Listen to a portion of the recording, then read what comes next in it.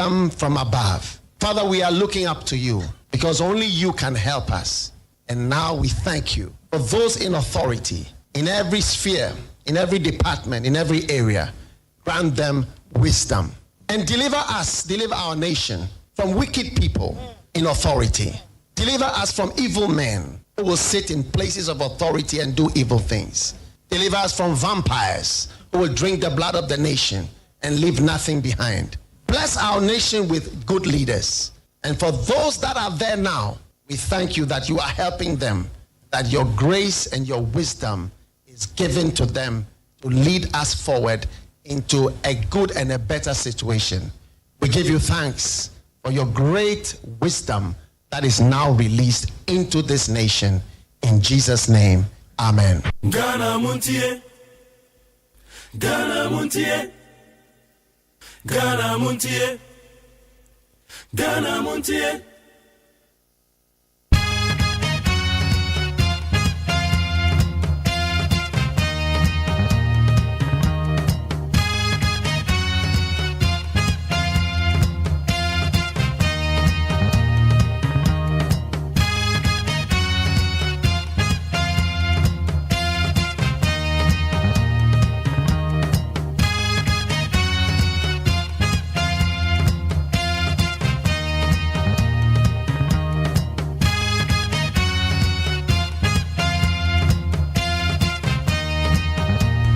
Anope ya magana for kwa bede bagana Montie so high need 100.9.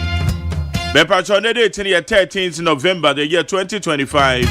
Ye de radias ye de twedi amponyankopon se wabo ye ho ban awurade nyankopon ye da wasio ye kwa ye kete so ya dase wufuo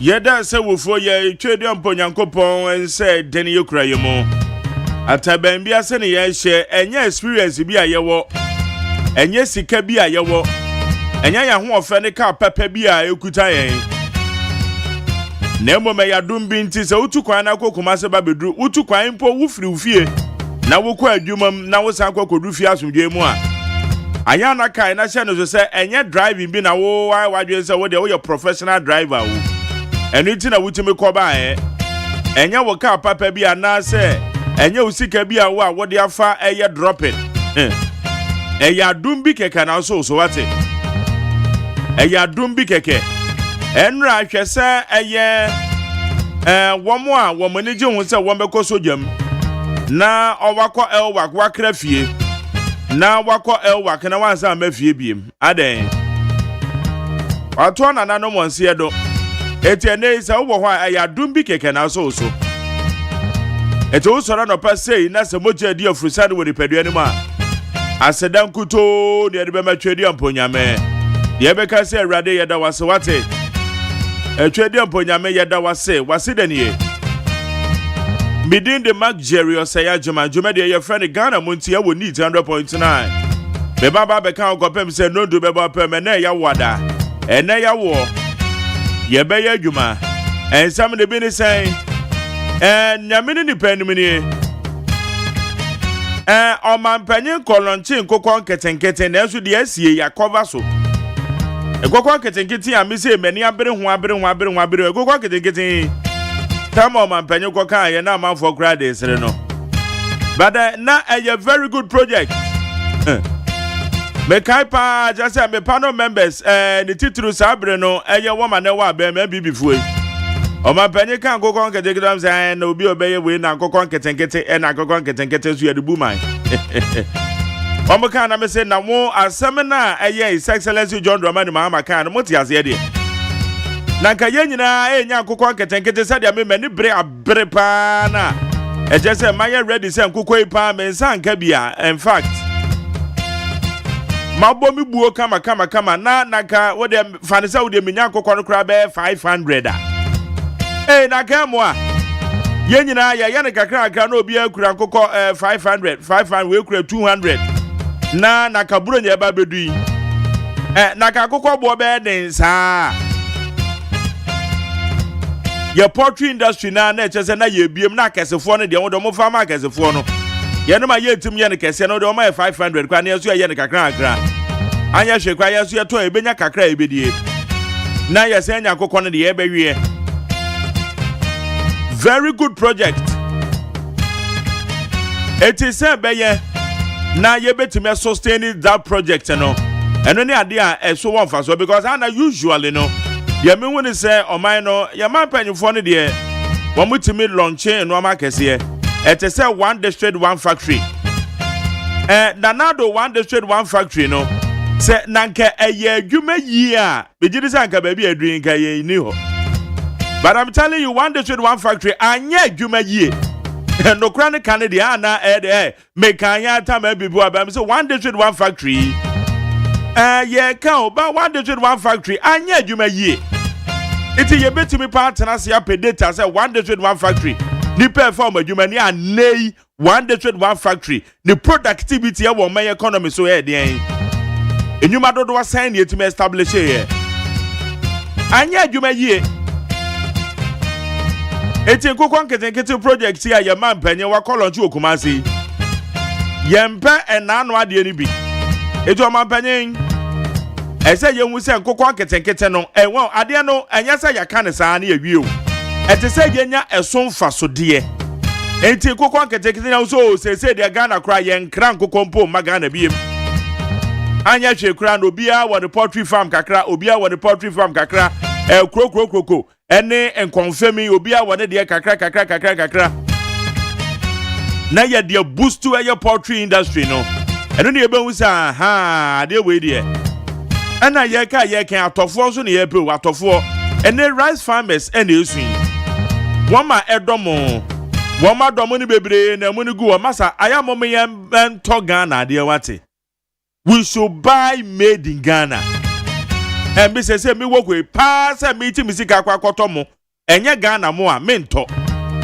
enye Ghana mo a me I will not buy me wudi enti ese me koto eye obi man so mo na me ko bie factory wo obi kurom so and obi man so eti Ghanaians ene Ghana mo no so ede enka ne yese Ghana mo no your friend say abo wom Ghana ho no Ghana mo na ntete wom be ba ente say bie mo say no ma na twem eni ho biem because ye won fidi a ebi ye distoners de yi abo de free mu no say video ni nyina ya available we call rice millers ya womo eso amo no ho kama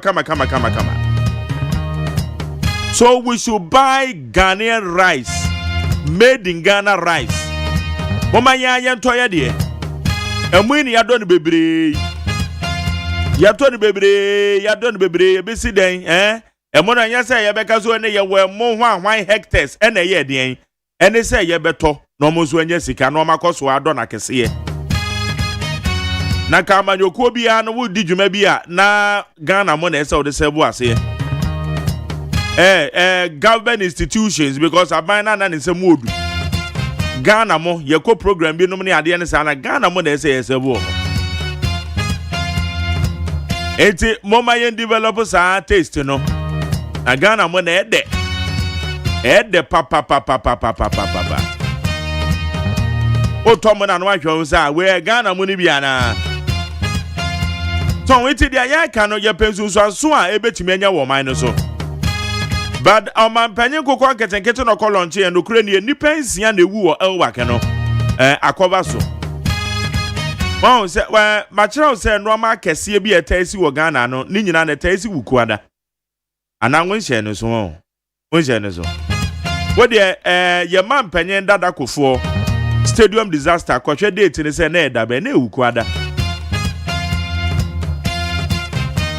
aya cheke eye disaster esi ye wo circle kwahwe se na edabe Melcom disaster kwahwe se saada na edabe ye wo no ma kese bi esi wo Ghana dodo na ata esi wukuada na ase yawada wukuada anase yawada wode akocheke hwe obeka se mekai ba wukuada pa na etesi Black Wednesday ebe enti enra emrantie na mbaba awa a womo kwa akɔpɛ soja mu akɔ na soja mu mpo na nipa ya bunka mafa so yi ene da won bebie police immigration prisons de ene minimo because our military dey na manfo nhye da mpani bebre eti eno kura mpo na nipa ewu yi ba wonim dia esi ye ne ka bibi bebre de kyerɛ yen ene comprehensively no ye bedi won komo e kyerɛ mbabu na egu Ghana ha wo mu ni adwuma ye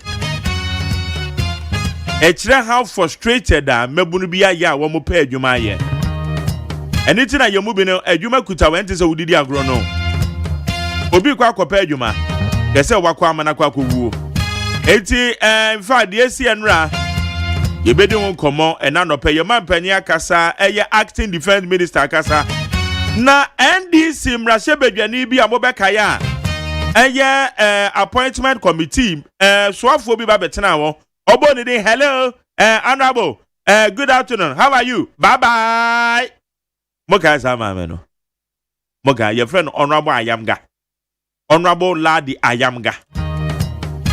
Ono no ye mrahye badwani wo pusiga. Brand ye veto. Hey, honorable, how are you? Good afternoon. How are you? Bye bye. Mo guys MP no. Ono na enra also emaba we ya wo ma firi mo no. Eye Nyankopon na ahyehye. Well, ono no say ni believe no no. But honorable nyame ni nipa anim.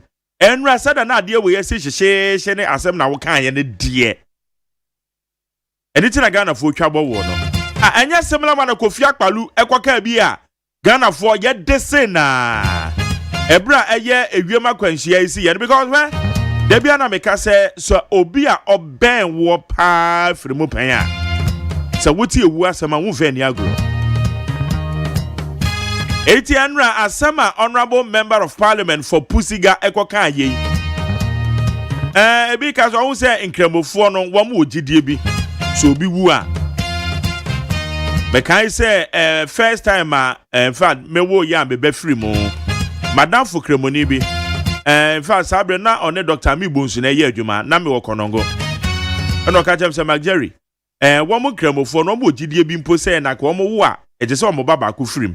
Because omugidie ne say wo akoda na onim hwe na ofiri mu a odane bofo eti da chi bi no se Nyankopon ba bebu aten a yenom a yawo a ye ma afiri mu pen no saa bofo no na obeserve wo eye wo saa wofo no maame ene eja ena ne eja no moba na ofiri mu na wadane bofo no ono na obeserve mu a mo pensu a wo ka kire na akakofa abrew opa aduane bi edi kro bo kakofa abrew na mbom edu atemo na Nyankopon bu atan ni wi a na waja hokɔ saa na eye sabre no eye me papa ya na owo konongo na one Dr. Mibun so ne branch ewo ho no na one ne ye adwuma sabre no na e ka asa asem gire me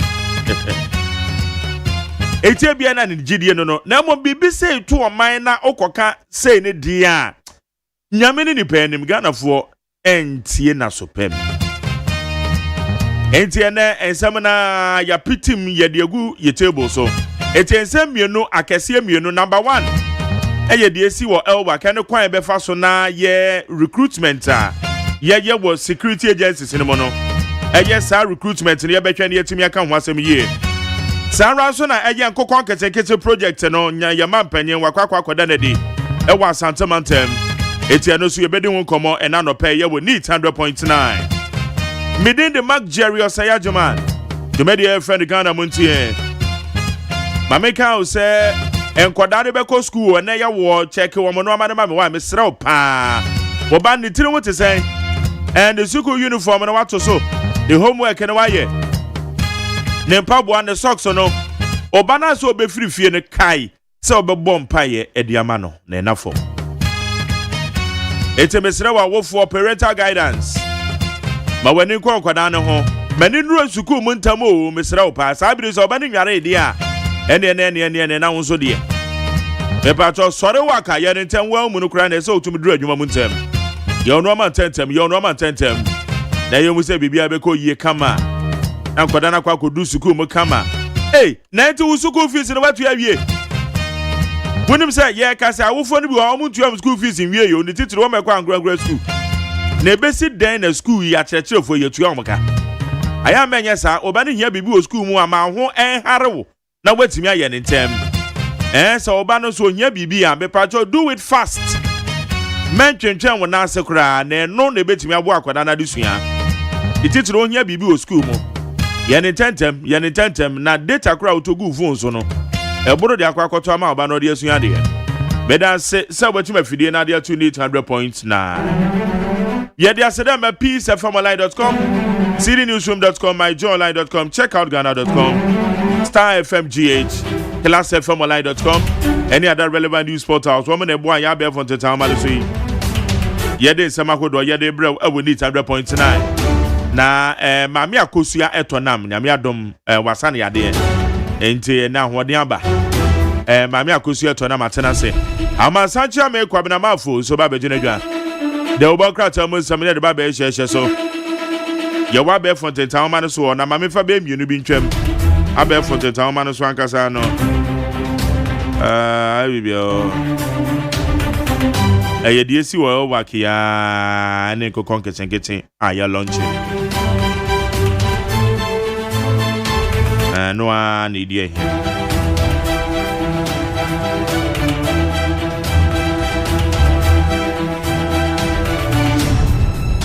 okay mami akosua etona mache ma Jerry mejoso apomu te sen oh nyame na do isi dia wode ba crown oh sisi ade wo nya kakaduro be we ai de nyame be ya no aye no sisi ade ye ahode ne ye pa ye de nyame ba cho se wo so ho ye oh nyame ado okay nyame ado be so bia ho ye oh ja be ne de chire bokon so chire ya chire ya ma ba ye be na ka no yenim so de so bolu be ba in fact me ye mistake me nua ba bi ware weekend internet sana ka me ma ye bi ma me na me de ko and they say you win stock bi a ho odi be ka ho asem me ka ho asem wa kakra ho ananka ochena no bi ni ho kra nti se wo pedia no so adi akoye ayi ji se ye hwe ne ye production mo se wo be na Friday ochena yes nyame ado anka ochena okay nti ye wi ane ahwe aka ho asem nanka wa kakra ma me na tese kakra bi de because usobolo de kama ehun se na me ka se ye to made in Ghana nti ade nti na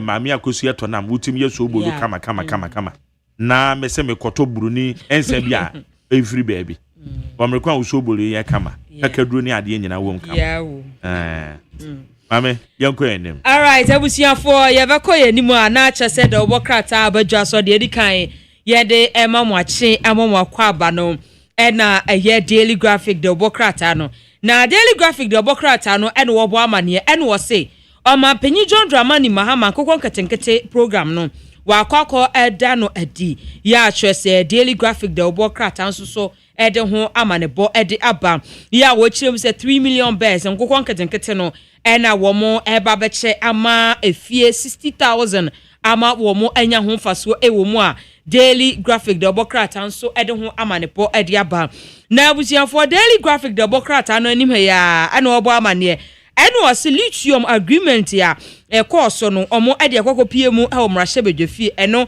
ena was minority dom kuma no ese said agreement ni si koye no omo bonje so enti omo reject ya daily graphic de obokrata de ho amane bo ade ababusiafo graphic de obokrata no eno obo amane eno was enne budget no ebe ho kinkan ne ho nsem ebe koso omrahye bedwefie enne na eno obo amane eno was COVID-19 levy no ebeko ebe free budget ni mukra akọ na akwa ekọ nyina no se saato no levy no wo mo ebeyi afri ho a daily graphic de obokrata de ho amane bo ede aba na abuziha for daily graphic de obokrata no anim ya ane wo se me kope bibi adi ene me kope me koye den me be ye den eche se ene nam Ghana for atie for mo fan cheme daily graphic de obokrata no ene obo amane nra me hwa asem kana me kwa me yema asem se me kope dwuma eni papa nie nyanu ade enya asem ketwa ukopie mu ewo Ghana baby a be mantam dunsie bi omo ye recruitment ni bi ya no enya say mantam bia ne mu nipantia mantam bia na nipa ndoso wo kumase bobo mantam ketengete ni mpo ni efise o mpo de yeti wo mo ncheye ne ho so na enye bete na eno na Daily Graphic Democrat ano bo amani eno wo se enipa ensia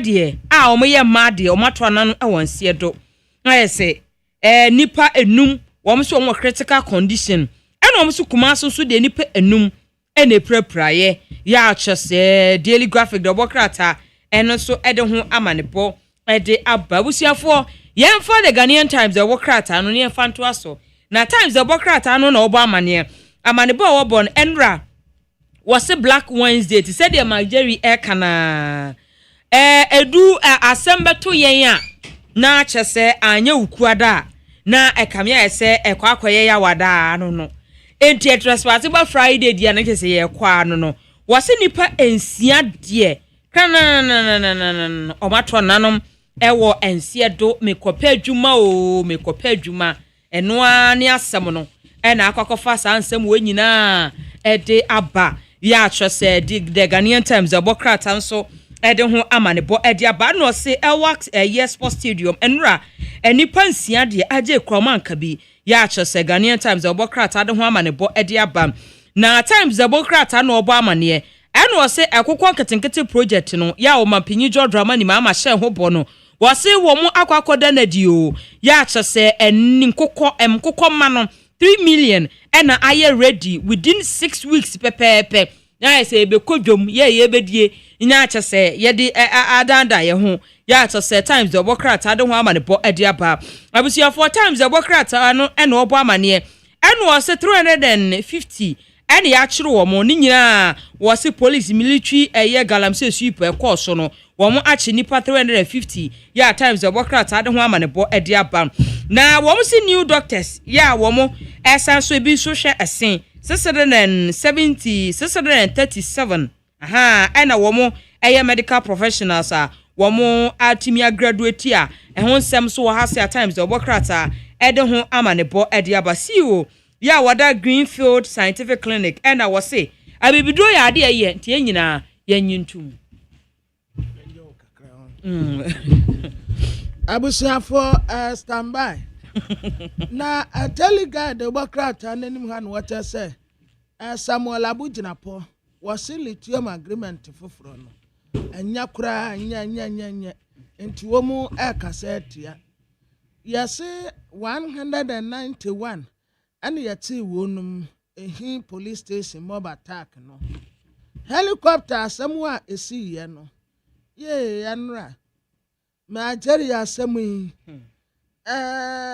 sana na atia bisa no ne agro no yase ewura no ono ankasa na di mirika kokoto se koto mfa wo sento ne kunu na bosuafo so na wo ma amaya ne ba ne DNA na adai a wo se tamwa be ma ne free mu a wo se ye no enna wo mu katre bosuafo ne se obi afa ne bamra na yansu wo mu DNA ni yamfa nse amu no sa obi a de ni we de ni obi a de ne de baaye ewura ne so wamfa ne ba ne nko sa pepepe ena busuafo se enti ase adenti ena abrantie ba fa no bra yanti ni moja na yamfa nkyere ne papa se wonu nie na wo mpese wo de ne bebe ene ye wo ba akubi wo hodada yankofa akwala no ene ye kofa akwala no na chese ye pepepe ene ye wura na asem ni fie wa no akwa kofa asem wa ba enti ene ye bre eti kwamra amra de na wo ga no oze na baby cry because a run no kofa debi enya property cry property de men ho hwe anipa na wo no yes wo mashi yentumi identify obi anfa ne ma ya dia atrese we die ni enipa nso obi a de ne dia ba sister fa odi abre na yanya akoda infantess ne papa de was it that one fan of Banoma, Aquadan was I Antini Moja. Na woman call fan the Baba Kubi and woman than a coy. And to woman choir and the Baba and the Diano, not just say a dem. And yet, the Antina won't pass out to obey Baba.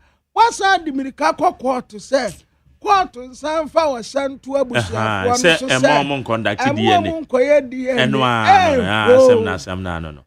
As I'm not to you, Governor. And yet, it's in a wama, the night as a tentino. Wouldn't Saka Ray, a year your crumpet. Oh, Money among conquer the end. Nakasana for crap can be a mawono. What the uncle initially initially, Naka problem anyway. There be encounter. And once I would the American in a car. So be tired, Trempa. What the Fanoko? There been a sacrament. What the Noka wouldn't Aquadan who? Good. Aquadan and a sample can on betching. My daddy, a 2 year crampa. What's under what you call? You're quite one so. You who way, dear. Who am I? The Abecan and Tally cry. Yeah, and can you? It's all a Jim Pop Bain, the way Chida, waiting me as I call court. Say a mama baby. We are now Ghana fracas attending you. Sister, what dear, yes, I know what Yama, Yadwina, Bibio, Yankas as an etia, but I said, I'm telling you, I say, Brian, will be more with it. Will be more abonusia, abonusia, Massa, abonusia, my own comra, and more be my own comra, how you did a point. And some are here by Kenny Smartphone for Bebre. Our peacefmonline.com and our GhanaToday.com. Kasia Yadi Bremui, a year, a Numa Kobi Adaroma, and a woman I saw Yasene. Nasa, a Numa Yimoma Yentia Womo Edie. Lost in Heba Center Daroma, and our day, Lost in Heba Mesa, a Bible Tayechi. First Atlantic Bank of one so eta yechid and then or say refreshingly different. It just said or majidi or nya body beba internet banking and ya keke ka ho sadia and ni pagina kan fo say wo no mudi mu akotene ankasa First Atlantic Bank of one and no buying stain removal so enne uko hotels uko afie ma so demo suku demo baby na what wan ya eya bisa JA buying company the buying stain removal no eno and what their paper form Edia paper baby am wati wine na won so aye hwam yam vita cereal aduane ade man kwada anya firi abosumi nsia ekroma won ye fe anyini tobom eto obatan bia enhwehwe yam vita akiri akwan onga asomudro maduane ye de wokọ baby amu kase no ye aduane se etu hwam na wote bi mo na se edede na onga na wode aye aduane bia obenya onga die ewo mu Ena afe cowbell or say our creamy goodness. Say you mekoyi adaroma no aso yasenia no peya. Yade no sia kasie yi ebremu. Kasie mu ensemu a edi akutiri bi ane say. Mampani ora John Dramani Mahama akwayi amane ama enkoko nketenkete poultry initiative dwumadie no wada na di okumase asante mantam emu. Bampani Mahama ashesika samasye ne se woncha sika bi na akuafo no baye bia aka kire yenya atofo na aka bo won so no wonfa entwitwa enye won eno echi ewiase nyina pomudi ko na babontin de beto dwese atama sehye eye adomyefo omwo Sudan agya ya sabia bia boso ama ho asam de aye bubruja wei ani nsam akabi ani akabo mu anopeya yade esomo medin de ajoa yeboa ejei ave kasebonum nsemo Peace FM Mampani ora John Dramani Mahama akwaye amane ama abanhihye bia obo odi campaign bremu a otu di nsem kokon ketenkete no wakwatwa ntoamu ada na dia na wapa wontuma wokumase wasante mantam emu enkokon ketenkete eyadwumadi a okwa onase echino man afa na babia na wode boa poultry akuafo ama wadwuma ye etimi akoso yie na namsa yo so wode apagya poultry adwuma ni mu eye entakraboa eyen adwuma wo Ghana no wode apagya mu ma agina ne nan eso bra woda na die no kasa ho wo Kumase no mampani mahama edit dwa say enkokon ketenkete initiative eye akukodro ene gidia na montuo kase a aban etu na ne nyina so e kan hyehyeye aban ya wade press Ghana yankasa ya hodia beso ya kwankro ye betimi anya ya yenuane ya na mu abeso yan na da bia nya machime dase ne ya nam krofo aman so sa na mon kase na ban etu no nkokon ketenkete na eka ho bi ne nyina no ehya adekro no amu sane be ya obetimi ahya poetry akrafo ansa den na omo agina omo enan eso wasi eyaban botae kase papa na feed Ghana program dwumadie kase no a aban bo odin say yankase enua ye no baye yenya ye nua ne ya ye die no ye betimi aye ho adwuma wo Ghana heya no poetry die nso eka ho amoma na gina ne nan so oman na de ne ho na sabi onkodan ne yonko man ansa na wanya aduane ana wanya nkoso ede ama ne manfo wasi sa wotu wani hwe wachi a kanina nka Ghana poetry adwuma no na nka gina ne nan so pa nanso entwintwanemu ene ohaw bebrebe abebare poetry adwuma no komu ama sese adwedwere won enti wontimi ntu anamo enko won anim wasi ebi yese wobenya poetry enkokọ manu a womu wa hoden wonyini ntam na wanwuwo se be ya Ghana poetry fo benya bie no eya asam kase wasi eno eda nchen a se ekoba se obi epe enuane ebro ni poetry nuane na ma emwa no a eya asam kase pato da bia ne boatimi ya den anasa ho ankasa timi ya den ne nyina eka ho bi ena se ne be ya poetry adwuma no kra be di yie no wanu nyina ya hawa abebare poetry adwuma wo Ghana eno nti ne nyina eya ban ya hia asam a wo be hye no watimi atu ho na mo wase nya no nkodia ekum poetry fo kra ne se ye enam a ye krafri abrochire de ba Ghana no enya no bi ne edoso pa ekoba sa no na poetry adwuma ye no ase atosini anasa atoba ha enkoyie poetry fo dwa asase nkonya no woni oman foforo bi dia so esia kan woni wo mo pre ni nyina no eyo hawa eda oman Ghana so weni machi Nampani mahama etu anasa no se sa wotu ani a afi 2023 nko a Ghana SAE sika bese dollar no opepim ahasa aduonum $350 million and what the crowd poetry ehun niema edi free amanoni ebedu Ghana enam a sabi ade yi aduane adie no sika dodo o my Ghana de krafra rochie ba yenko ano eno no na ekoba sa no a nanka akwanya da o ma Ghana nwumabiefo chichu ni poetry akuafo no na asesabi yaje wo nsam eti sa ade no akoso acha adwedwere Ghana poetry adwuma no na be bare no na poetry adwuma ntimi nkwana nimu no esese eto etimi twa. The Nkokon Kitenkete Household and Backyard Poultry Production Initiative. This initiative is more than just a government intervention. It is a national movement, a courageous step towards restoring food self-sufficiency, strengthening household resilience, and fostering sustainable livelihoods for tens of thousands of Ghanaians, especially women, youth, and the vulnerable families across our country. The Nkokon Kitenkete initiative is a flagship element of the poultry industry revitalization program, which is a key part of our broader Feed Ghana program. The national plan for agricultural transformation, food sovereignty, and shared prosperity. For too long, Ghana's poultry industry, which was once a lively contributor to rural incomes and national nutrition, has faced structural bottlenecks such as high feed costs, limited access to improved breeds, inadequate processing capacity, and over-reliance on imports. Yeah, nipa etere ka say ye Ghana mampani Ora John Dramani Mahama.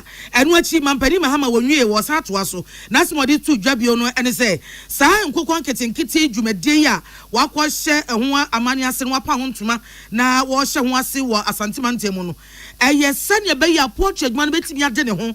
Won nan obi anase won koye sabi ma chime dase na na hode be so na kwankro na poetry enam a wotimi yen anantakrabo adwuma no ebetimi anyini afro hamu nchemu dumyenu 12% agina sese no akọ hamu nchemu be se aduasonum 75% ewo hwebe be se emfie miensa achi mampani san editudwa se ebasa no a Ghana ebetimi anya enam a ebeso omanma no ani empo no ebetimi anya bia ton na edisika ani yedie nso abre oman no wo se saadwumadi a aban dia ba wada na die yi se be yi a enyina sabi aban no nko aso na nya aban ko na sabi ni bedanie ayo omanma nyina nso asedie bi obi a ye ne dia famu dia ade boa ebetimi ayeyie ɛno nti sɛnea ɛbɛyɛ aman no yɛ adwuma anaasɛ yɛnua ne sɛm bɛnya ban bɔnti no na yɛahodeɛ bɛso yɛ kwankoro nnuane a yɛbɛdie no yɛbɛtumi anya no ɔgana ha sɛ yia no enti ehia ma sa afoforɔ nya de wɔn ho hyɛ mu na wɔboa ma saa adwumadie wei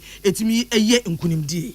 Our long-term target is to increase Ghana's poultry self-sufficiency from 12% today to over 75% by 2028. And now, Osei Onkokwa, ewo Ghana ha. Se ofa bibiti se oha 12% pe ena Onkokwa yankasa ewo Ghana ha. Nyaka nyina efri abrochire. Si pese by 2028 ebedru hono. Sa 100% no na 75% of Onkokwa no yankasa ne ya de wo ha. Wie Ghana mampani Owura John Dramani Mahama ena yete ne kasa no. Wadi asɛm akɔto aban aso ya ohwe sikasɛm so anim sɛ wɔn toto nneɛma na wɔn ma sika bɛsɛ sidi no ɔpepem ahanu 200 million Ghana cedis wɔn ma no emra sɛnea wɔde bɛtɔ akuafoɔ no bayɛ ɛne poultryfoɔ nso nkosua ɛnɛ wɔn enya atɔfoɔ Dr. Kesel atofoɔ sen ɛne esikasɛm so afɔ wɔn na mampani Mahama ɛde saa ɔhyɛ ato n'anim wɔsi ɛnɛ ɔhaw bi apie wɔ Ghana ɛne sɛ enuane ne nnɔbaeɛ a yɛdua no dodoɔ no asɛbi ebi aba abɛka akyire yɛ yɛnya atɔfoɔ na ɛno na ɔde ato gya sɛ akuafoɔ su akuafoɔ binom ɛbɔ sugjetire kyerɛ sɛ nnɔbaeɛ bi ti sɛ aburo ɛna afei ɛmo a yɛtwa ya yenya nipa manento na sabi ɛho asɛm ayɛ den na akuafoɔ esugu wɔ yam no ɛyaban so ahiasɛm etaban atu wanamo ɛnyɛ no nko enkohua poultry nkokɔ ato yenya atɔfoɔ ɛntɔ no ɛno nso so aba bɛyɛ ɛhaw ɛda poultry akuafoɔ ɛso wense na osese kwabasa no a na ekwakofa oyonani ahokyɛ ne sikasam sɛyɛ abatu kurayo adwuma no so anam saa yo nso nti mampani Mahama ahyɛ Dr. Atofosin sikasam so afo sɛ wɔntwa sika 200 million Ghana cedis na ɔmfa ntɔ saa nneɛma yi a mabobo din ebro ane emu a aka bro so ayenya atɔfoɔ wonto ni nyina ɛna poultry akuafoɔ nso ekosua ya wonya atɔfoɔ no ɛno so oni ni nyina ho adwuma wɔn nyina yɛ nsɛm a mampani Mahama de tudwa ɛbra no wotwa ntoam na wada nkokɔ nketenkete poultry initiative dwumadie no wɔda na die okuma se ɛwɔ Asante Mantam emu mampani Mahama edi tudwa sɛ abaya dike twa sika cedi ɔpepem ɔha 100 million Ghana cedis de ato sɛ ebro ya ababro so no ye sikasma so no nhwem nto ni nyina ema ye akuafoɔ no saa nso so ɛna enniema ababu so ya yenya atɔfoɔ nso aban wonyinani ɛno ɛda nkyɛn a mampani Mahama edi tudwa sɛ aban eye we sɛnea enuane a etimi babu so na asɛi na ebi pro yenya atɔfoɔ na abo akuafoɔ so na ebrekɔ no mo nso bedru baabi no na aduane ho ayɛ den na wo pɛ bi a wonya bi nso ane boɔden no saa nneɛma we nyina aban etu saa na mo we no de ahyɛ ɛde asɔ ano enye no nko ebio mampani Mahama san de atudwa sɛ wɔde ɔhyɛ akɔma National Buffer Stock Company sɛ wɔn nto enuane na ababro so no efiri akuafoɔ no wɔn nkurase no yɛnkɔtɔ ne nyina ɛma wɔn ɛno akyi nkosua no nso mampani si wɔhyɛ Ghana School Feeding Program mpanimfo ahwa so no sɛ saa poultry nkosua ne wɔn nkɔtɔ na sɛ ɔde bɛnu anuane ama suku nkwadaa no dia wɔn fa no ama nkwadaa no mpo enya apomuden wɔn nyina yɛ nsɛm a mampani de tu dwa no kyerɛ sɛ n'aban no atu anamo ayɛ nhyehyɛ bebrebe sɛ na ɔde bɛboa akuafoɔ ataya akuafoɔ akyi ahyɛ akuafoɔ nsa den na brekɔ no mu Ghana kurayo adwuma no etimi agyina ne nan so wɔn anya dwa na brekɔ no mu nso wɔde abɔ enuane ho ban enuane ɛma mmoro so na ɛnsɛe kwa na ebedu baabi nso enuane ho nya den ɛma ne boɔ nso so ɛnya den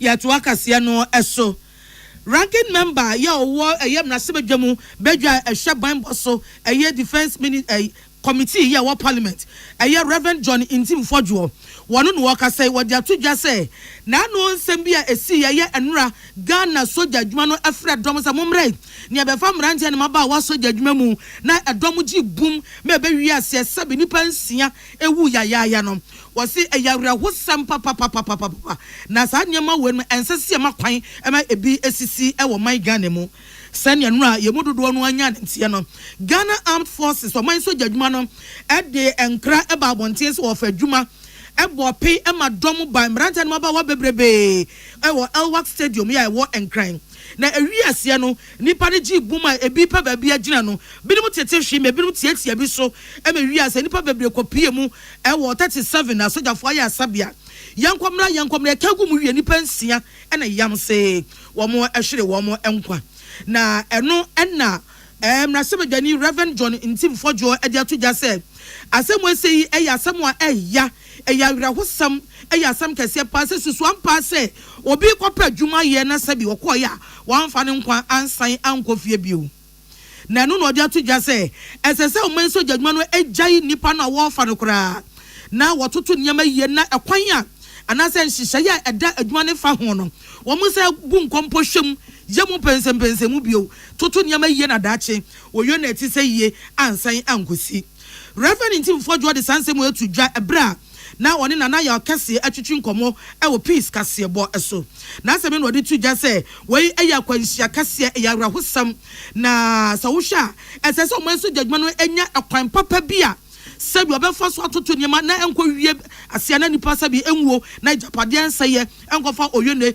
emeto oman no eso wasi ebio esese enhwehwemu ye ya frenchim etimi ekoso ne yehunu kwan ye nam so a emasa akwanhia wei atoyire nchema eti se ye etimi baaye na wo mu hwehwemu wiode afutuo ni akwankyere ba se daachi se ba se so jadwuma no efa nipa wonya ne sen ena sa asemi ebi asan ebi ansan ankwa ankwasi bio wasi enyanwanwa yeka susu ampa so mind se Ghana na no akwanhia kase etiye emo osana abosumi be ye nsam kase de ma Ghana na enipa nwotwe fam wuyi na besi nanti abantimi nya defense minister no enyanwanwa se besi ne niam berbere wonu a entimi entoto na kwan mu na sese aban ma sa asemi ye na hiasem na wo defense minister ye ban bosofo ama bibi sei a watimi ahwe gine mototo niam yiye ama yiye atwa yiye recruitment process na koso immediately say suspending and then training kumasenkwa nationwide ya suspending nyina ni improve yenye hwehwemu ye hu de course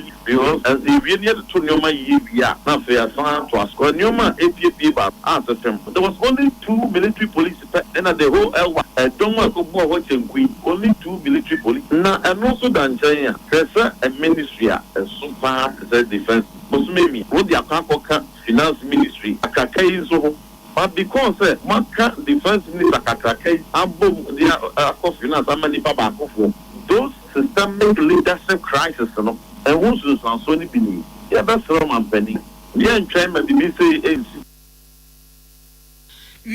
mra sebadwani a osan eye wokọ mra sebadwamu a committee a ehwe banbo ne omanwensam so defense and interior committee emu badwani ba kon Reverend John Ntim Fojo wono ena yete ne kasa no enu achi ena panipa na se dwomtani abedi akira wohwe sa banbo kuokro ya so defense and interior committee of parliament wono no wodano wono so na yem na sebadwani a ohwe wa west honorable Peter Lanchini Tobu wono so kasa ye na asmode tu dwane se sa asemu esi nrai de ya kwanhia ya tuirenchem kase pa asemu eya na to my Ghana ema mbrante won ka bi nhemu sabi wan Africa no anya kwanhia anase yade bi amwon wo kopa adwuma yo na ebewie so mokita ne hwenhwen na ato yi eya asem kase pa on de wo chiemu ni se sa recruitment yi adabia de nsamba esesenka eye soja dwuma no wo mu chichemu woni se nipa no doso eti bia mu ye bi ne na wo twa se ne mo asa ye na wo twa mienu mo asa ye na nipa no mo ne kakra anampo mu ye bi won kran mo ye bi kumase mo ye bi sunyane mo ye bi takrade na che se emu ochiche na mo ka ne nyina bom fa akon man mu nyina nipa no doso obi afi achichi ba bi kro no mu nyina eba esa nyema we mu nyina no nka ya dia wobetimi di ensise papa gu akwan mu na edom no emebo empe so enkofa oyone kese atise ye emma moma yentie na semni bi Elwak no na ti say omuburu 20,000 so mo kwa Elwak and say o query software na software don't remember data catch us say this particular center ni bana be 20,000 and it is possible say nka o metu mama Accra de no nko be to buy 3 or 4 different centers and actually ni pana o form so when the number does sir you can even decide say obe message say wow o kuta phone o ya message e bi ba no pa e bi ba nyimre o kwa wi a o so ron computer no so which musa who say pressure never come from and at any point in the say nipa na go no mun doso we call no we ba say e ba say e bet ma dey 1 week cry e juma na yam fa 1 week nya and went to know Mountain so over that year. But I think that this is a learning curve. You never see any accident. Then they had or Chinabi a bit better of you.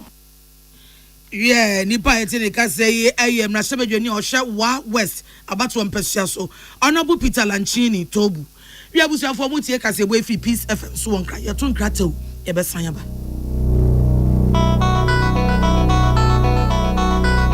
Peace FM. Amanfo, the Amoka Chef Freddy's Corner Home Appliances Hono or the Abba Freddy's Corner Home Appliances Center. Home appliances are a ye papa bia, a biwo home. Brandsbane, Media, Samsung, Kaiwell, TCL, TV, air conditioner, freezers, fridges, water dispensers, and Nidia Kekeka home. Nia ubenya good warranty dear. Ko Freddy's Corner Home Appliances Okokomemle. CCTV a Boama monitor of properties, any business at anywhere in the world. CCTV and need ho. A wood detector, clear pictures, Wi-Fi connector. Ultimate connector my phone. Our monitor baby a wo wiasibia.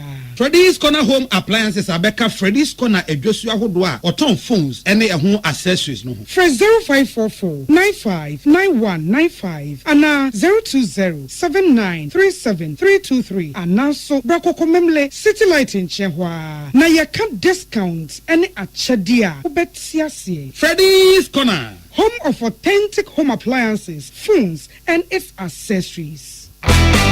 When you are going to buy a paint, don't look left, don't look right. Go straight and grab the luxury Allegris paint. No be any paint, be paint. The luxury acrylic paint. Paint mu champion. When you are going to buy a paint, don't look left, don't look right. Go straight and grab the luxury Allegris paint. No be any paint, be paint. The luxury acrylic paint. Paint mu champion. Herbal and Alternative Medical Hospital Bena Black History and War America, China, Africa, ne Ghana and Penifua Bonabaso say, or say a real man for Tiapopa. Amin Scientific Hospital. I had a sabia, or one video was so, ya would that's what, if you didn't chill yadi, na no sound so sour yadi. Amin, expert or one croyaria, one run when nam. Now, what doctor for near nurse for so, or what's ma? Amin Scientific at the herbal, homeopathy, naturopathy, and reflexology, na, as sayadi. So I wanna pay, and I are to same pa, Yamia Dumunti, Yaria expert.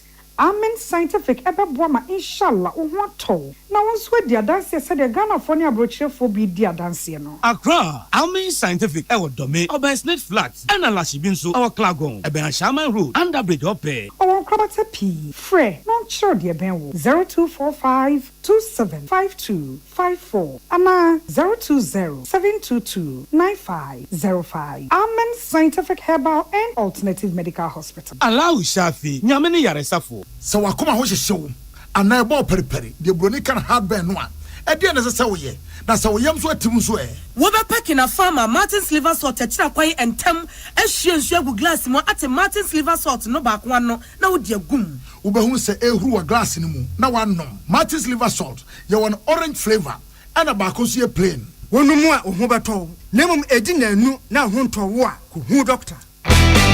When you are going to buy a paint, don't look left, don't look right.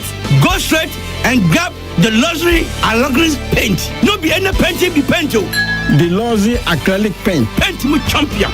When you are going to buy a paint, don't look left, don't look right. Go straight and grab the luxury Allegris paint. No be any paint, be paint. The luxury acrylic paint. Paint mu champion. The luckiest, luckiest everywhere, for everyone. Afi beye de, mintin kakeko, minni mankasa. If you say the luckiest season 3, asayaba. Afi mami chew a kwanya obefa so nye ticket but star 712 hash na di ehihye no so to ticket ana se ko internet no so na bo theluckiestafrica.com se dia me community tickets no so na you would lucky number ubetumi so ama system na eyibi ama chere ahia wo pese wutua every 1 Ghana cedi kosi 5000 Ghana cedi ubetumi mpo ato ticket no ama obi foforo ye obi hero wo pese wutua enye den kra sa wo Ghana for mobile money tia na sa wo amanone dia for bank card tia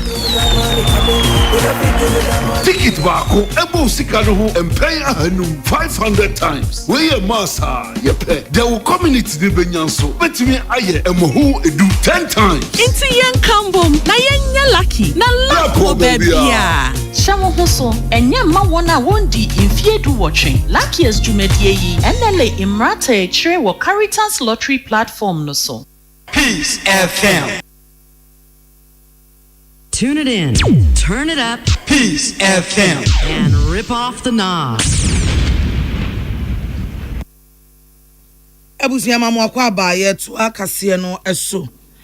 Eriasi nyina pomodin adwuma World Health Organization pani awodano Owura Tedros Adhanom Ghebreyesus Jesus asemode abeto dwane se wuko Sudan memu a asem kase asi ho na ene so mo yaresabia kase bi ewo dafo mantamu na eye adomyefo atuatefo sojafo a wodi nsamone na agi wa boso a na no maba wura onipa ahanan aduosia 460 yakum wo nyina mababa ye asem kase eda oman no eso wo se weyi eya asem a ense se o makwan man ke bi sisi bieu na omo besi koku sa nipa yi ewo baabi a apemfo da ma omo kwakwaje awo omo kpobowura ho no nyina ewo dafo atifi FM WHO say asemi beto odwa no omo ka so mo yam nhye o ma no mo ho adwiri o mo say ei na so wutimi kum nipa baabi asabi oyarefo da apemfo akoda foforo nya bone a wo ba wiase adomyefo yetimi akotore wo mu nyina ase enti wo mani abre emasemi waso ano a wo mo hwehwemu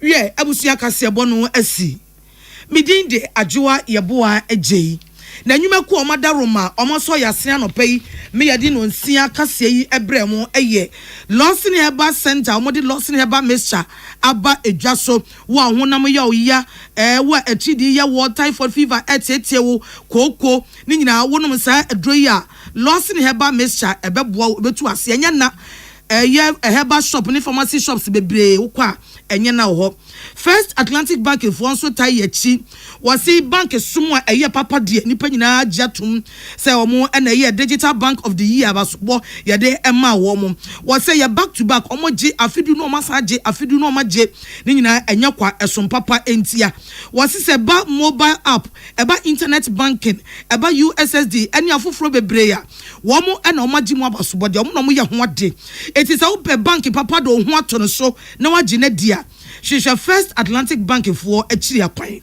Buying stay remover enso beta yechi. Buying stay remover eye edura. Yadi gu nsuom paper form, paper dwaye, paper water house ho, emma hotels, restaurants, aso demo, mosque ni bebia ni padom ahia bia. Eyi fi, eyi nkeka wa emma ho ye sham. Eto bia ifie bia. Ehia buying stay removal. JA Buying Company Limited ena ede aba.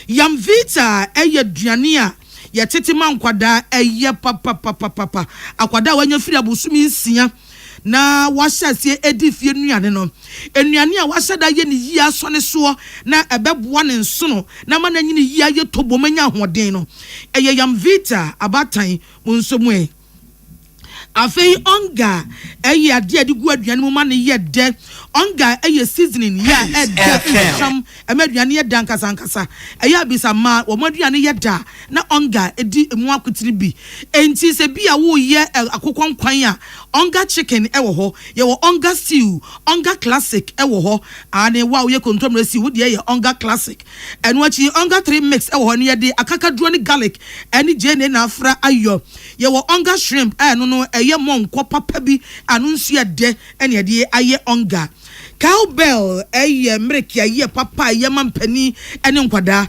enye sa wo no mu akeke na wo no mu de na trewse ase da bi enuane nura wode afra yo na no ni asam ni gina so no vitamin A vitamin B9 vitamin C D and K sa woni mu abisa ne enche enwuma sa vitamins amabobodin ayo ya kan nyina abom e da ye cowbell or say our creamy goodness sa nweko ya daroma no so ya se anopa yedi no nsia kasebo ebremu amamu nyina monitia enyado. Tune it in, turn it up, Peace FM, and rip off the knob. Peace FM 104.3 Woodmin Taki. Welcome to Thursday morning. Peace FM. Na dio ye dise wo diakro. Bind remover wo ha. Na wo say mre. Pe bind remover ne ya. Ghana muntie na mansanya so. adawuro Kofi Aman homene so ejiji tonton sansan ewo NEAT 100.9 FM.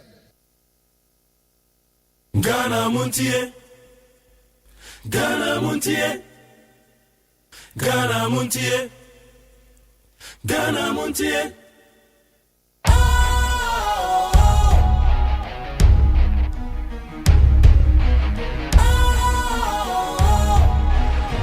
What's cool, fresh and trendy with a new look? Makes you feel real good, that refreshing vibe. Satisfies you right just the way you like. Do you know? Do you know? Do you know? Ain't gotta do it alone. Specialized makes you flow. Anytime, anywhere. Specialized feel different. Always think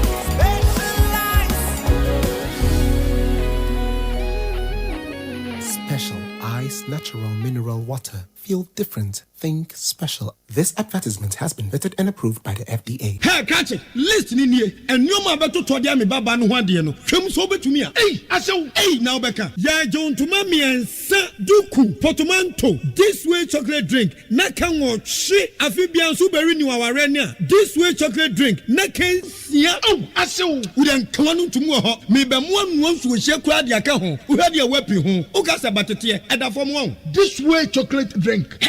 Crash up a baba worry. Aso. Ye fear say this way chocolate drink, ya sorry, no pa no ne nom. Ye be chef fridge nom no say snack. Ye nya hoho a no ye de serve wo mo. Ye didi wie ne ye pe bibia bogu ya de so a. This way chocolate drink ne ye nom. And this way no ti ano a, he se kire wom, koko wom, brick wom, bibia wom, ade wo hia ne so se. This way chocolate drink. De wo hia ani so se. FDA ahwe se adwede nkratoe mo agye atum se eye.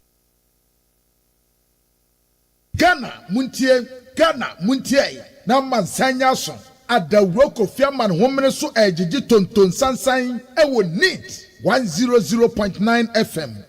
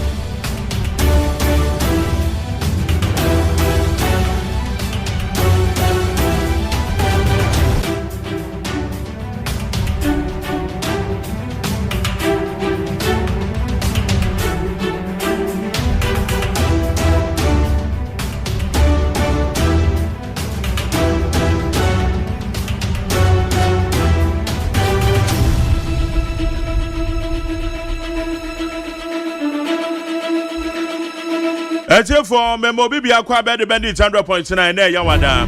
And then 13th day of November the year 2025. And then so we do our Yama happy birthday.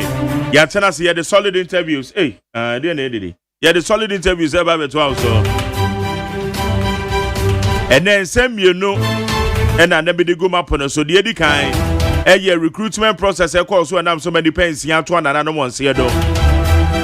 The Atosum a yanko conketing project your man penya kwa kolonchi e was Santamantem. And also how impactful enebeye to our poultry industry. So we are asking say conketing project no. Be patrons so papa ben a bit with the abre your poultry industry. Yeka unsa de na manfo bi ahase da do. Eti man penya kra ka say ese wo cha akosua no ne ade na je say ba ye hwe ne mo say afi eburu nyande nkokọ na ye beto ye nkokọ na ye beto awe me say anya mepe akokọ na e won ye kunu fresh na ye de aye nkwan na ye de aye abomu ye de aye stew tomato stew na wudi de mo fresh akokọ awe kunu na de tomato stew na de mo my favorite ba akopa no then also as me penidie na me pen holidays and the say bro nya na we nya wakokọ pa awe kunu na de aye stew and now we would eat more. Eti bronya ye twase nkokọ bo beba fom. Na ya manfo kunya dodo. Wo pa akokọ awe a. Eti ekokọ nketenkete a man panya launch no. Said ye betima boost to the poultry industry. Na edi so so ebe edi adwuma beba edi sika beba so e just bema kroma ede. Eno na ye hwe. Ye pesa results no. Say yenya results na dia ye be ka to man panyin say kokon ketenkete project no anfa so die bi anse da amren yo ya anse den ho enti wa launch ye man panyin launch enti ensampo mienu egwe na egu mapono so pa ye ba bidum komo na mameka we mo be kai a akyerɛkyerɛfo Ghana akyerɛkyerɛfo binom a sa akyerɛkyerɛfo yi eba sɛ wo musika kokaa mu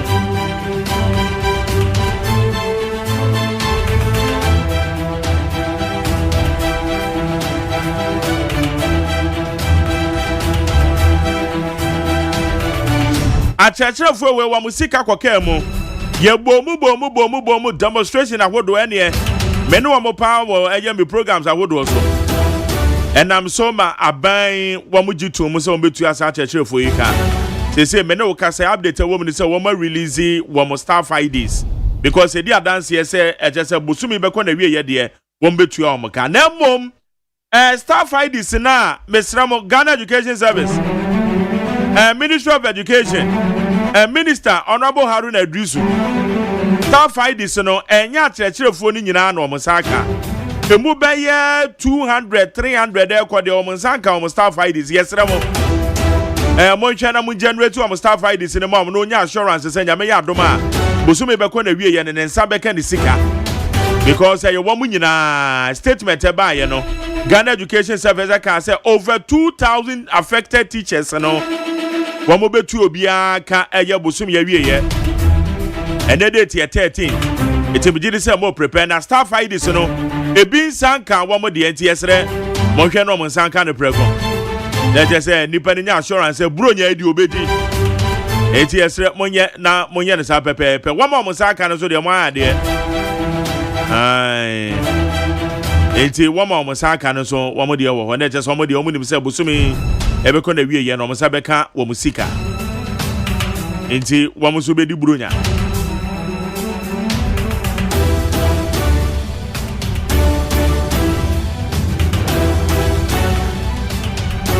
Ama sancha me kwamna mafo ha ma me akosu eto na me so ha ye beba brada obon krata no money ya hwen samakodo ho kwadwo da me ado na me producer otamechi solid interviews ye interviews no ba beto also ye ba be din komo ene ye ni Peter Lanche ni tobu e be jwe se ene ne be kasa honorable team fojo e be jwe se ene ne be kasa ye ne labor union no labor experts almost you know Bekasa because the SC you banned it to prevent future reoccurrence. And now Honorable Ayamba also the Oka Parliament or can year now and I know so many TM channel because I say a year my one the woo you know a year one more that says so moo and into no moo ye I say God has ordained I just say a Yamisha says so moo into no moo ye. Okay, it's a digit that you better come off. For you, channel 020-1162-746 020-1162-746. Meno kasa so dia se udru abria kuyapema otubo jankwesi o twodwura eti aburi enye ize weekend be so say kojo da me obeko aburi eho okru kama because omu du odwura. Okay, I go start now. My Jerry. What's up? You did. So hope they like I know they. Now, I didn't quite sure. Me no better business in there. Just here to a young business. Oh, no problem. The FCB business in there. I know what pebe me and Sabia. When I am saying 10. 10. To me, I say 30. That things I'm saying, Sabia. Mate. Them many amount. Joya was some yes, I dear Moroso. Maybe some be please. Oh, the old person who pay the old baby. Okay. Say, oh, yeah, there. We in a crack. I just said the call. Bobby. Maza. How's the oh?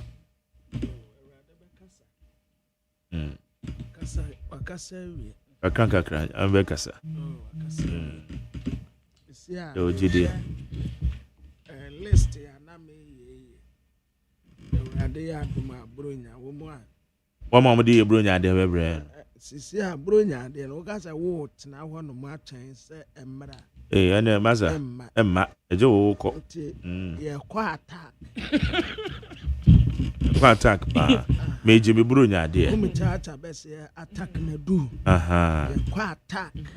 Eje say ye nkoda no se ye pia na ne nam. O fa bi na wa sora ko ni fie. Wa fa ma ba mbeji mbronya de. Entwe ma o yewe. Baba. E dia obenya biscuit ba ko. Eno no sa ron so ye pe aduane o. Ye pesca. Pesca. Eni e wo kwa mo so o twen bronya de na nche. Ko na nipa ni nya mo kura ma wa. Yeah. Oh, there be one said make those times no now akola o wa dress ya sha obronya mpaboa ni wa yi o. Eni sa ba jari se bi to wa. Nkwala ni bi wo no mu a sabi wo mu ana wo mu maami ni wo mu papa esi wo no mu yiye no. Sa wo kona o didi a ese bia ye mo ne nkosia sti yeah na watene wonsa no wati bi di ato wonsam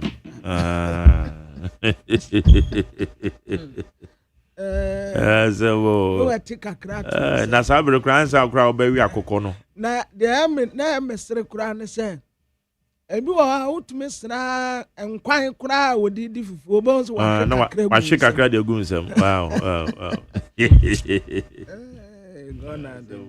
gonna the days emeritwem the young shall grow yeah ma jere enrade ya rehosem yeah because na ye ni nda se ebeba ni se ti ayankwansia na isi ye no na wawun say ma jere asamba say ya na politicians no ade wo mu ho agimete say ma jere ya braso wo Ghana wo esese ye hye ye daatin yi ye mabuno aduma esamte sen na yanka ne te say omayasem yanka ne say omayasem sa wo de politics be wura mu pe wo say ye ba betentene ye sa wo so partisan politics petty partisan politics PPP good okay what the petty partisan enra metie said ye binom adane commentators here from radio station to radio station na wɔn kwan na me bisa me ho sɛ enti sɛ nipa nya kura ya mu na no wɔte yɛnka ne sɛ ɔman asɛm ma agya ya firi na de kɔ unemployment rate ɛsoro na ɛkɔ wokaya dan no His Excellency John Dramani Mahama call na yɛ UN ana UN General Assembly meeting wo sɛ ɔkɔka unemployment rate wɔ hɔ Africa ɛna Ghana titiri ampa asɛm a ɛnra esi yɛ ɛyɛ sɛ ɛma yɛ bɔ yɛ ho so sɛ mmabu no hia adwuma yɛ yes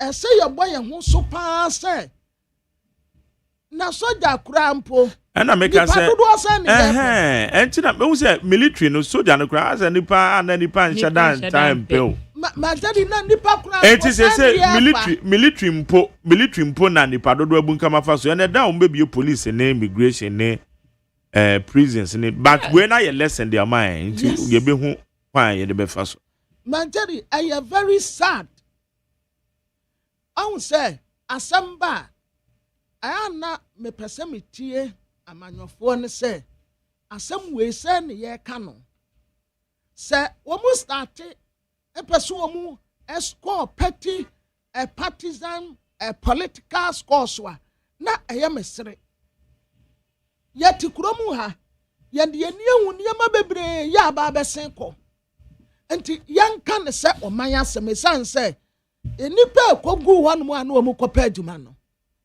NDC nim ɛna MPP nim ɛyɛ youth ɛno nti ɛna mmabunu no sɛ yɛtena wɔ na politicians ne de yɛda aten guru medam ase a ayɛ na yɛ meya no sɛ mangyere meti wɔ sɛ obi sɔre businessman ni bi so anaasɛ wopɛ sɛ obi adwuma gu a na mani abre sɛ businessman bebre wɔ Ghana ha no mu a yɛtena ha afa itima wɔ no mu a mensi a wɔ mu mpoda because mentene ho sɛ edwuma no wosi enwu a wakasi na ɛwɔ mu no da atete sɛn sɛ woka sɛ yɛwurɔ sɛ Kwame Despite wode w'ani si ne ho a ɛnyɛ Despite nkoa na wode w'ani si ne ho ya adwuma wo nya ya adwuma ɛwɔ nase no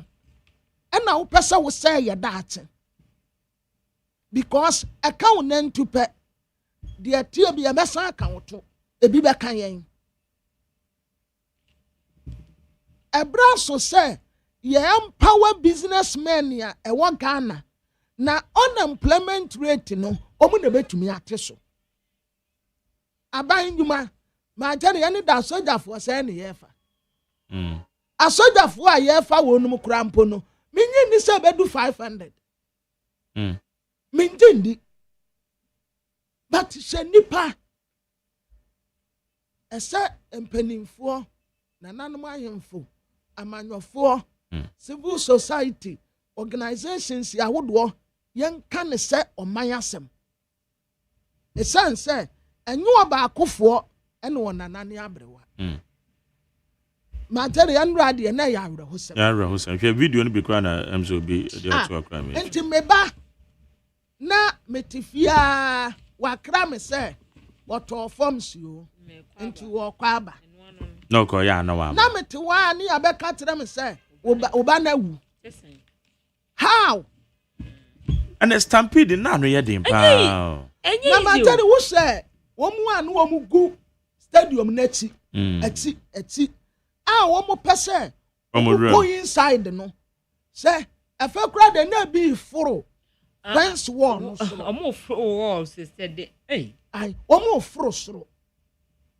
eh into unemployment is enete anu adin yeah the part one on adwuma ya anu adin papa anu adin amanyɔfoɔ meka amanyɔfoɔ mpo a meka wan NDC ni MPP ɛsɛ mo home ne so paa sɛ Majari, the ekeka kono ehu. The ekeka kono ehu papa yes say ye ni da ho. Yes ye ni da ho. Dodo anu a ni adwuma ye ni ye youth. Dodo anu ni adwuma ye no ye youth. Samete say politician bi ba no be or the blame be bo asubesi anaso obenten a na nipa krom hu asam a men kan tre no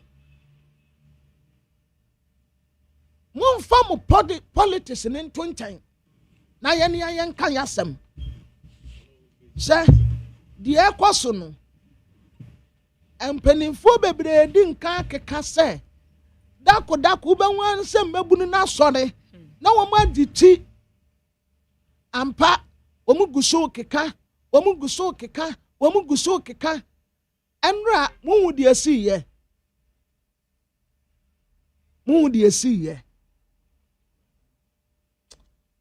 ma jeri adding enra in fact meti wodi na videos no na eba and me de ase Emma doctor say kwame despite ofori sapon ene Father Dixon intin kamen so me kwasa lie say but enna say mo a awurade ayam adom multimedia class media hwan mo a mo won ne ke ho mo a mo won magan ho mo a mo won hwan ho mo bompaya aya mo bi ma sampanimfo no mo bompaya mo bi ma sampanimfo no na awurade nam wonum so ame yenso yasebi se ma jare woni ba ma woni adwuma ya wa ho asame mo bo uwu ya kranke ye sande na wokọ obi nim wati asem na se woni adwuma ya wabra boy mobo papa what one mo ye wo se kokun ho enti se urade ya dom na sa no pei yatumi abetena ha tokrodo ye bom pa ya ye mobi ma ye mpanimfo no na nipa ni adwuma ye nie wo mo so ewu ye nyina ye ma Zemo. Black Wednesday. Okay. High need 100.9 for I try to find 0201162746. 0201162746. Let's just say ya can kind na ya the amount. We kokon get project in so camera. Oh yeah. And also Ghana heya nkoko. Yes. Ena yede adwuma. Enya se yekokra chickens be every baby ama. Ma jani yense emebunu nu nkuna anse. Yeah. Nkoko nketenketen no. Womun take advantage. Na womun fa womun hu nsem bi. Ma jani sa report no wa hu. Sika wom pa bati yanim. Wodie ma ho baye afe baako anase mfie mienu ubehu se sana ma anya me ho sisi ano womun create environment and me hu se His Excellency John Dramani Mahama at least wo ya de environment no emu aye kama asa wo pese wo ye bibia wo betumi aye menim se dan bi ma jani mete se George Opariado no wo mo ka se emebunu a wo mo pesu wo mo establish bibi no ya bofutuo bi ana me na o sane dia wo ho ne dia wo se nep nom ne ade ni nyina is under the youth way no George Opariado in the ministry no enti emebunu no mun take advantage awo sane o me ho na mo ankasa munye bibi mo amon start bibi ma mo ho ye guson kakra isi abaya kakra no eniama ye krefra ma no ne ba no ye betumi alemete no ɛno ma yɛ kra firi ama no ne ba de ɛto ntimi ntwa ɔman bi akra mponu but ɛso bɛte ɛno ma yɛ betumi ayɛ wɔ ha de te sɛ nkokɔ ade nti de sɛ yɛkɔkra nkokɔ de ba ade nti de sɛ yɛkɔkra ɛmode ba why bra ye wo bi wa ye wo bi wa anja de nti de sɛ yɛkɔkra we dan ɛmo na ɔmode ba ɛno sɛ nanas rice na do ɔmode bre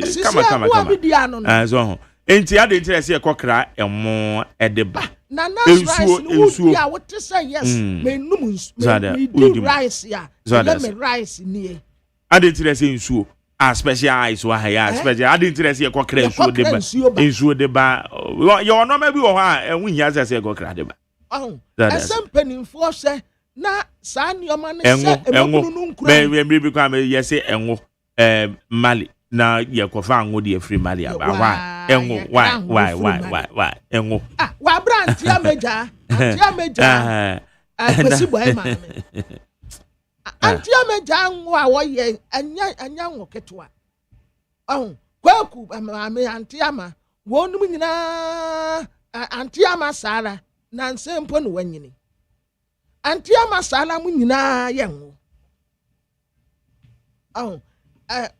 kuba anwai yani ayɛ de anank yɛ ɛyɛ kama ɛyɛ kama tɛn ba ku ya ɛba da bia yɛ de nneɛma afrɛfrɛ we de yɛ ne yɛ kuba anwa wonim sɛ kwamre me maame bi na maame no onso sɛbe bibi wɔ ne nsɛm fine ono anwa odi ayɛ kuba anwa kuba anwa ne adwongo kuba anwa papa eno ano de yɛ ne bibia ɔde anwa be bibia kuba anwa no de because anu no yɛmfa nneɛma mfrɛfrɛ wa ma jari first pa kuba anwa ne yɛde ano amo na anwa wa wote sɛ yes udi amo na anwa saa time na freku amaame Esther abena na freku amaame yɛduru hɔ no mu a awia amo ne anwa ne mako wotɔ amo ne anwa na wati mako agu na pempem na wagye na wokɔ wotɔ amo ne anwa wati mako agu na pempem na wagye na wokɔ kuba anwa ya enti yɛmpanimfo titiri yɛka na Minister of Trade and Industry mua ne yɛka yɛde besi mu naso ɛnya sɛ bia mowɔ minister na wokɔ apɛn now momfa nsesɛɛ no nto akwan mu wɔsɛn na so nneɛma bi wɔ hɔ nom a ma yɛ nkrama na nsɛm mu wɔ matress a ɛyɛ fosu aborɔfo sei mo braayɛ mo yɛ adeɛ fridge bi wɔ hɔ nom mo braayɛ mo yɛ adeɛ nneɛma bi wɔ hɔ nom a mumia mani na yɛmmra kakra yɛne yɛ bɛtumi akyekyere yɛ man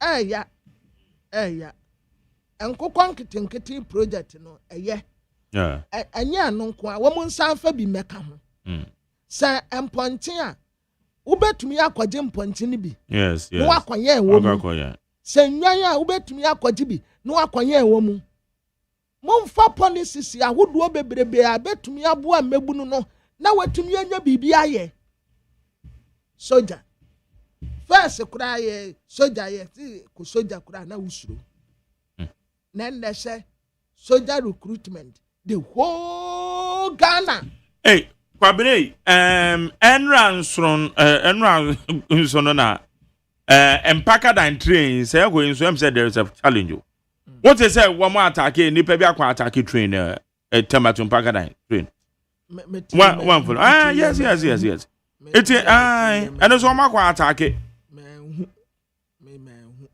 wo hu na ne say na de na mehu ya no ya de be no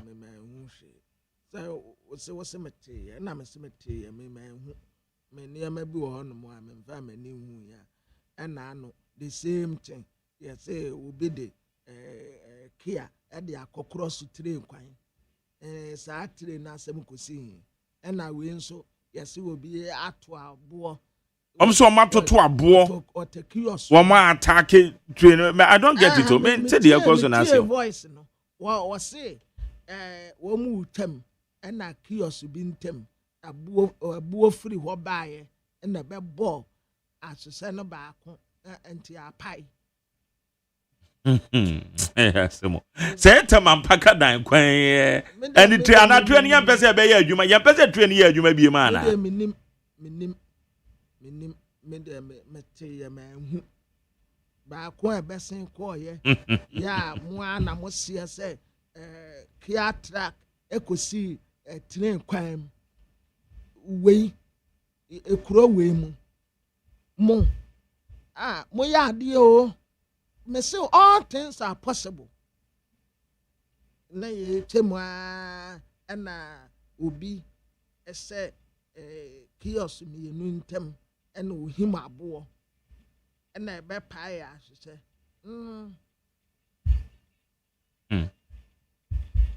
okay yan fan krata ne yanko agoza me yanko ne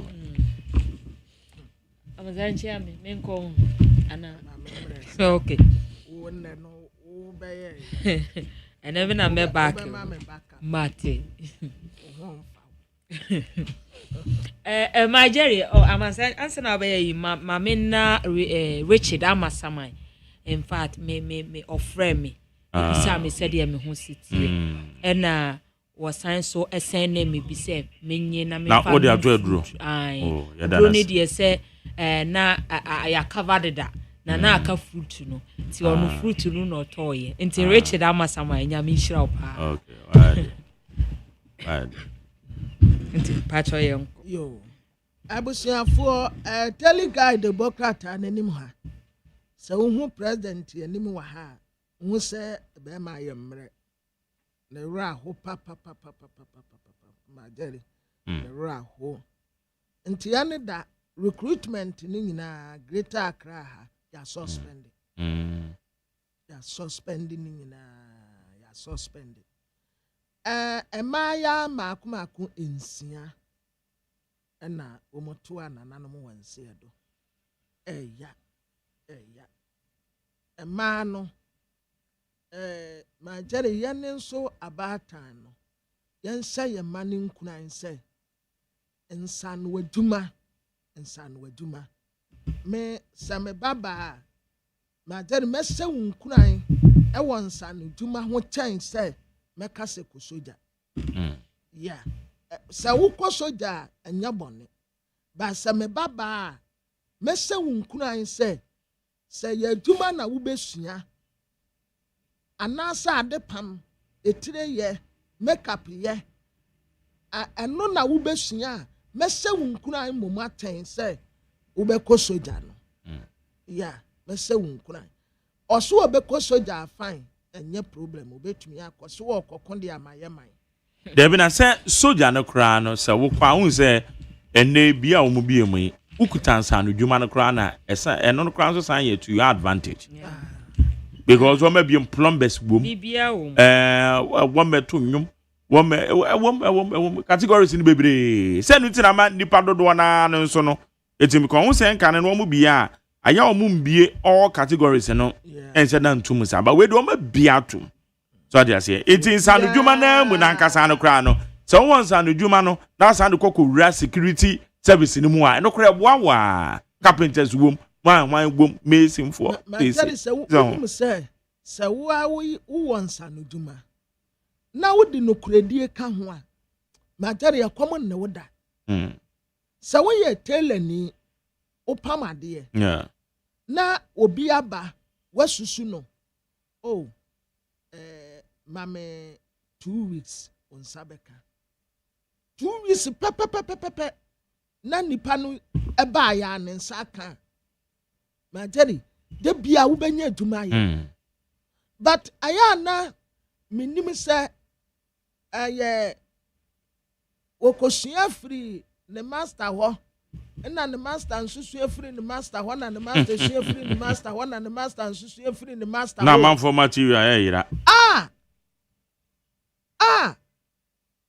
ana me kwaye minya program bi me si bi baaye yedum light na manya we na material no ana me pe no no waka obeka sasa no kura ba kukura anim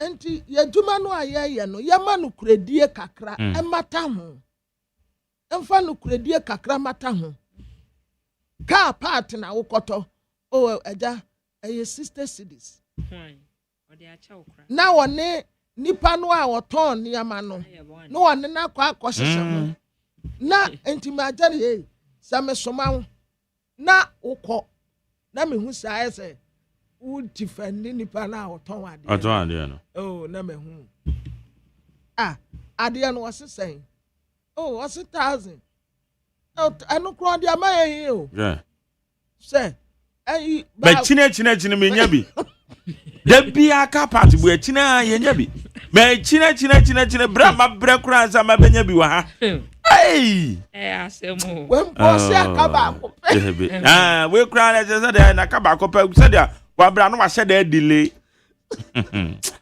ara de yakopɛ edion o de opa me fa ne no mama na be de esa me nkan jo ma me ne kasa de age de wa ne nkan de da ne beka bi ha na me ne kasa edian na ebesesa me ne kasa na asesa agosese be chinia me nya bi oh boss ade ne be chinia afi kura na we nipa ba akopɛ no kura bra wa kogi edi aba ana me wanwan e je se unkoto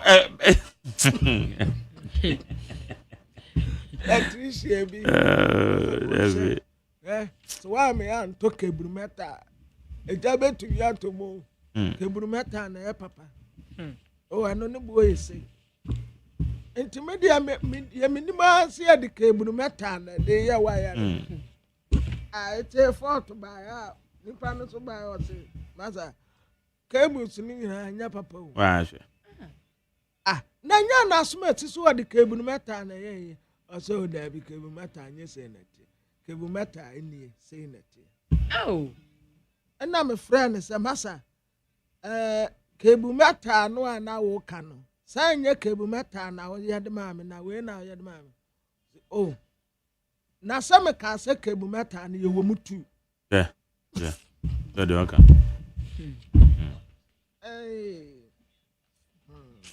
deal enti stampede ya yesi ye no ekoye awrehosem president wa ha enra wone ne mpanimfo tu anamo eko aya sabia ho ebi nso no mu eprepre mu eden say stampede na so kura betumi ekunipa ehyew kura betumi ekunipa na wo hye nipa egu ono mote sampo ano anwea na nya nipa ketua Samuel Abujinapo and what I say lithium agreement fufuro no aba no was say enyanede kra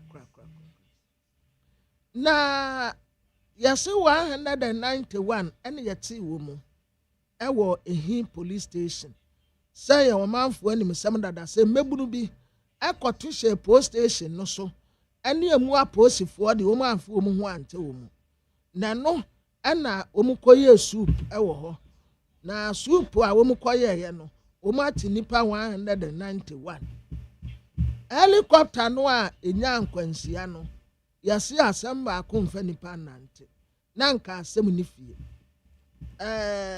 na anu ye no kofa ba yo jejereje yase ono a na court anu o katira court say womani nyanse entara kwati nyanse na wonfa nkoto abusuafo no so ni kunu aboaje ne dofo ena anokura tamu a wo kan ni tribute no wo se tamu a wo di ni birthday ade a ne kunu yama ne wire mfida wonfa wo se enkoto abusuafo no so se emu obia nkoya ne ba ne DNA na wo mo abusuafo akwala aburo ni fefe sei mo de pane akwa ne nsa na mo akwa moja na akwai ne hwanu ma be tuntum wo benyini no na mark mpo eda so ada ho sa akosio nsa mark bi no a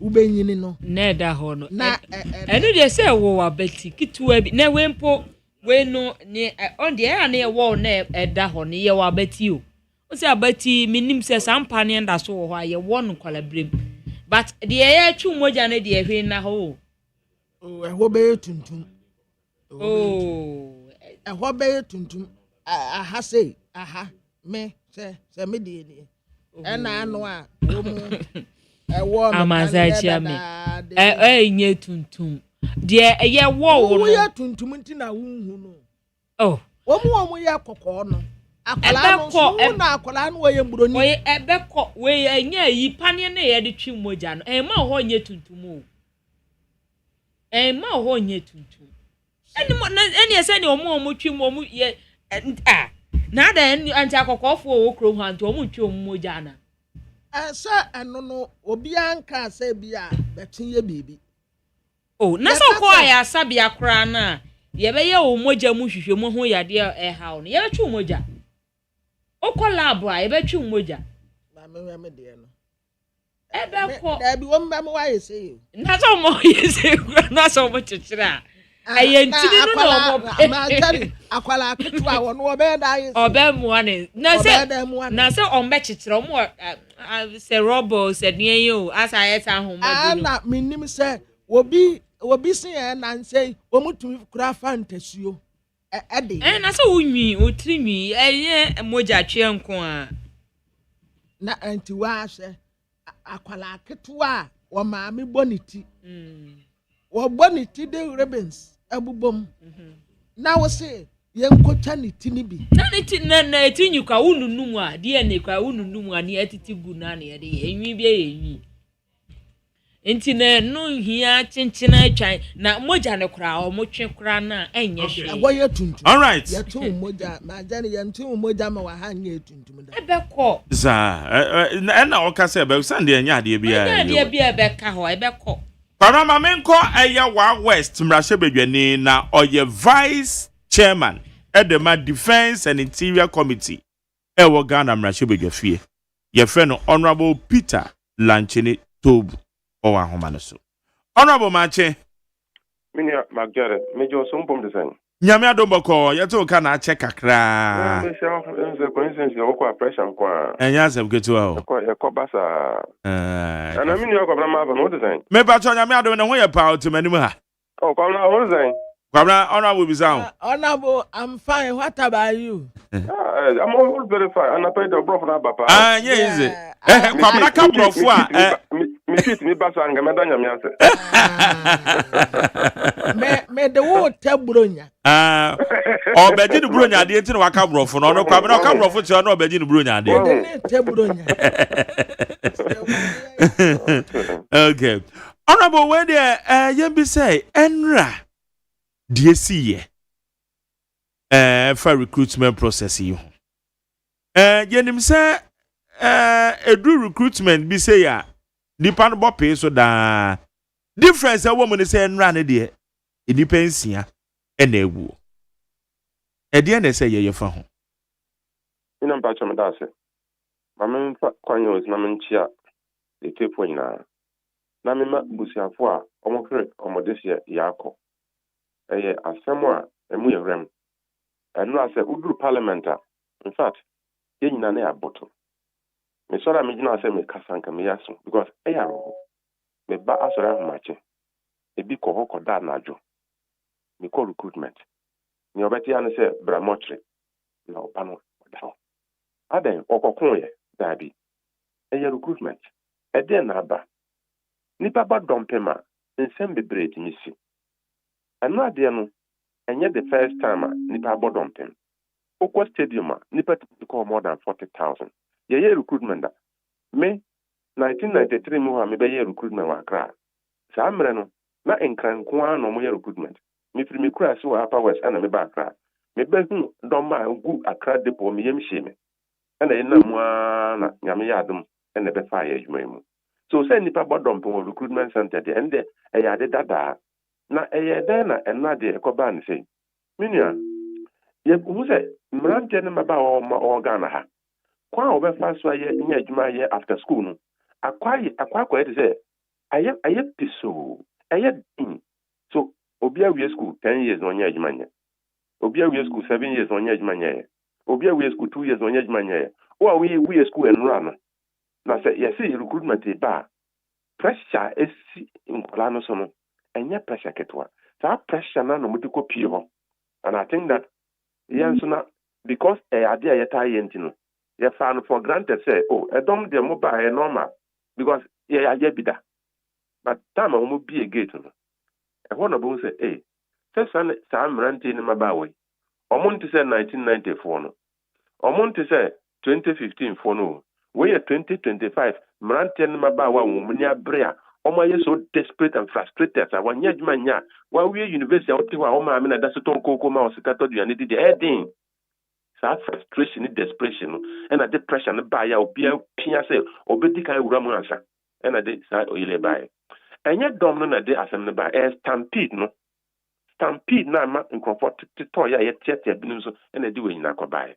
But it is a simple matter, and now in America say, because I idea it has see a yen many problems in Tino. We are see, Obia Sorajina say, hey, then the Coban say, wait, then guys say, and say, the Bibina Timisi no because where the answers are.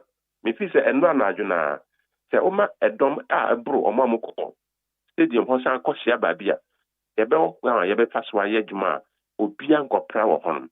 And Yapi Crown, Oko the Minister of Foreign Affairs, Mina Okuja to a black one introduce Bibia Efe.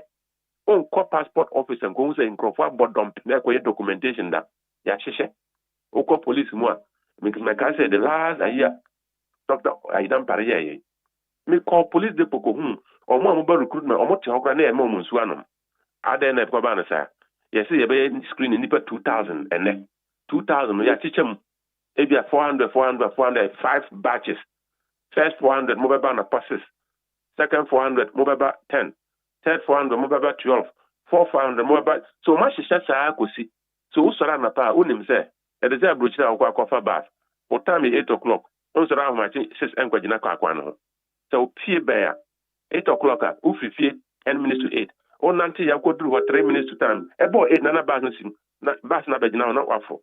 So, you have face and batch with allocated time processes. We will say Nipana ever handle no. And you should be able to calculate, say, maybe one person documentation process, ever take how many minutes? We and now I multiply by the number of people I'm working on in 8 hours or 10 hours if you want to do that. We are now calculating this. Then we can work on 2,000 people a day. We can work on 5,000 people a day. And query data now. The data will tell us that, stadium way and our LWAC stadium, the Benyan Nipa 22,000, 25,000, according to data now, our system. No. But at the back, was such a 4 year manager, and say, Emre Biano, a 1 cent and no more. I feel with almost pressure now at Dawson, almost shared numbers now, and they introduce very effective decentralization. And now, Okowa, Mikromoa, near CA or Gran, almost the one to see. Everything was peaceful. Oko Bolga, very peaceful. Oko Tamalia. But Bibi Oka, Montie cries, Bibi cries, is when cry. But in Crano, the number at Elwak, me feel and Kaye, in Temnanga, Yayan by 3 different places. Accra and Kwabe 3 different centers. Where I see and KNC. But I did be a while. I am a friend of whole of government approach. So you practice whole of government approach. And can you say, then police voting me, say, what's the style? Then Minister of Foreign Affairs, passport, where you on board on Pimbium, what's the issue? So you just pick a good practice from another agency, not their factor. But I think that Yamma Plus at least, Niasino. Yebun Joseph. President John Dramani Mahama. Near no ye no Babia will be ano. Or Jai Jumana no ye no Dimrika. 37 military hospital. That is the show of empathy of a leader. And I think that the no Oku Kolana Modahono. In fact, Nura we had to say that the way parliament will be a Boto and Rano. But in life, BBC and the new systems. So that in the near future, won't repeat our errors and causes our damage. So I think that Ghana and Napedia, this is the new Ghana we are talking about. And Napay Ghana, we say, besides a time recruitment and Nipa Bodom Pima. I think that you will see a very different approach. Will be up more better him. Now, see, I am suspended a credit cry. Or the Mamongas are more say, they know the numbers.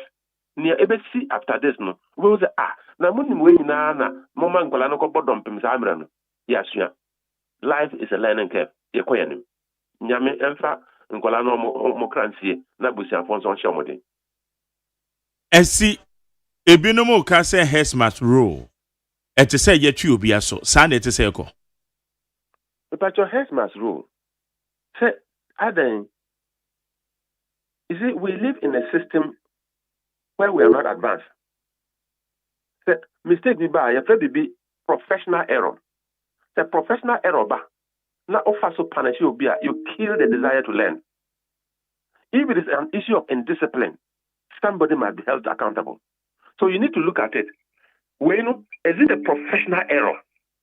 You say you have to be free. And now where you're total indiscipline, I say you punish you now. Somebody must determine that, and I say almost investigated the matter. The investigating will show say where a professional error. Professional error will learn from it. But if it is a matter of indiscipline, that one SOP so you will be held responsible. So you're trying to investigate the report number. The report will show the next step to take. And I think that His Excellency the President, the Commander-in-Chief of the Ghana Armed Forces, said somebody must be held accountable for this mess. I think that on to so. So something new must happen because a professional error. System I think His Excellency will do exactly that. So say investigative report. Okay. Diana wama kasa na de justify de say no mo nim numbers na ebeba.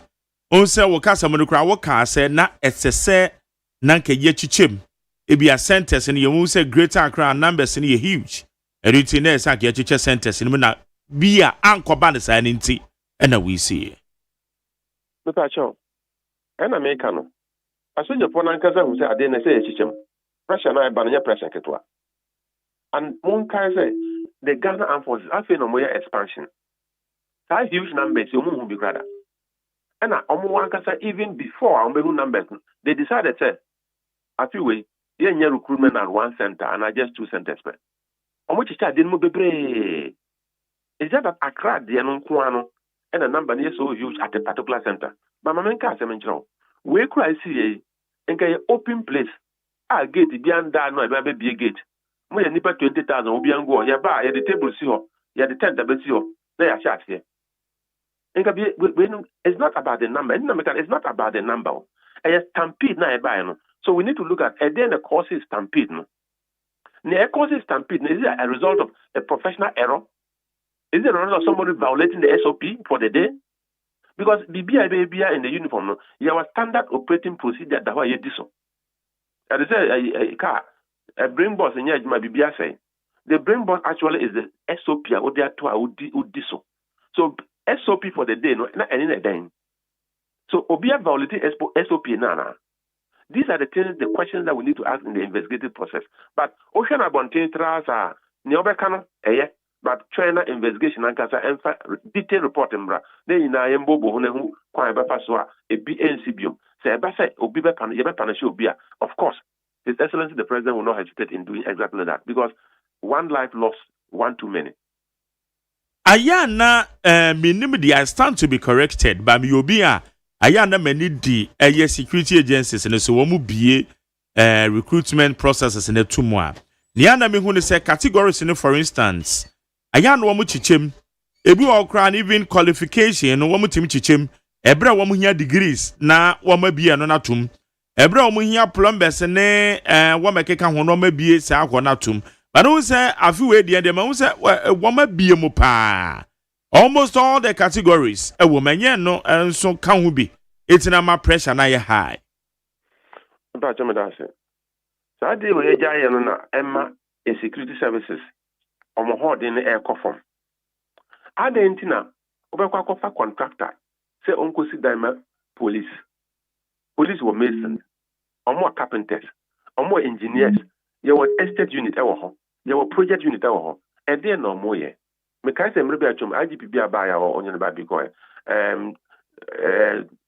Peter Nafuri, our koya, Okodi or Hina Trono na and Sole Ghana the second. Yamin fan the currency. Or buy an Oko police headquarters inside wa. You were cafeteria, a 1-story building now, Moody Juania, and yet contracted behind the sea. Or buy no say, na nti carpenter for bebrebe mason for bebrebe me nko fa contractor no besi dan mai na mo te ho yeren ya ye besi na ko pes ka bai o man ko so si dan no o mo si dan bebre. So the truth of the matter is that se si aye ka say se ope se okwachi a okosoja mu a ye wo bi a oyi tire kura ho okosoja mu a ye obi a o yam paboa ho because bibia ye security related odo mpaboa koma obi wo krom se onyama o owia na odema obi na ajo na ohia akoye adwuma na osan be wura to hama. It should be with somebody. These are basic things that you did agro. So in fact ya pamade okwa ne opamade ye soja ne opamade police ne opamade prison officer ya jai we nyina obekọ alajo obekọ a new town and I say obekọ kumasi gbonga na obekọ wa na obiti ni dem a opam soja atade obiti ni dem opam police atade adan ya soja ni bi police ni bi na debrem sa mempam no minimpam. We don't do that. It's a uniform bia is restricted, so you're training from for almost opam ade no. So when you na ya jai entina na say we say advert na buy no ye fa carpenter for ye fa mason for ye fa tailor for ye fa we want to re-engineer the system. Adentina me pa cho ma me bisa wasem adentina security service yentimenya one of the best football teams in Ghana. Yeah, constable kra o jisen kono ko bisa asante kotoko players no and I has over players no say bosom so say na ya mom no ko bisa say constable kra say na ya de man. I didn't team recruit the best. Now from one of the best, very disciplined football team in this country. Who project on national team. They go into the national team with that military police discipline. I didn't mean that. So when you are jai, but President John Dramani Mama Bano say, "Osan kofa yenchi." So advert ne buy no categories be brave PM. I'm on Croponiaji, and then I was in Crofa bottom pem. Obiam said there is an opportunity. But I think that His Excellency President Mahamani Minia Atoforsen, or my idea say almost a crowd recruitment there, almost suspended. But I think that what Diana may try to suggest and they say a yepa because me can radio so a brand me who categories and I'm say, hey, where do you be a mopao? Obia dear womb, but Nami Susu say Nanka ebia yechiche mukakra na ka ba avoid sa eye congestive nature of your process and said ya na ebe ye no ye bebiem but ya yembia ni nyina mom ebia plumbers mason general recruitment womo eko wome beto nwom woma womo nimrikatuo ne ade na ko womo so de ebia ye ne sa na ka ba avoid sa se nipa be bo ape so no mpacho me dase ena me kan say oye tailor oye mason oye carpenter mo ko train mo be kwa bom ye be train to say soldier ni ye be train to say police ni and then you go akọ special field no akọ police ya and all call recruitment so the documentation session is general you be show papers mo bibia na your body selection and a general for everybody who we are na akọ special session e be ka say but your mason for no mo kwa ha carpenter for mo kwa ha o I will say we are sports no kwa ha we are the special skill or deba any different. So the general matter of documentation and screening it and it's for everybody. But that is not to say the numbers now ban and more. Yeah, more. But more looking at the numbers and I am a math year better saying English. So my in mathematics, with mathematics calculated, technology, but with mathematics calculated, say, oh, what is the number of minutes required to deal with one applicant? Say 5 minutes. Okay, say 5 minutes. You may 4 hours. Now you break it for 30 minutes. Now you call lunch. Now you another 4 hours. So you may for 8 hours. 5 minutes. 5 minutes. Send away 8 hours. Who we are not say I can do this number of people. Say what they are then increase the officers on the ground who are doing the screening. If you are screening over about 10 tables or your calculation in a day, you can deal with 4,000 people. Nipana more 10,000. And if you want to do it in the day, then you have to increase the number of stops. Maybe apart from 10 centers, 20 centers within the same arena. So it means that within a day you can still do your 8,000 or 10,000. So when you do it in the room as an OBPA bunting. But what I'm saying is that and who say the anticipation say it's a normal thing. Sometimes you see a bit you can say Obin Tumrika around the park call around 2 times and not qualify for the next stage. And a bit me from The people who are willing and are capable, or the next stage.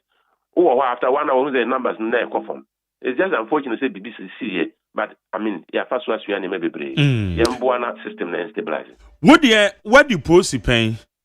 Inti mami bisa we yo bambo mun semano a threat say ye betime decentralizing the more nipa ne call a portal no so a district be no wom or jabbing municipality e na or apply free inti ne body selection na ko choose center na choose jabbing na ka mensi bia na decentralize na and also mfa other frustrations and bambe to applicants and so applicants we choose akra also make us enkra ne mpo no susu pass bia what baby a kono free okra ba center kono and also other frustrations transportation problems no money ade ye decentralizing the more mensini mu ebe ha dwen ana me pa jom that say and you are speaking principle ma me fa onko practice okay in principle no obet ma decentralize it even to the district level.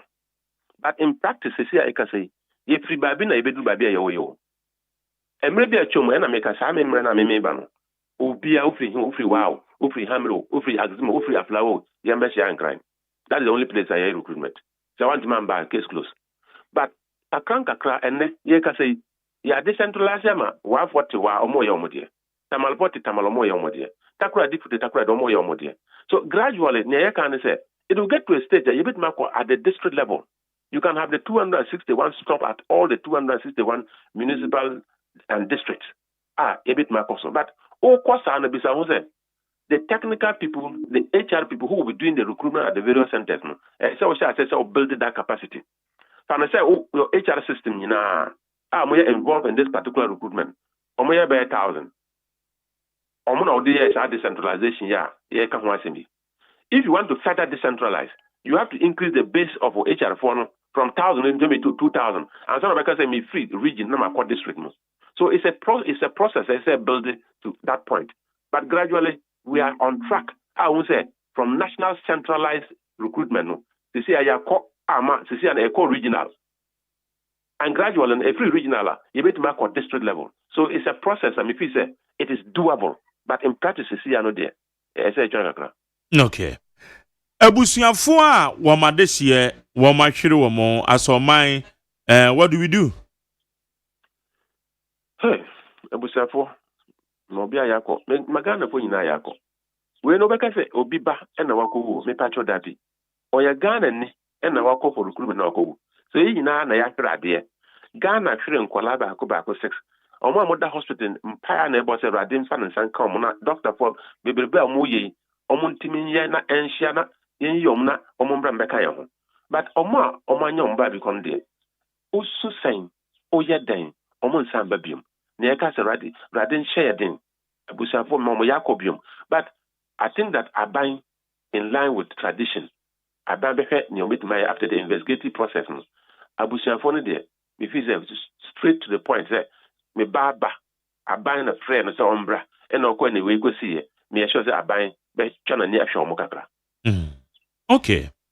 Na minority for kase in fact the SCA and be here pa say ye be hu action. Wosha honorable John Team for jo wa kan no man bebre say 70 bi mpo ye mrache bedwafo ni bi ka ye including ye honorable Dafia Makpo honorable Sam George nom na womoka efa ye recruitment process say womo manfo say say womo timi pa womo hwe say no man nyina kan bi na contribute to ye dia akokọ okoso ni pa agba pay so enomani ade eti at the parliamentary level bibi wokwa why the vice chairman and the defense and interior mo be pen hu ana pache me das me fa kwanyo na share mia honorable Reverend John in team fojo mini apa no but edu no bia okasa me ne nya adwo me ka kire ne pense we de masa me no nya adwen bi o yankan bebre sa o infamam but ma men ka se me so the Osei Parliament and no ade no be see no ye bobo hu wie there were 3 statements very, very diplomatic and democratic practice. And now, over here, this even on the floor of Parliament, NDC 4% make a statement about the matter. And Honorable Anodombre, the minority chief whip, or say, or person make a statement. Young man, and a leader say, Honorable Mahama Yaraga say, no problem. As soon as you have politics, and your politics, ye in a charge ajo, me pacho, ube to Makasa. They vary the order of business. Me pacho order of business, a government business, but opposition for my vary order of business, Emma Mokwama Mukasai. Omokasa we answer Honorable Edem Abana. Onoso Kasai. Actually, na Honorable Dr. Atofo Mbaye, na man who make a statement. Nina say, ye can't about Ghana. It's not partisan. NDC, MPP, Niho, Yaka security, I am for politics in Bramu, and Obia wins so politics be any, Yenina Yesu, Yanka Neho. So, near Yaka we and yesterday myself, I contributed to the statement. You will a speaker say, Defense and Interior Committee for Montie. Yes, if you Montie, Nayanko, Nebekwa Kusi, but your chairman, Board of Enquiry, at least I'm sure that you have a Prime Minister Manabayanim. You have a Chief of Defense Staff Manabayanim. We want to understand the nitty-gritties. And all of us will put our heads together and Yamincha the Honorable Team for your committee to be. United now on 8 years, so you have one minister Nekana, near quite a better Ajuna Boom, Dana, a fan to my patra. May I sure say a very good. Joe. And nay, and yet, yes, ya, Nakanano pay me frewa, and command Naki BD. A year helicopter crash, and one report about Betuja. And they say we are bebooming. It's my mini. Well, quick overview. Reporter, a buying Edia to Ghana for him. Just simply put, a semasi accident. A buy and turn it to so. Or say, and if you know, or the technical people, very experienced aircraft accident investigators. Emma, the US Procura, if you see the energy of the system, say, we want to see what happens. And I'm going to report to Betoja. But my main can't no credential. Dana, almost present report. Meteor report. So, wow. President John Dramani Mahama. And you'll be a bit minus. That what BMO technical issues quite the trouble thing. Meteor didn't say, if you understand what they were doing, is that like welcome aboard what BMO so be angry. It was so open and transparent. The only engineer around tissue crash here, but we say, wait there. And the people who did the job, they are very professional people. And at the BI American, prevention is always better than cure in any situation. Ya can't say, in Comaya, Jumani, or my Jumani, Henna, Nipana, or my Unomazambana, or Monsambabium. So, yeah, I'm a catch Ghana upon say. A DP officer with my and Nemana and catch what you know. A DP with my and net march now because, hey, Unkawan Yanka Bibiasino, Yanea. Let's be preventive in our thinking. Because Bibi or a seer, we are investigation and you correct the future, but you can't reverse it. The team did a good job, and I applaud them for that. And again, who said, oh, the way an uncle kicker, and I will be a big one at the bomb back to play Munako blasted, Nina Ceciano. It is just an accident. And Nema say in the future going forward, a bin CBM or my recommendations. So Ghana for Abusia Yankai Moyao, Ina Nesuye, Rebia Chum, but a bomb said, report a beto joy, Niama Biba more PB more Yahuidi, Yan Shisha Huji Sanaya, the Ghana Armed Forces, the Fan and Drop Afra, Ghana Air Force, the Fan and Drop Afra. Who got not play we are Ghana Air Force plane. At least be beer than a crime. Okona bar, now what down Yamiasi. But my young country will be a Montie says, wait, Mark talk up for Cia. Be beer on point. Over qua omba. Yes, an accident. A Cia, young Casa Radin, and form of currency. On I in Walakasam, Yaka Bivise, Bibisa Cia, Oko Ansmana, and upon I quite chiano. In Penvocacho, so chair will say, Radical democracy. Not Yamanaka say, yeah, that's a team community, or my Chakakra. And on Moteato say, Cacrao, or the Obako, Papa Socobianim, but Neakan say, Radimayan Chakakra, sɛ na yɛ so bɛyɛ ne bɛyɛ wɔ wiase mu a yɛmmerɛ so na ɛkɔ ɛyɛ kakra pɛ because whatever it is ɔso bɛkɔ bi kɔ a bɛfa so akɔ de obi anim ebi a obi deɛ no ɛna no me nua ba ɛkɔ no kwa de ma me kan bom me ba bebi sa wansa megya o ɛyɛ wo nua ba honorable Ayamga lad ɛyɛ pusiga mrahye bedwani sɛ de ɔka ne sɛ wɔn mu wuo ne deɛ nyame hyehyɛ na nyame nim sɛ enra ne deɛ sɛ wɔn mu wu into no mu wu ye ɛno ne yɛ one statement. Another statement from Moamo Caucus, Honorable Comfort Doyo Ganza, Ebra helicopter crash see ye. Now no so a coca say Sadia Atetiane dear, a year minus EB crumple names or more blasté a year helicopter no. And na Ebeto from Enso reportee Ebeto Jano, na bibisa in him. Number 3, and also for security home.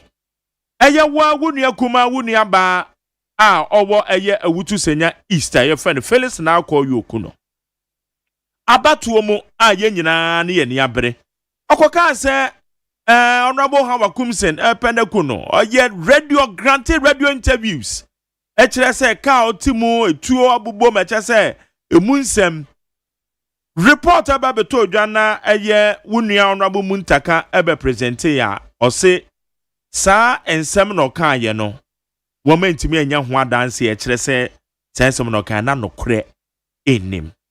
Such statements from members of parliament ebra BBSC also why security person pa wedi posipen. How do we manage such statements na ba e de na say ye hwe enim se wombe minya nsam ya sa no dia tomanim ma men sha se mfrase. Sometimes me kasa problem be kasa na politician na kasa sana me pa cho me free baby na me be a politician baby me free by a solid me foundation is solid, so sometimes me fa politics and wura ni ma bi mu ma men kan say net uni bibi when you conduct investigations na say all the report be to abontin ya ade na ye pending na ye incomplete no you make one statement on it ya ma details me pa cho awutu senya is asenya okaya involving na koyo ne hawakum na asemi minister ma presentation we ya obebeka no the matter is still not conclusive. There is still investigation. So what can be here? One other side because say me go so you see me here. The other side of it say BBS no say hey, you are throwing me under the bus. But the professional approach of the matter is the fact that if you are not gotten a conclusive result from the investigation, you don't speak as if we and you don't give details. Emma Obia could take advantage of baby.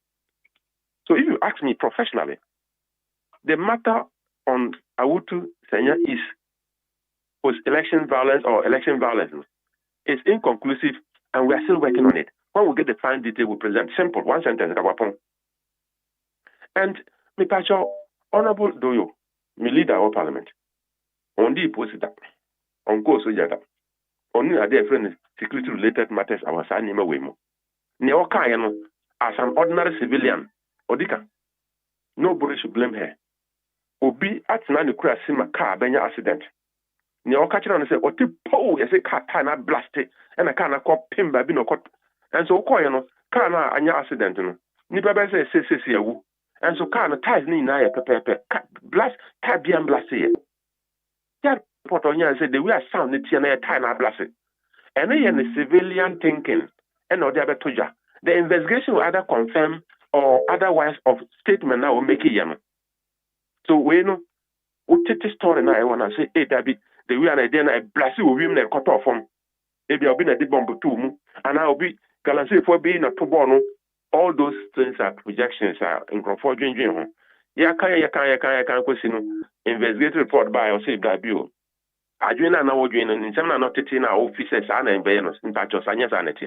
So the report has come and near Obia actually it has cleared all those things. The professional statement report in their mind and say, me pacho, and you'll be a de bomb to mu. And then you get them say for Biana Koto, a born. So Uko Biza honorable Doyo say near investigation for the buy and this is Naniswa Titan or Tiase. Because no on Dunia. And the other issue about what was the third point? Bebacho, current one, Honorable Ayamga. Madam Lad. Madam Lad, yes. You see, Madam Lad is a mother. Sometimes only parliament will take in some or you take it out of context. And now Madam Lad is in a parliament hall. I'll hear the way and comfort tribe that you MP and Nimane Pesesu. Or where I didn't know, no. My main religion can from now and then you because Baby I didn't kick a corner. In an area. And Madam Lad, sorry, I say. I don't think, say, Obi we are small, we and young one more. Say, Ombran, so say, Yamia Maquia, NC. So, Minion, Obit minimum so, no about was I know dear. Obit in the car, traffic mo. I saw red, or the traffic mo, I saw green, or ya bopping on a tisa. I said, but I could drive and was in the dress was still no so. What is all this? Yaminim, and I say, Mon come to me. Ebi anasa na Yamia Chron says, I'm ready, and net day I come once in me. Yaminim said, if I dump him, Elwa. Nyankopon said, dump him, stampede, beba. And a stampede, nipa best to treat bewu, and a nipana bewu, way anyway, beko. I didn't know, sir. Who could be saying, you can't ask those questions.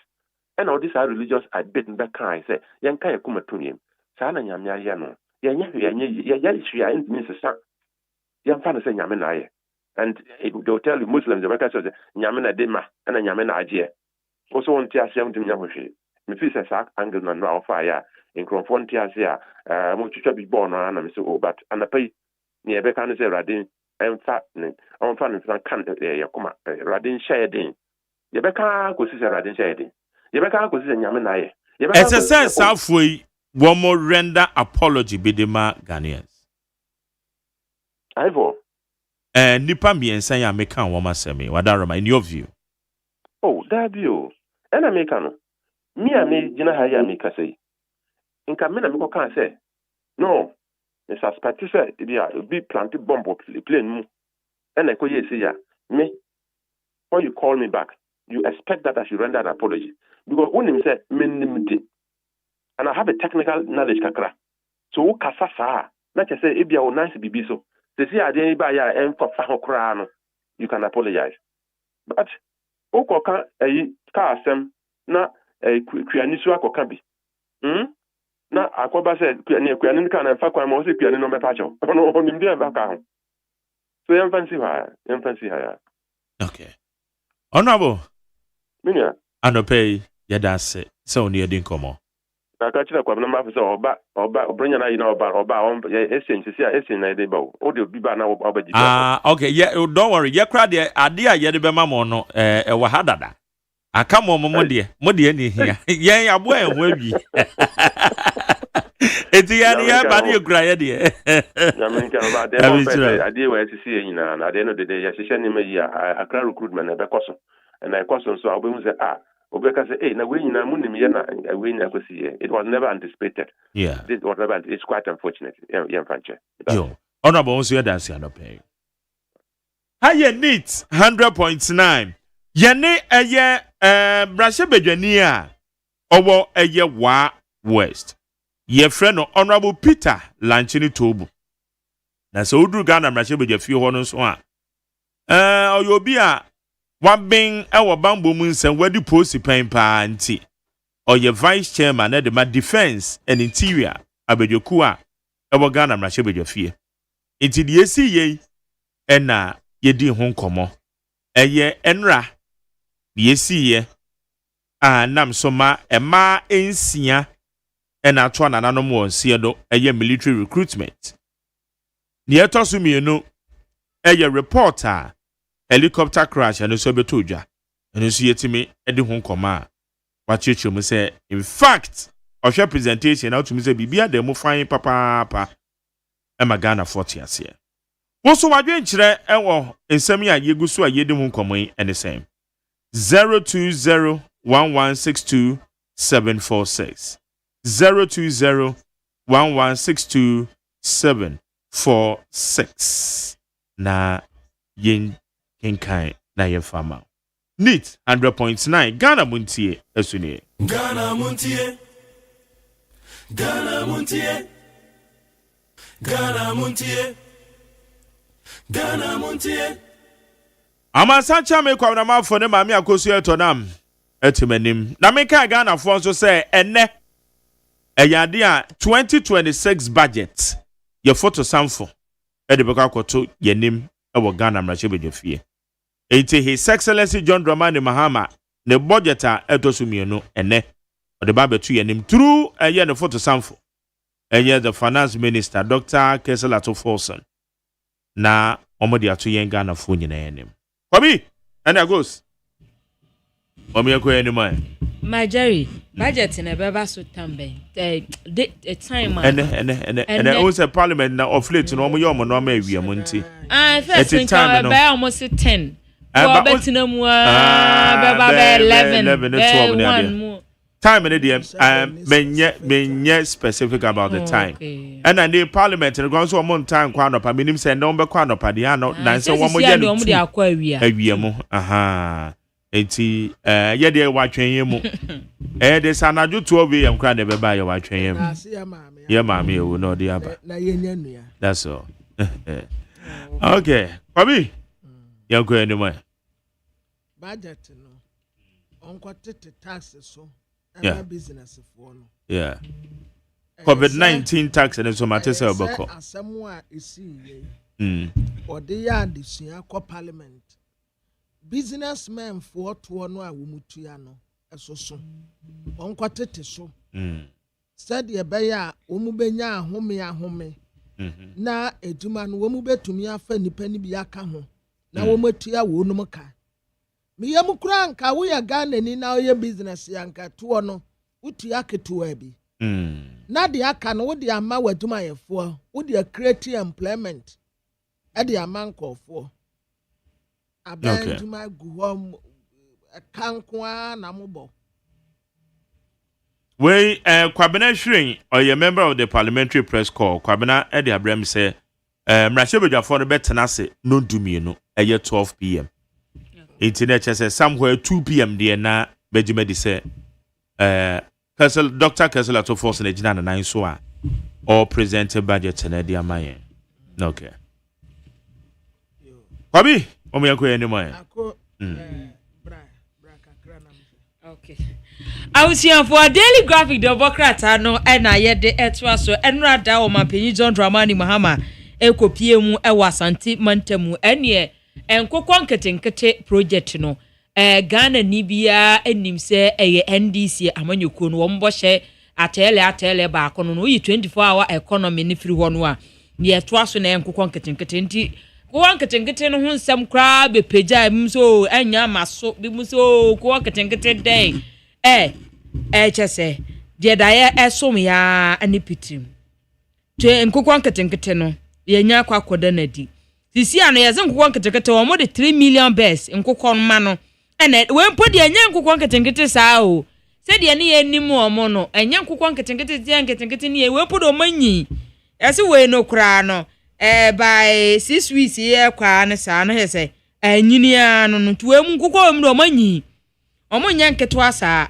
enti amosi ebeboa 60 households we 60,000 households ena omo ebenya eho emfaso edi afri nkokọ nketenkete me 3 million bes no nationwide ya daily graphic the Bokrata edi ho amanebo edi aba nene ene ehwe anim se Ghana photo samfo eba bepie mu ewo mrahye bedwafie na budget no watimi akenkan etimi edi aman no ena graphic the Bokrata no obo amane ese wasi COVID-19 levy no ebeko na graphic the Bokrata no ya ena obo amane ena wasi lithium agreement no ekopie mu omrahye bedwafie ndo kuma na reject wamse ne mba bi ni nkratasem ni document bi mu no agreement no omobonyo so ya daily graphic the Bokrata ede ho amanebo asem aba wo chem se dom kuma no reject na graphic the Bokrata ni nenu a wo bo amane no se adwuma ni o ma we mu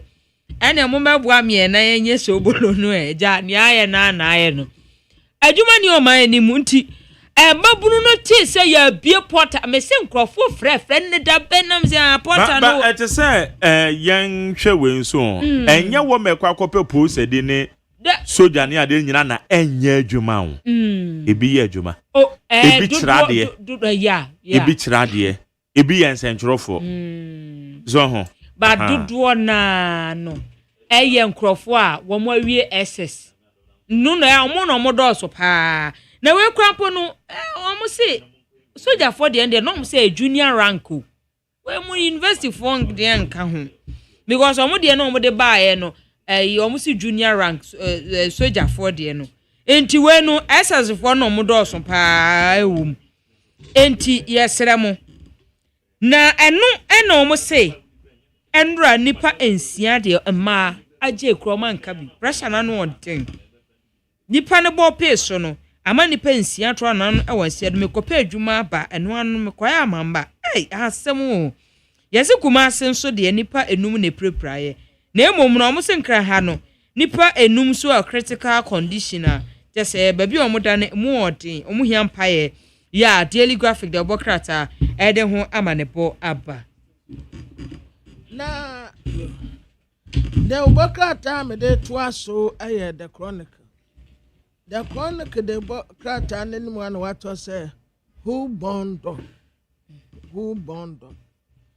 yasi minute ni aposifo hete back baby a wo mu ekọ attack na mosofo no wo mu kọ ho na wo mu hu say yes mema ma be suspect be say 1,050 suspect na ya grani woman nyina up yes on so na ya ba be hu woman edi nsamone no Reverend John in Tim Photo or the nymphonia abeto anum say was say e say aban eye bold na o declare the position e wo helicopter crash report no ho say aban ye bodo na be declare opposition e wo helicopter crash no His Excellency John Dramani Mahama Ndra oko aya sabia oko share recruit for no a o me prepare no ya bon pa say yen record casualties bi anka ho biem kwabra ma me kwa ama no so unim se nkokon ketenketen de National Service Authority wo mudi makotene pa enra officially ye mampani a launch Fusendo Donko Deputy Director General Finance and Administration de ma National Service Authority.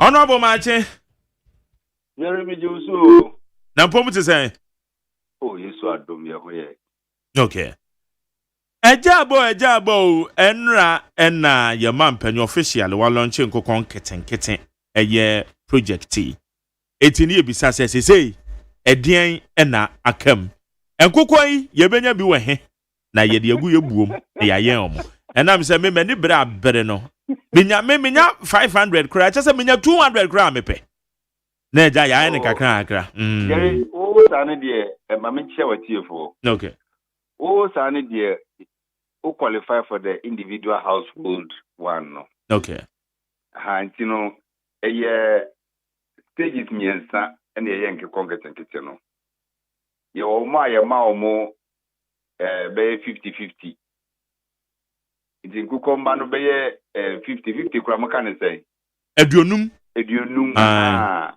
iti de usia ne say wa o be ye wubuo wo fie uye buo kakra bi wo fie a na wo ko hu wo DC ana say district agric officer na wo register okay so o pese wo ye nkukọ nketenkete ni bia omo ba be inspect ebuo na wo no omo inspect buo no na eye no kreso wo buo ni bibia omo de nkukọ ne feed ne bebrew okay na asempa ye mampani sadi aka ho no kra ne say omo di kan hwe nkukọ no kra for the first 4 weeks for you because that is the danger zone nkukọ ne ba unsema dey o chicks ne ba bibi omo ye vulnerable pa ye the first 4 weeks eno na say akukọ ne yam hye no kra ontimiwu etisa first vulnerable 4 weeks no aban kasa be hwe nkukọ na ama omo vaccinations ta wo omo mpani ama omo aduane anti wo ye de akukọ no bebre no no edi 4 weeks eti eye brella dia another 4 weeks akukọ no ye ready for market iti wo adwuma obeya ne say 1 month no obema wani akọ nkukọ no ho and one no move be just see the next 4 weeks na am I ready for sales. And at the ukoji layers and so layers and so be take you 16 weeks. And son almost so almost started dropping. Almost started so almost to kusia. Obet me to kusia be 2 years amount. And so ocean is 2 years dia. Sana no so tie. But there is another part no so no. Yetimi ma commercial farmers no so almost yetimi ma mobile 1,000. And also so and also here be inspect you be bia ubu wo be who the capacity of ubu na also betimi age 1,000 no. Ena yenuma ye do the commercial industrial stage no. The national service for need there. Institutional agencies need there. You see yen nam 100,000. It yeah there omo be hwe ebu na omo me my 100,000 ni nyina. No mama my feed for just 6 months. Yeah juma e be ye say 6 months ni ye be ye juma akopim say ye benye bia ka ho. Say ye broilers within 6 months no betimi aton mu be say emiensa kora. So na sika na obenya no wata wa afide wo de akofa bi. Ko ye ma obako ayensa ma obiem. Nti ukokum kokọ na wi a. Me question in fact meti ya nyina eno ne me next question. Memi wo hoi menum ye me de kakra. Enti nyame ya madom na eja menya be ye 50 mpo a. Na je se enya wi na me be wi o. Me be yen wo mo na maton. O wi a eno ano no. Me kwa ya ma me biem. Ye ma obiem. That's all. Maton wase pa because e ho ne hu nya me pa.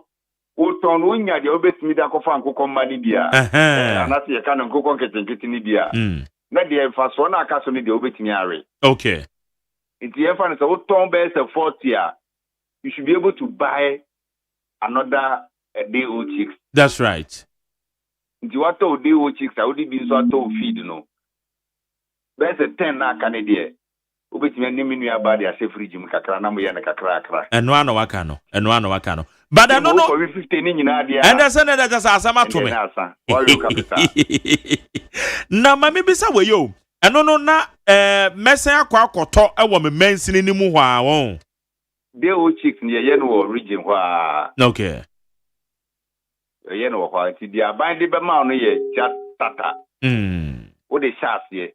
Nti wa chance a sabi etimi agina ne na so no. Okra wo pa obetimi abai wubuo num from 50 you go to 100. At 200 now we call him and no bit many profit because yes and go on kitten no edo so na go fast so kosoro kakra na mama bi sa o project na ye de enkokon kitten ato na ye kan en confirm e ka ho bi dabo kro mi nyina ka dia o ma penika che no an de o de confirm so de ben ka ho nti enye nkokonko a confirm ka ho and his excellency ABC processing plant within the enclave ye nkokon kitten no ebi betimi produce be 1,000 bears per hour processing. Nti wo ye nkokọ no o ma pani ba ebe sa ma nipa ba ho aba beton nkokọ na firi ho na o ma ko process ya ma. So yes afi na wo be wi nkokọ no akopa atofo. That is another aspect of the nkokọ nkete project. Because ready market ni ade ho hia pa ye nya o mu wie na afi ni ye nya o ma ebeto. Debi nti next month o ma pani beta ba eye bechem aba the Akate sought for the construction of an ultramolding poultry processing center. And on a better a poultry was until nyina just for processing. You see, what some instructions to say, Kusiano so abebu a system no. You increasing Kusia edema and colaning in our free teachers no. You see, Obana of free teachers no. What we could see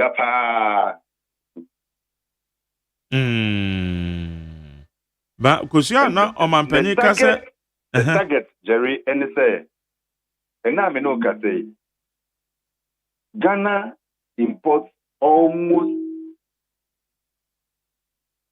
88% of poultry products. Tanzania. 88% of nkukwa yeri wa Ghana nyina no. If you are manoni neba. And no abese nkukwa wa uwa yeri nyanza mketwa. Akuko force yeri ni nyina ye ni bebi efriba. His target is that he wants to push the production to at least 70% production. Okay. By 2028. Let's just say, Ofa and Coco Habiana, emu 70 dear, yeah, more Ghana here, and the taste we all attest to the fact that it's better when we produce them locally. But yenche bibio, adia ba ko e ma poultry industry ni gu ye. Eye enuane na ye to de man kokoyi. Eburo ne bode den emo ne bro ne bode den enuane ne feed no. Enti say makomani metima revolve men kokoyi. Menya sika kakra me de asa akwa kofa de o checks ya babego. Enhu feeding some no so te because any feed di kan na ban na ebua mi o eno so The good news is that the old chicks are local in every.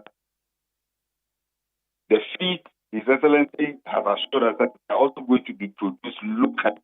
We know the Oma Omutu should be produced now and Oma Penita Omedi. Almost so produce feed locally, no so yet the Ominited. So everything will be done locally. Everything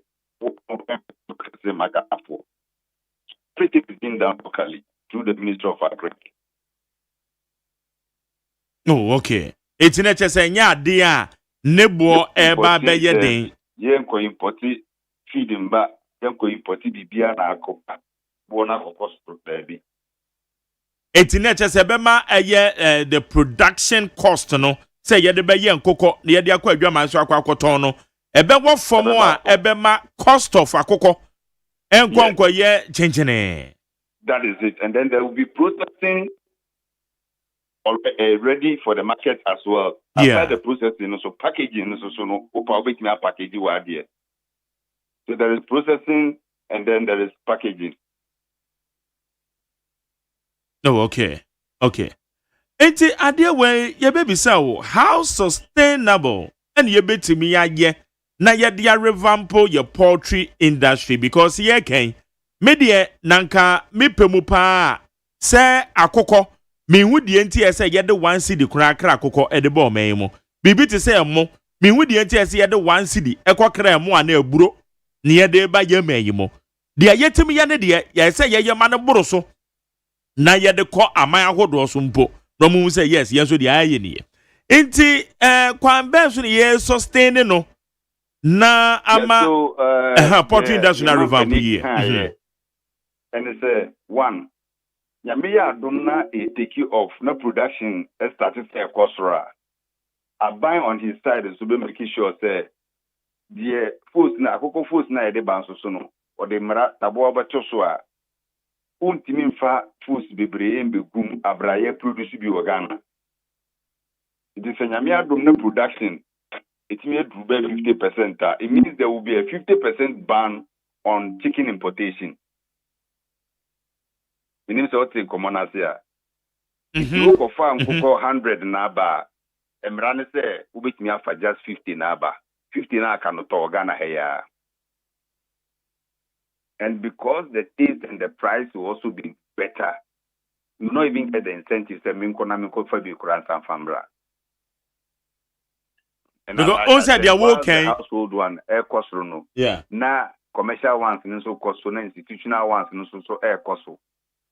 Tinyese so ankura asne nimu omo ye na kese no so aban be so omo nyina ase.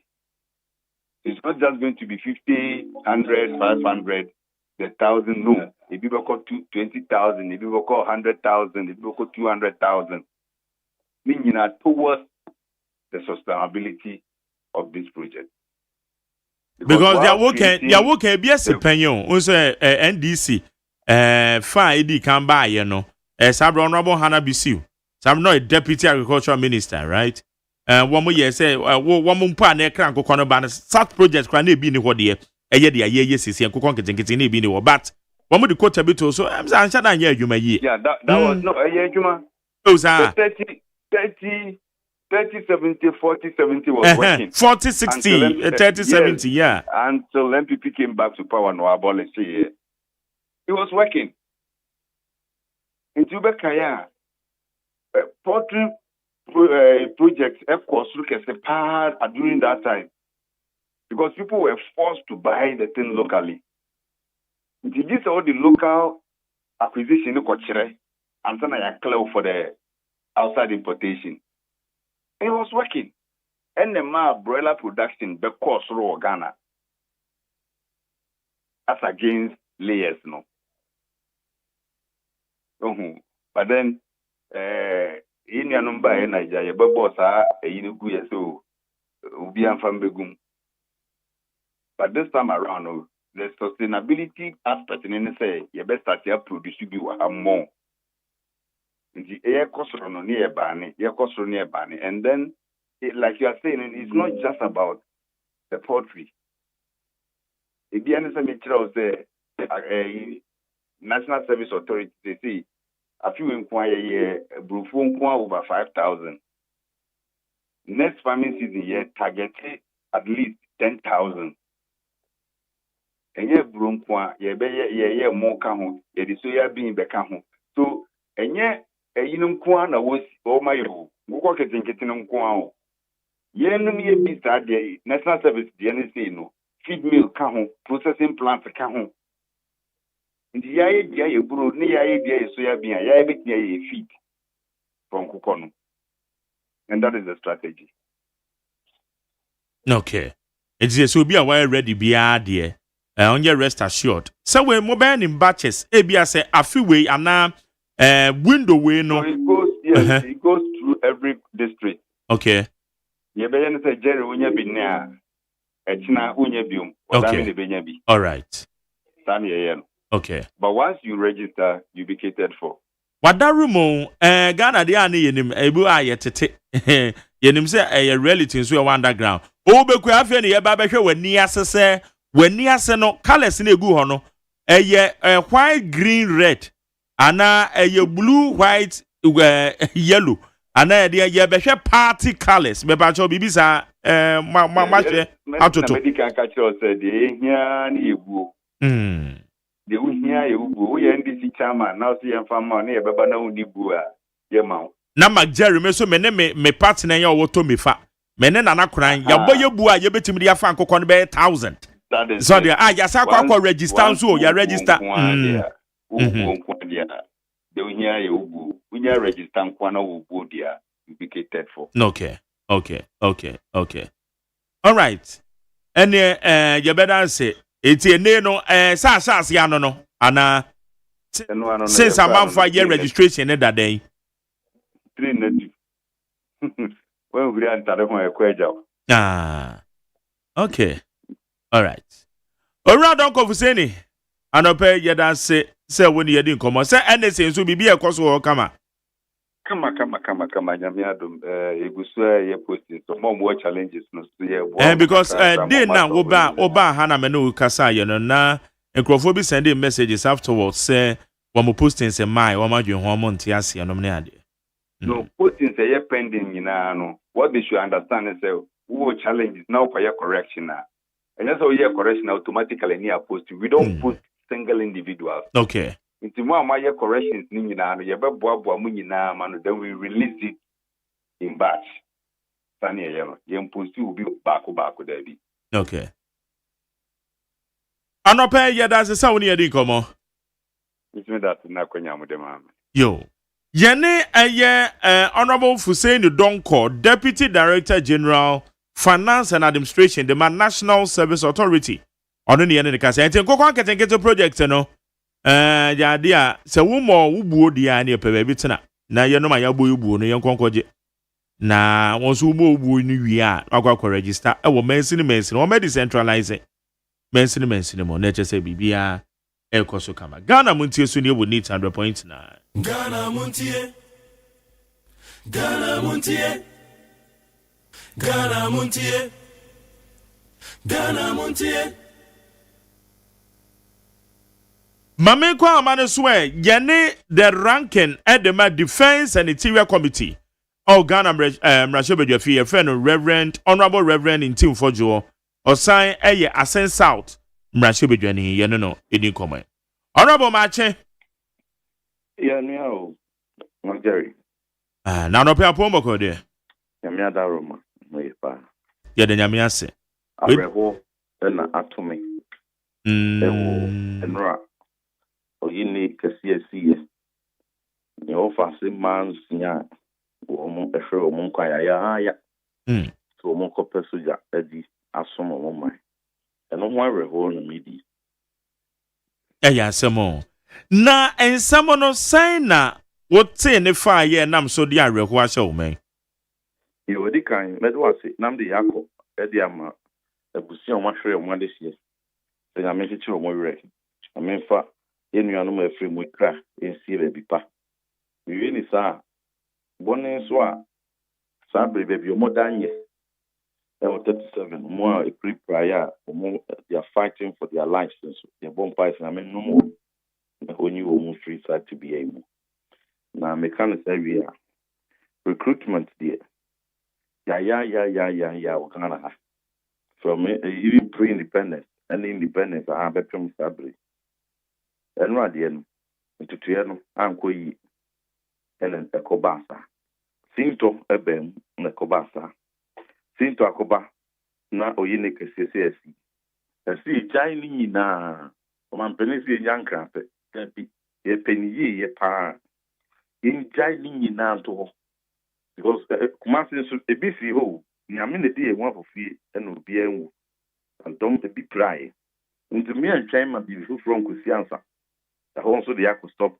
Ye yining in a you should move ye. Not say yem fat yem more fun your man to 12 quam, the 12 quam to the area. That's fine at once. It's easier. But one thing that you will observe, Mr. Go back before Nipa 4,000. Now 4,000, you know. When they can hear with the rule and about before 12,000, 4,000, then they about before for. See, they created a lot of talk in the media. Meanwhile, no preparation is what not saying. You won't use that. Be that as it may. 4,000 about before. Nipa 60,000, and I apply. This is not the first time one. Yenya such a number. So it was even in 2008 under President Kufuor, 58,000 applicants and I apply. So for those who are saying that, oh, and now unemployment are bind that up the criteria until 60,000 there. Even in 2008, there was 58,000 applications. When you say every year, but at the outset, I must submit say. The B says here, nobody should do politics for this. I in Team Fojo will never do politics. Into your best, move beyond following your politics. I drink trade the bois. Now you can solve problem and in the home. When you have received such applications, what decentralize all the 16 regions? We won't solve a problem. And so to me, let's analyze the data at the back end. Who say, work at the end. How many applied? It is a work at quantity about 5,000. And no one must tell you, say, who to me and tax it all the 5,000 for the moment. And no crowd must inform you, say, if there was sample additional centers, one cry, bear and 9 come. Now decentralized further one cry. Now we are, or Santi Chum. Navy 4, Bay over there, Sada way, Army Bear Sada way, Air Force Bear Sada way. But Army, they are not all town doors of power. A general crown, and so sign a teaching feather. Said, they be do a paper. Answer, what send a segregated message. It will be the better telephone, so date tassel. Where is your statement? And so I'm a public, I guide while public safety. Message, the amount. For more than head detail was only that date. na say damn so you should anticipate say if I don't do urbanity so we deploy military police do because soldier mono and you be an crowd control only the military police and this what is a soldier for ekugu how we bring krana it is the number of military police before a woman and a bit to me effective crowd control. The preliminary indications we are getting it as a center be 222 military police 22 pen on the coin. You know, and also Pim Aquaco Bochenku, but 5,000 Bochenku, Elwak, no. Nipa me nupe entering control. It was a big last. And you know, and no done change. We have to prove further. I didn't see in the past regular friends saying deployment of member MPs, military police are not about 25 and above. Yeah. Woman to me, and no is it because they are not getting money? Is it because they are not getting budgetary releases for their chop money? The PIA Papa cancer, yeah, support to armed forces who normally I politics, Skaba. But look, if we support the Ghana armed forces, we'll get the best out of them. If we support them, we'll get the best out of them. I know I see a problem further. Maybe behind the day and home some more alcohol soldier food because it's the same soldiers. And over the years, one way be this time. That the Yankofa soldier food free or my for also manage the equipment. Any Ghana soldier food ya and on my man until we need to prove further. Is there some support you're not getting? Leadership crisis. Majority, with video so I've lost count the number of times I'm about with video so I bet part of my penny Muhammad tells say, one appointed defense minister. You bear me witness. And I may say, it is very dangerous. So 3 months and more. I need the substantive defense minister. No, it is dangerous. It is reckless. What's your name? The politics. What's your name? Quite you for super council man peniste, bra or no ken, and of appoint defense minister. And no monfa defense minister, Nsanka, finance minister, on about to force it. On about to force it, it didn't be Tiano. But it is too big, two portfolios. And they over be ready budget. And for the past 1 month, the electricity higher budget. Meet is all you I don't want higher budget. Because budget is not the gateway. Emre bɛn na obenya yakosia asoda fo mpanifo yi akɔbɛ makam sesia wɔm so recruitment a yɛ ba bɛyɛ yi mofa ho hyehyɛ mmra na mehwɛ dodo sɛ na apply dodo sɛ na eco center by center and she said ben am dia go akwan how are you going to text them how are you going to do the crowd control na operational strategies are omu dia go akwan nyina watumi abɔkyire ama wɔn competent and additional policy guidelines, broad guidelines. Oh, that be with the Muntichemu and Canadian Munchemu 9 was Donald Dawson. Now, text messages, so Muntichi, Mamma 1 day, sir. All those guidance and support would have come. ABO, in here logistics, we here council, they have to know maybe not religious, no, at the same moment, he would have lobbied for them to get adequate releases.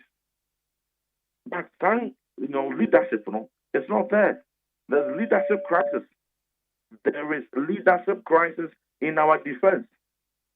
Because the same soldiers, and on my be a fair and this is an human air quacho and Muyini Yaba.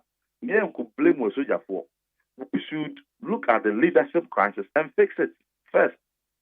They are can't get to know the I was soldier for from the they don't require the best fashion. Because one Casacram no say by Sunday I expect that they will initiate a board of inquiry into the matter. But the broader matter, which is leadership, everything rises and falls on leadership. The SCH cry still Montie and Ra. Speaker of Parliament so the Nanu say, Oman a beya expedited appointment. It is a team for your Aka. Nansa was a Muntia. Well, speak and swagging. And so the bullying in Dia. You best say. May the American say, and print. Obia or free mubia, certainly woo yellow. Omo fam pata ma omo busia fo. Ese pata omo tia compensation de ma wo. Iwia yen sign en ma wo mo mfa omo de sia oba ba ko a. Omo so wo pepa so be soja ni no qualify. Mo fa mesina na ne fa ni ko soja ni. Eni so omo wo no ye pa. Wo mo e pranso yen pata wo. I expect the government to make a profound announcement on that. As o pata omo wia. Osanso obi wa pura no. No to ne kra wia. Won't you put go soja mu di. But also also mufasa asana mu ba. But the yina obetumi enya pomodene bi akoso je mu no qualify a. Mo me mu am na onso enkoso je mu. Eni se omo bre eye kwa.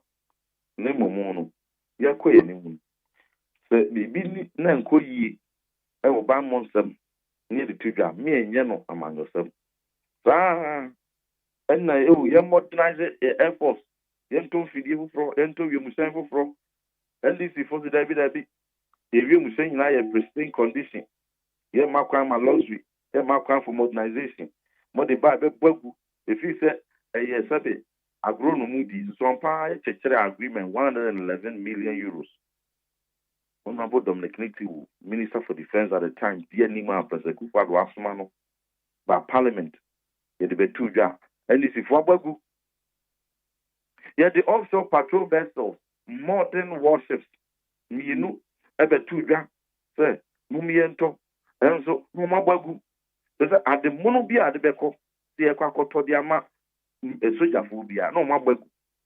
Omukaya, a year or a Bujadenfia or ye, Deputy Minister for Defense can say. Ye Museno, and Yenya, any data.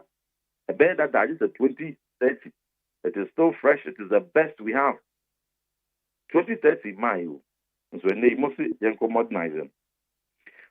Could you tell Black one? Ebra, the first minister, I'm not going to air cancer. Play in the crown. Engine back who are in at it. Mummy and friendly and can want some top of from it. Could you tell Black one? Big man, TV to cancer. Bako, Tedaka cry. Therefore, my penny is your phone to them. Yenya media bia ankasa. Yenya CS, yenya expert in security defense bia ankasa. Say, mranti, the muye, ebebo mayu, the muye, every you vote now, who painty, who will say, armed forces now, who bought money peguno, or chinabi, and you'll have a back. Yenyu bia ankasa future. Ama. And they, one more committee, say, they're modernizing. May share the corridor. Umbitumyenya about Parliament to say, why says can we and frankly we. I want to see the courage they will get. Yeah, the Yanko boss for Nipen woo. If you be from Kumiano, Yanko from Ya. Yeah, I could draw Umbenya. If you from Ben on Babe catch the Ghana for one must say, one Macron, the end don't feed more than Emma Air Force. A son said, I want you to Ghana. Sons are man from Butumunya. The son said, the Niani boy ding, and then Niani boy at so. And then the Numa boak of home, and then Sikaba Butum. You know, they're not the son, and let the LCA Kotu. So we are waiting for them to state their position on the recommendation. But yeah, dear, Yanko Bob in the pan, the bois, the defense, in Muda. But they must apologize to Ghana for control Mutraye. The defense and some and Bamon some apologies, and they should bow down their heads in shame and apologize. But if they are not learning their lesson, who won't be big problem for Frappa, now who actually a warning. Appointed defense minister or no more soldier fui, not a Muslim yet, or Yinaba. Ninachi was appointed Muslim yet. We have helicopter crash report. Yenka once a year. And next stampede. Abanipe Nsia Ephraim. So, Muslim appointed. Yeah. They haven't learned any lesson. And they are bent on taking Ghanaians for granted. There's a Ghana for Guyana and what it be the Agrodia. all in the name of goodwill there. And the Janin had the Magana for. Okay. Then the Esren say, a banner man a very serious and dangerous. And yet the old Babe Bompire say, and say, not take a political advantage. Because the Bambo say, you will have nothing like politics left. See, if defense breaks down, the whole country breaks down. Political systems break down. And yet the DD agro, and the baby are all train over the train set. Because the mama and fail your answer. Who have take over. There will be no Ghana left for you to take over. And to the Bompire say, won't see the air no Fanya Juma, no Ghana, Bambo, and Quenenim. Okay. Honorable, when you did Kanya, you recruitment be say. And can they cry recruitment no now one decentralize the Kranko region. Obe free baby awo, na waban crying. Na there will be an wababe passing through the process. Ain't it when the stampede ebe mun nam so many pa ewu ye. And ye nipa dodo ebe board dumping because I can nipa dodo ebe board dumping dia. And there ye huwa elwak way ye huwa anytime a recruitment process. Eba. It is we relate and no to say be a leadership crisis can we be in Tinama we yes ya. I want to bet much yama. Yes, leadership. So the one they can new way the first time I hear recruitment. Other the anti you be to and now one more a year is a fair fellow. But no more yet to go soldier for. No more yet Nigeria and answer America soldier for. Ghana, a soldier for Yano, and a soldier for from Nebeye. Yeah, soldier for ya.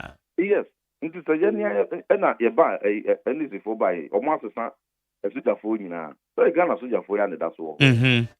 Yes, but there's leadership crisis because one more buy, they made some major changes. And I can't want to maybe, I will not repeat it. What I say. You can't want them extensively.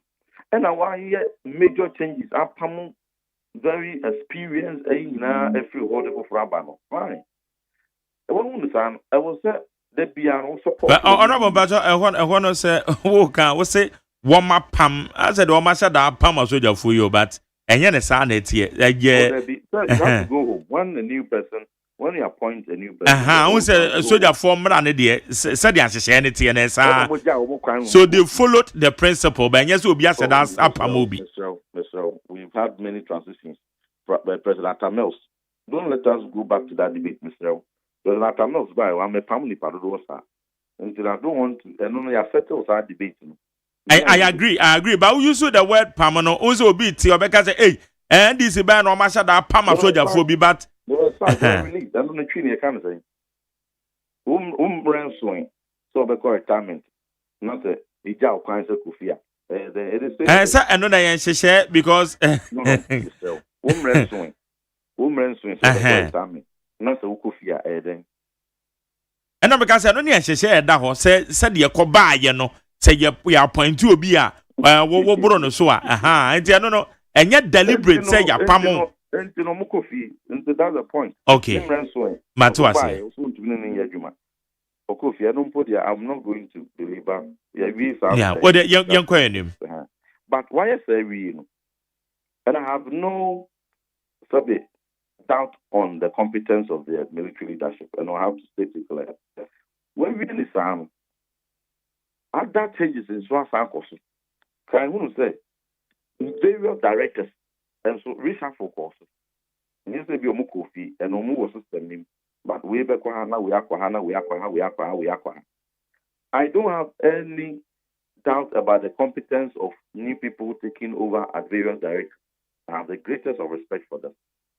But the Americans say a new government and new military leadership and a new leadership at the various directorate brigades. And the various commands. And you know, Akobana Sano, the Womoba Bayeno, fresh. This is the first major recruitment Womoba Bay with fresh, hands, without the benefit of the old experienced hands. It is announced that leadership support is very critical. I'm not talking about competence. I'm talking about leadership support. In the way, first time I was what was the morning show several years ago. Now, so the Oko CNN, now Oko host or show for the first time, different. So you are a competent journalist, but and also you're different. So, before from every sister station, no matter how long I will host the morning show. That's what Baby host will be the number man who sued for the first time. One, and what you hear, but you make on say. Yes, I guess. And no, just the Nipano and yet qualified journalist, and also on your competent journalist. It's not about their competence or their suitability or so fata. But what about band of Fufron? Yet winning the very first time, we need a lot of support. So leadership is very critical. We have a new director manpower. So you need to give them all the leadership. So if we had a substantive minister for defense, I review all the strategies there, the operational practices, they could deploy recruitment. What to me, who said there be a Sintoka crown, maybe a hand, what you plan, what you fast for way so come home. Baby, numbers, 5,000 here. I anticipate the crowd the baho. Study the DSC paying 2008 when there was 58,000 recruits applications by Koba Canal Damois at the time, and there were MP for Jamasa, one director manpower at the time. He created additional centers. Accra, engineer working one. He created additional ones. Spread day, manage. He created visa. Kumasi the answer somebody. Moriana Munchen, not more for being come. But text message now must say mobile best send the amount bia. Moving in our Kodakurodi. That the chaos beba. Monsano. Namonti Chebuna Ubia Nyan that's over. New issue statement. Namonsre potential recruitment for their own safety. Behind the text message in so that the amount no pet and it's over. Omun kohe baby gra board the corner deal one another one of the basada one of the basada with that.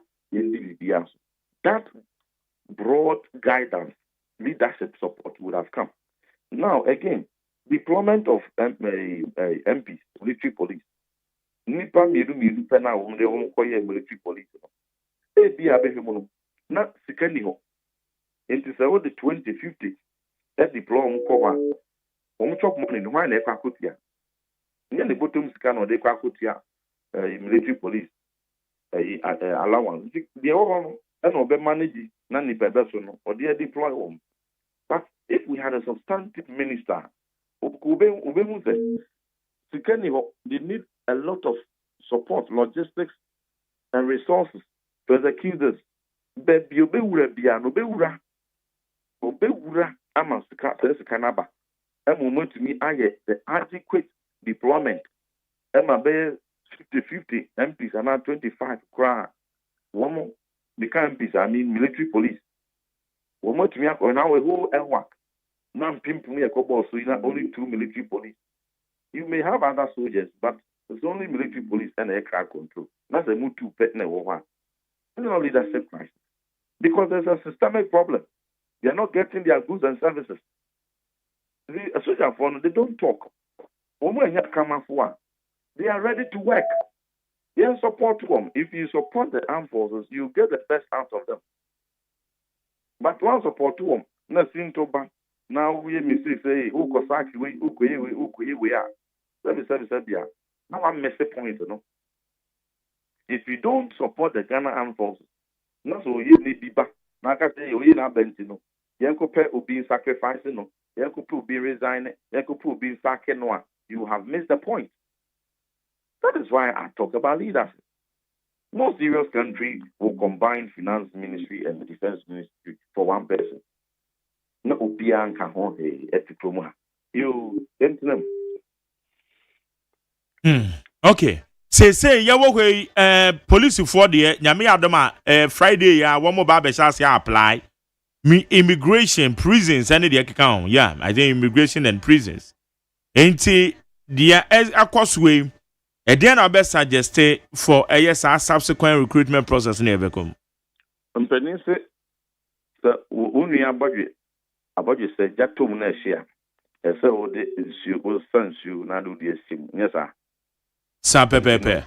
deɛ akɔ so yi this time koraa no what we have heard ne sɛ ɔmo nyinaa aba bɛtɔ form no on one platform instead of sɛ obiara bɛtɔ no deɛ no they are going to do a combined recruitment wobɛtɔ one form na wotɔ a afei wɔn the we, the Committee on Defense and Interior, we will call the minister, call the IGP, call Chief Fire Officer, we will hold them before Parliament. So, Mumbra, Yinsia Kukum, na Omumfa briefing in Amra, Yan Kemuye Nedin Kusiansa, alcohol. They should rather come. See, we are there to support you, and only at the Ayana, a month we Nantia say. Who opposition? No, just say oppose all the time. Yeah, penisi. Umra yesia. Adwe ni baku fotrim. Ni emuamo ahead of time. Ni avoid the oyinenu. Nti yetna se bia. Seem to be a woman. Ebetumi di adwenkyeraba. Omo so di bi beka ho. Ni asese answer akoso. Nam ankoma di esi ankosi. So so therefore the kusia na investigation na that manage crisis no. But we have a fine opportunity to prevent reoccurrence in a hospital. Not just go 50,000 echo soldier you. And we are just one soldier, military, then armed forces. We are going to have police, immigration, armed service, and a police combined. We have combined it. In the past, it was done individually. This time, they are going to combine it. Until as if not actually be one. The two money, not so much here. From the two acquaintance, which we have that with. So that's what we are going to do. And we expect their full cooperation. We are there to support and not to antagonize anybody. It is some question what may pray you any abusuan so our dear Tomani. Okay. I'm not pay committee no. Yeah, COP 37 akoshe na anamombi obi ase the 2 year the COP parliament ko budget year na the nsahwa ka bia say ko hwe busia sponsoriden atwato. All right. And the expected president must make an announcement of the compensation of the ma abusia omo aka ihia pa. Okay. Yabechen say president ebekana eno na obi bisam say enye too early say obe call this na. No, it's very important. It's very, very important. Also compensation. And the Mao. And he said, Omu Prano, and the Omu Ayakwa. Because a patriotism. What do I say? Patriotism. I always say, Obebodon, say a pet 1 year. But any committee in Anka betimi aye adwuma no na wo maye ntwehwemu na wo mawie na recommendations as part of the recommendations no wo matimi asusu compensation bi ase dem abusuya. Oh no sir, no immediately no. You cannot say be 10,000 or 100,000 but make that commitment. State that commitment. They make us what you say. It is not premature. Bibi kakra bi nkwansa. Yes, they must take that commitment there. Abusianfo amahwere mo abusianfo. Okay. They nyamo saada. Oh, okay. That statement no. Oh yes. Ya obesra mo. Abehwemo e one we pra abehwemo 37. And wa hwe abusianfo wa di wa kosra ahwe wo mo afiri mu. But the crack is saying something has to be assured. Say, Yamusa, the bepe bibi dimu, and the abuamu. Say, free because Obi Kwakudisuja, one of the most patriotic mover, which may take the amount. The Nipano Kwako Kwama ne mine, ne moon, when Yakwanyano was free more. Under such very sad circumstances, we deserve say a bebuan, the Buebusian form. Okay. Anope ya da sesa woni adi nkomo Honorable Reverend Intim Fojo. Nyamisha wonso. Yanimra sebedwani owa Asen South ene edi nkomo ye friend Reverend Intim Fojo. Osan ye ranking ewo defense and interior mrashebedwe fie. Ono na ye ne no edi nkomo. Ghana Montie so ne wo neat 100.9. Enti wadwe nkyere no ye be kenkan. Baby a what be fa fe na won so chro dia 0201162746 0201162746. Ghana Montie, Ghana Montie, Ghana Montie, Ghana Montie. Ghana Montie sunie ewo neat 100.9. In fact, menyonko pa bi owo eye musuku eye Ashoma State ye friend Kwame Do ne abusuafo ne titiri eye wise nso minu aprekope nyame ya doma weekend na womo maame eye madam Mawusi Tonwin Do womo ebe na yie ewo musuku eye Meb Guest House musuku Meb Guest House eye ne bekoso eti Kwame Do mema woni abusua ni nyina hyede na wise mema mo hyede pa mema mo hyede na me adoma weekend bibia bekoso kama I go out now. My Jerry. You dey? No pa. Ale ma minti enko kon kete speech ni kakra. Okay. Aha.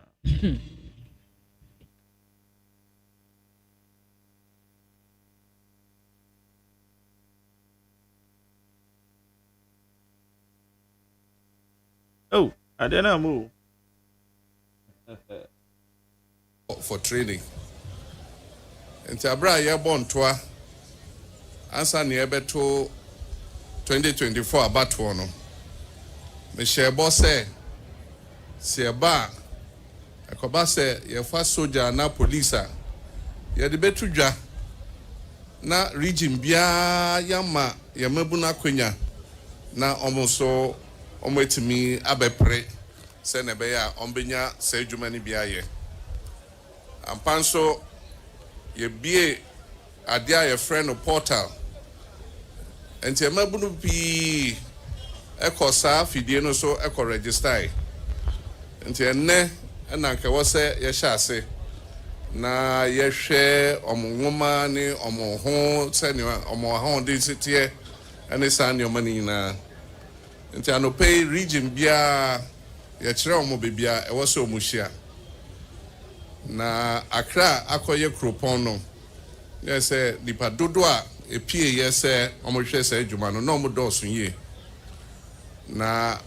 aho prepare ne ade a hyase abra ye bie gate no se nipa enremu no ma nipa ni bebre de ahoden epia se omokum omanim etime enremu na arehosem ne se ebi ehwe ase emye tietia omoso na menemo ka sei se na yenya ntiye nipa ensia ya mabunu ahwere omonkwa na dumienu bi nso eda hospital a echese ayeden nso ye bompa ese omho beto omo na nyame enya areho ama omo enti make us say soldier mpanyimfo ama ya so ate se yemma ensia omo nyina eyemma bawa oma hwere omonkwa se kumase hanso bibi kakra sa asiye a echese nipa baako se we prade den dia oda ayarsabia ono so ya bompa ese obenya ahode na nyame ahonomobo enti enkraidea no meka che asoja force omunja ansa na yenhwem na ye nhihye foforo senebe ya ni esi no ensi sabium enti makasa no mesre na obia pagya ne mu sima ba kope na ye dia kai yenuama a echese ene omoye nyamedie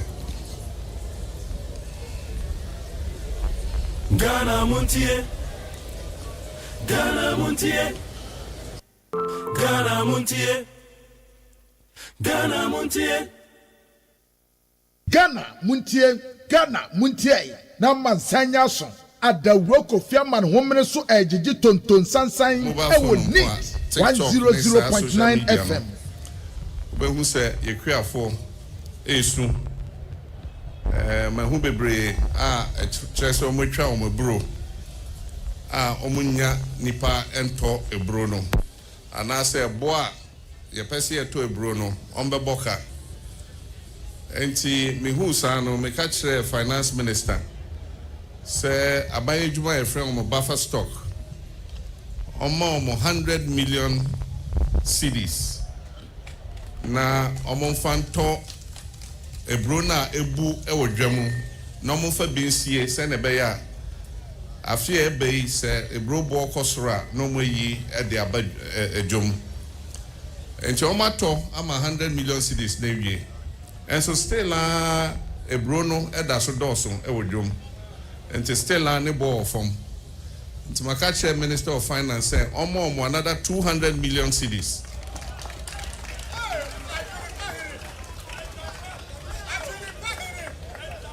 Niamfanto ebrona ebuno niamfanto ho se ne be ya ebedru emre a ebro bo be de no na yeyi se ebro no so aba na Ghana for etimi enya ebro ato.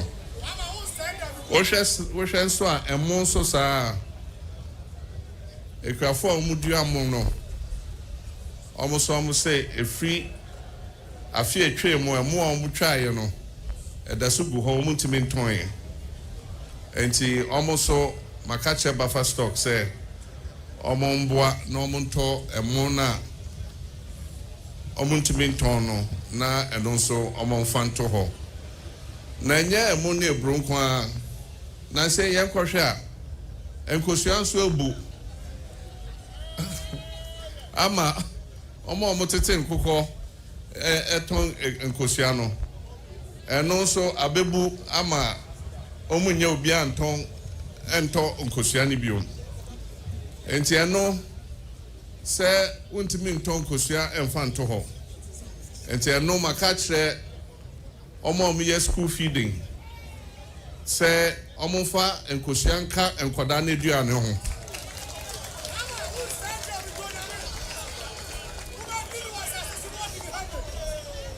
enti omontoto enkosiano na omofa ngu enkoda no eduane no mundi se ne be ya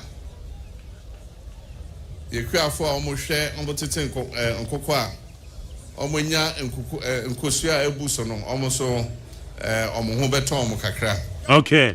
Enti we de ya pa na je se ama bibia ko. Se maka cho se made in Ghana de. Bomodin a wata de shame aduane diem titru. Aduane de obi adidi. Mane ye made in Ghana. Bia ye made in Ghana.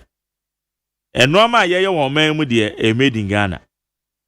Ye betime so de so man ye betima ye de ye wunim se nye no ma nyina na ye benya no man ni mu. Ti made in Ghana no ma ne de. Na eko yekwa yaresabia mu nso de ya made in Ghana. Ye ka made in Ghana so de na ye ya C4C Homeopathic Hospital Medical Director. Your friend Dr. George Siama owa homa no so. Dog Martin. Yeah, dia o ti dia ma Jerry. Bia koye. Oba da daro ma bra. Ya de nyame ase. Ye nkwa ma no ne nkwaja yaresa he ya C4C mo hu ide yinsuro. No Sa pepepe. That's it. Nana so de na ye hwe.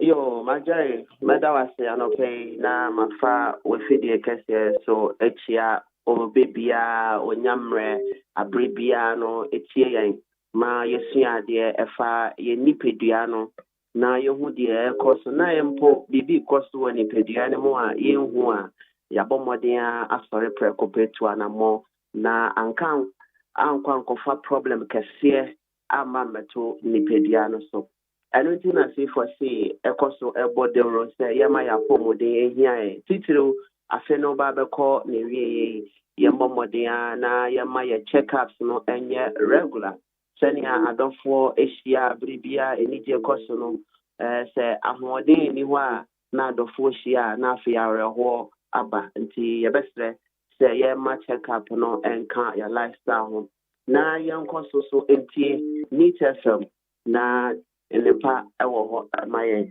na ɛnɛ deɛ sifa sɛ yɛne adɔfoɔ kyɛ biribi ɛfa yɛ nerves ho yɛntii no ho nyankopɔn ama organ biara special function a ɔplay nti yɛwɔfrɛ biribi the spinal cord. Your spinal cord, a very important organ, a bundle of nerves.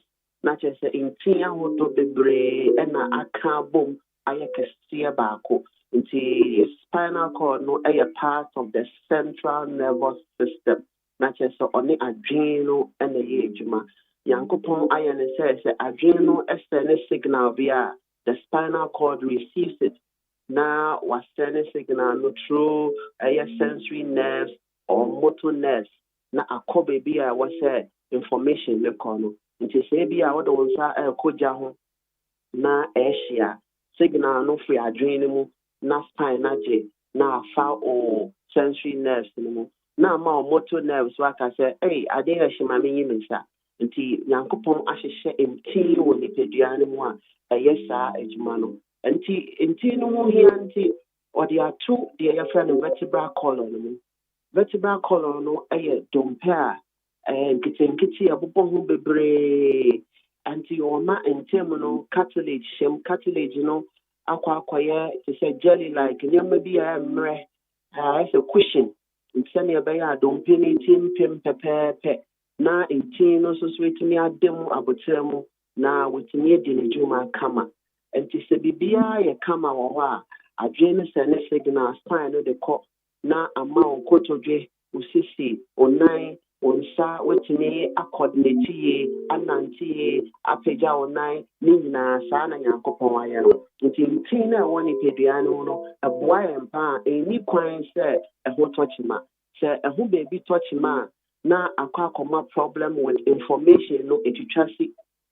na ama sɛne anka ebi a wobɛfeel pain ana anka empo no bibi ɛba wɔ nipadua no mu a ɛbɛma watwe wɔ nsa ntɛm no ntumi ɛnyɛ saa na akɔfa how abɛtena nipadua no ɛno ɛna ama condition of sciatica anaasɛ sciatic pain ɛkɔ so bebree kane no na anka from 25 years but downwards, experiencing some of this pain and sciatica edebano.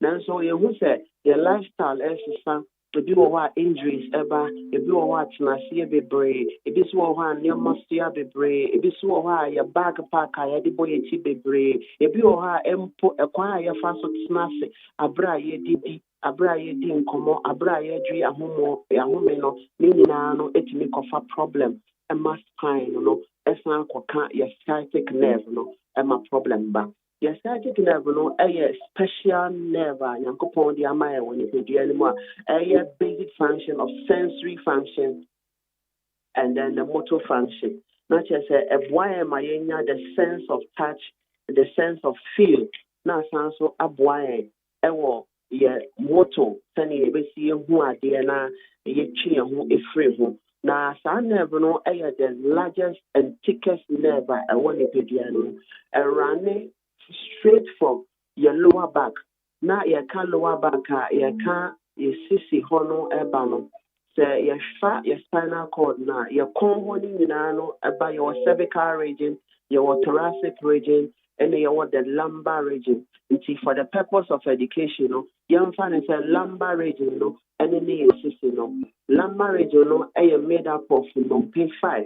So don't penny now L1, L2, L3, L4, L5. When you know our nerve root, they can nerve root acquire baby intino free. And it's our nerve root, and the from the lumbar region. And at the sacrum region, and also a part of the spinal cord, the vertebral column.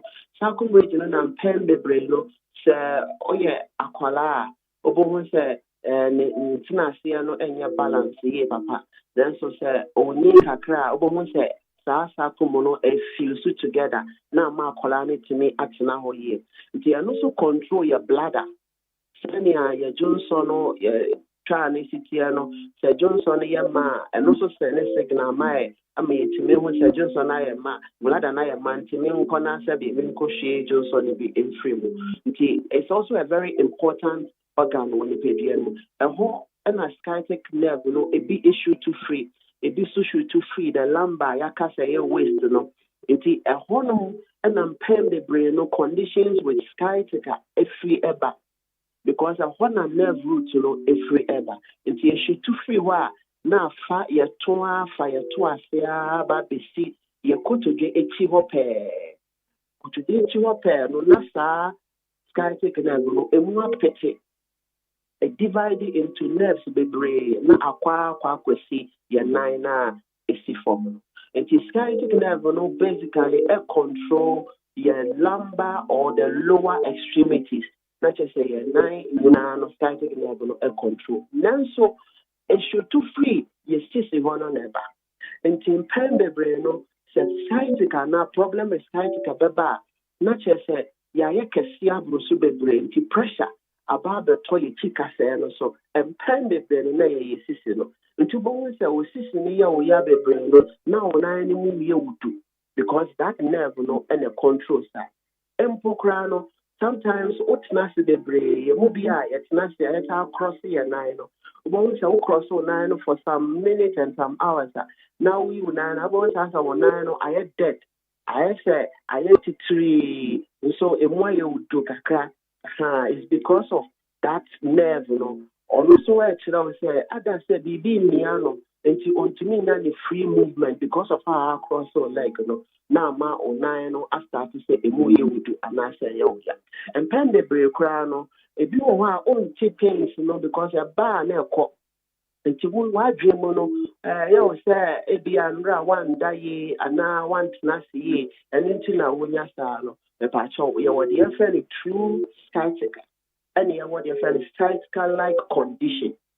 True sciatica nature with sciatic nerve and ankasa, and other saying TB don't pay me because of hyalinated discs, and now saying for injury be a cause and nerve now.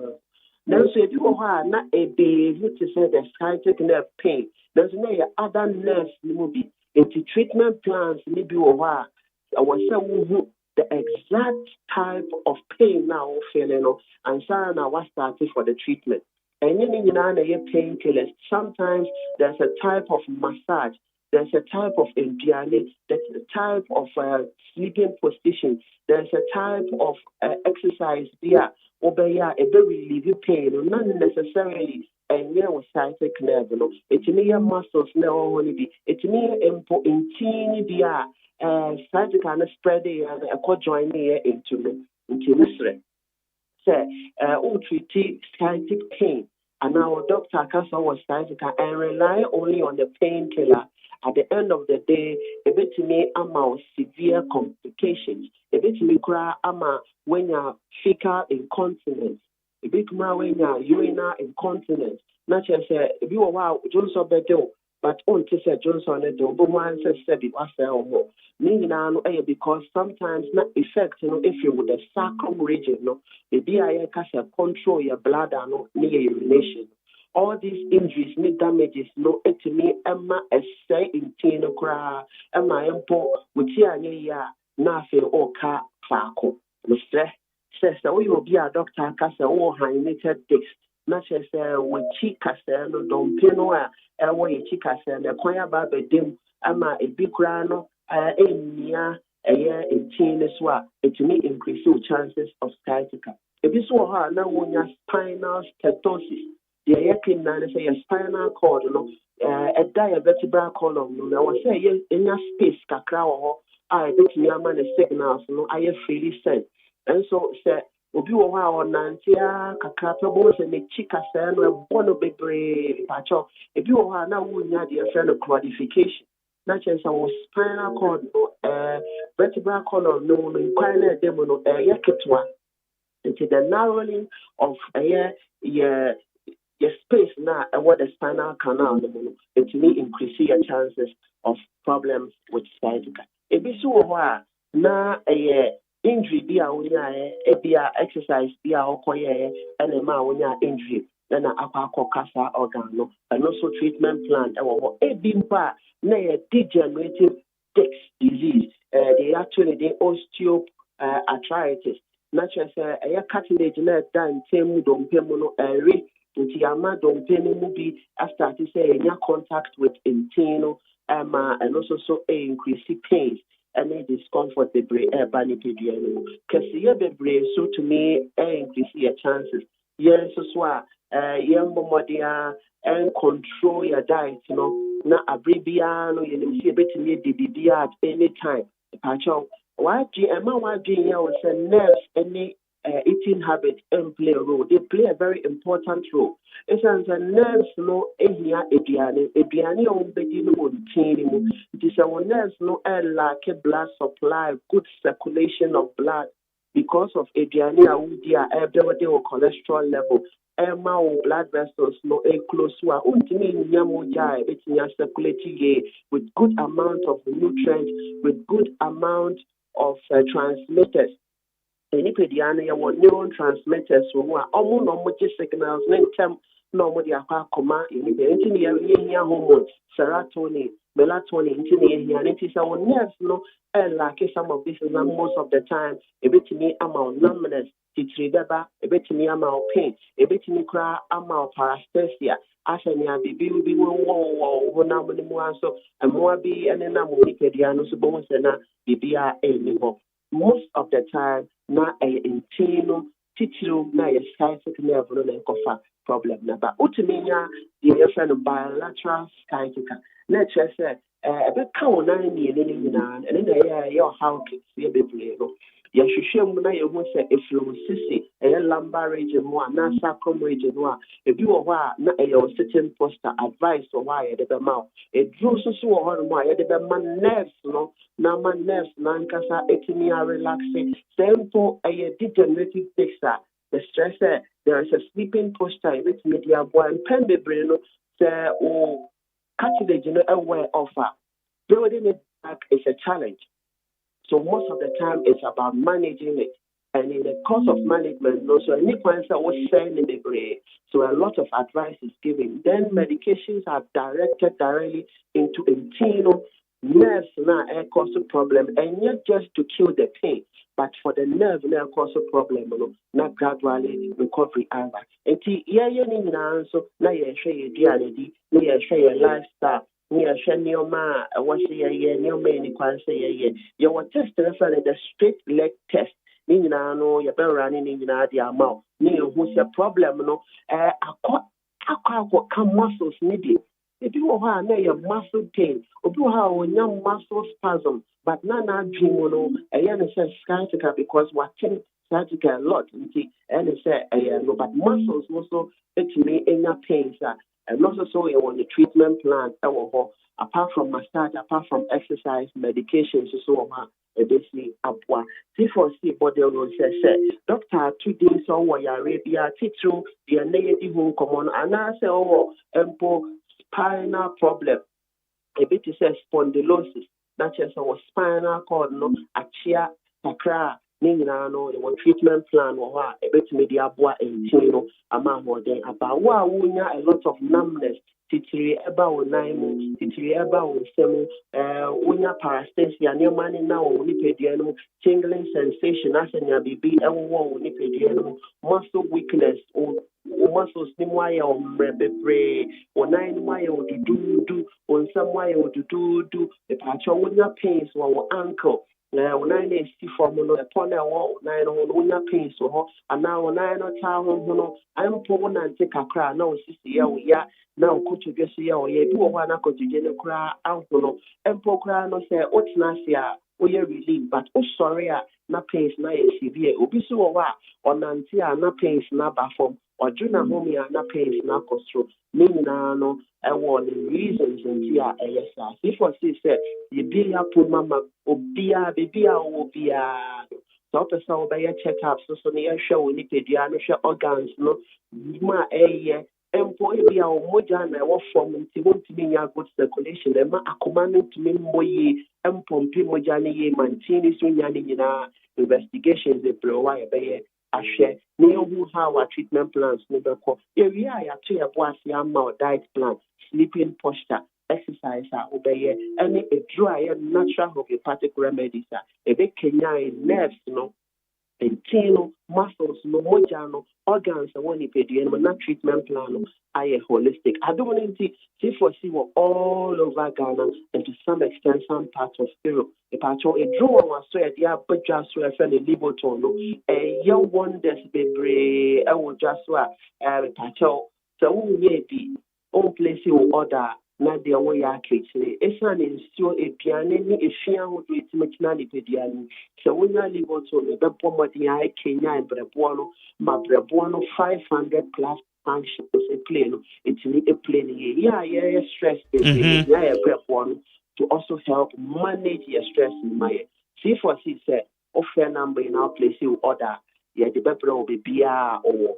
C4C will Cape Coast Green Hill opposite Addison Square Garden the central region agona out of so branch kesiya power hotakrade the opposite Fejai May spot a no more pay and yeah mix and then drivers here the massive the patch also Kumasi Swa yɛwɔ ɛdwoso kwamo Jati Junction and also so yɛne animal taxi drivers yɛgyamahye bebree yɛso so a yɛwɔ ɛyɛ Accra yɛwɔ Adenta SDA Junction patro yɛyɛ adwuma from Monday ekosi Saturday 7 a.m. on the dot to 5 p.m. Ɛsrɛ sɛ wobɛfrɛ number no place you order 050 00 40 331 050 00 40 331 and answer 050 00 40 328 050 00 40 328 C4C say obrabo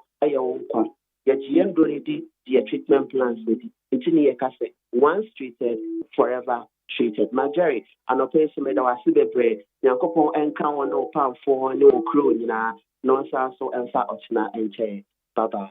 Yeah, that's Dr. George Siama, a medical director, C4C Homeopathic Hospital. No, na yetene nkano. Messages in Ibu Hana Meno Kase dear. Gifty Enang Bedevi. Gifty Atanasi or your member of the NDC National Communication Bureau. Gifty Atanasi Waha.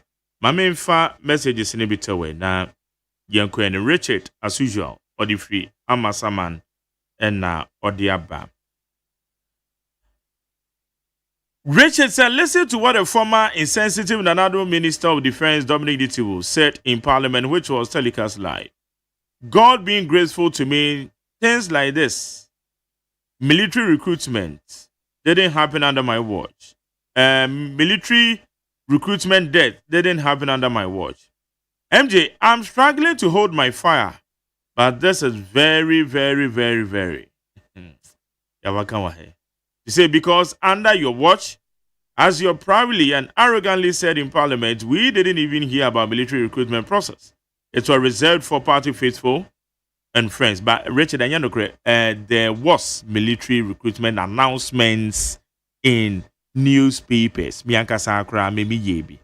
But say categories in our mother buy, you know, na endorse just like the experience this time around.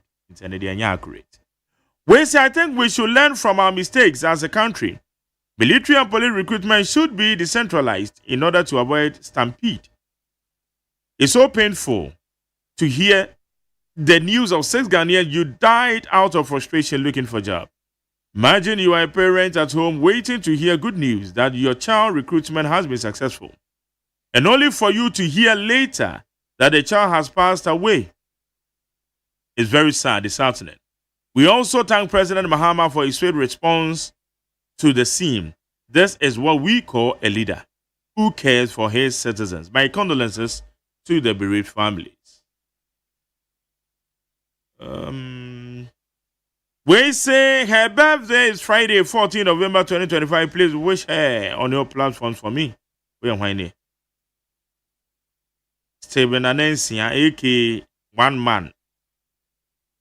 Over Germany. One man. Yeah, tell why. When some majority, the growing youth unemployment in Ghana poses a serious national security threat. The recent tragedy at the Elwak Sports Stadium reflects the deep frustration among young people. It is alarming that resource-rich nation continues to struggle with job creation. Urgent and inclusive measures are required to harness the youth potential and safeguard Ghana's stability and development.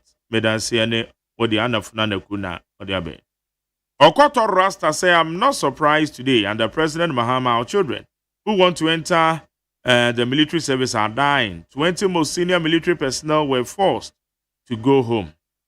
These personnel went home with their experience. So, was there any surprise? Lamtekin Rashid said, as a Muslim, I find the statement made by Honorable Bye MP profoundly troubling. Yes, life and death are decreed by Almighty Allah, but our faith forbid us from using divine will as an excuse for human negligence. When lives are lost through systemic failure, Islam calls for introspection and accountability, not resignation. Where I'm taking Rashid and Odiabe. Allah Baba from Medina. Also, as the big push moves to progression, our His Excellency John Dramani Mahama to remember engineers and planners led by Ibrahim Mahama for any qualified contracts, including mining concessions, road construction, and he shouldn't listen to the nation records called MPP after the Kosomodam Spillage disaster when Ibrahim Mahama was donating to the victims, dredging the Volta Lake for free and supporting the needy through sponsoring and paying their medical bills. Alai Baba and Odiaba. We say good morning to you, Mark Jerry. I remember you said it somewhere last week that tragic accidents do happen in the country, mostly on Wednesdays. Yes, Anna Mekai. Last week, Nameka said, aya a normal kesi bia a taisi, yemem with a taisi Wednesdays pa. And yeah. Until we know, I said, you be found. Have you people noticed that the second coming of President Mahama has been too many accidental deaths? Just on the last August 6, we had a helicopter crash and lost 8 souls. On November 12, we have lost 6 souls in a stampede. Where Galamsia did free heaven. Galamsia, where there? I Aquentia, so the Aquentia. A baby and no waba. Aquensians were not pencil. King David Adifrika so Otamens or say you call to President Mahama for launching and cocoa in ketting. Also, which are Felix now call you. Okay. Where's the Mark Jerry? My condolences to the families of those who suddenly lost their lives. Baba Mbila and Nas or the free. Kaswa. Where's the cocoa ketting is just beginning of causing financial loss to the states. Because NDC never introduced anything better to the country. Kwekuata, you are being pessimistic. Ade, and kokon kete, afini eshasi. We say the real Asempa budget will be read today, and Ghanaians will be happy for the change that they voted for. Honorable Atoforsen will do it again, and I know for sure COVID-19 levy and some taxes will be wiped off. Thanks to Abam Papa for doing the needful. Courage. I'll say Ochia courage makafui no nekweku. Ena eye Peter Akwesi Mensa. Okay, better say.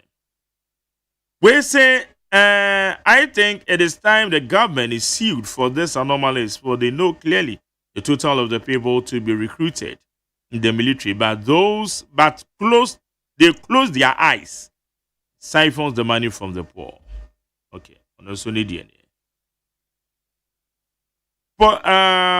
Pokuase, Kwablevia, the free Pokuase Benghazi, also stampede has occurred at Elwak. Some youth have lost their lives, and the youth were seeking for employment into Ghana Army. Ghana have lost some future leaders. Some people are doing politics with this.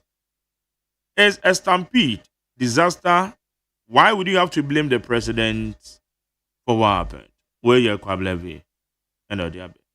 Well, say good morning, Mark Jerry. See who is talking about partisan politics. Abdamafu? Talking about partisan politics? I don't know what you're trying to say. Sami Boache say, I'm becoming increasingly worried and fearful about the series of tragic events unfolding in this country since the change in power. Recall the incident on Wednesday where 16 church members lost their lives due to bad roads, followed by a helicopter crash that resulted in the loss of 8 brave men. Yesterday, 6 lives were lost during a recruitment exercise. What is happening? Can we not find alternative methods for recruiting young men? We Sami Boache or the Frasamakese.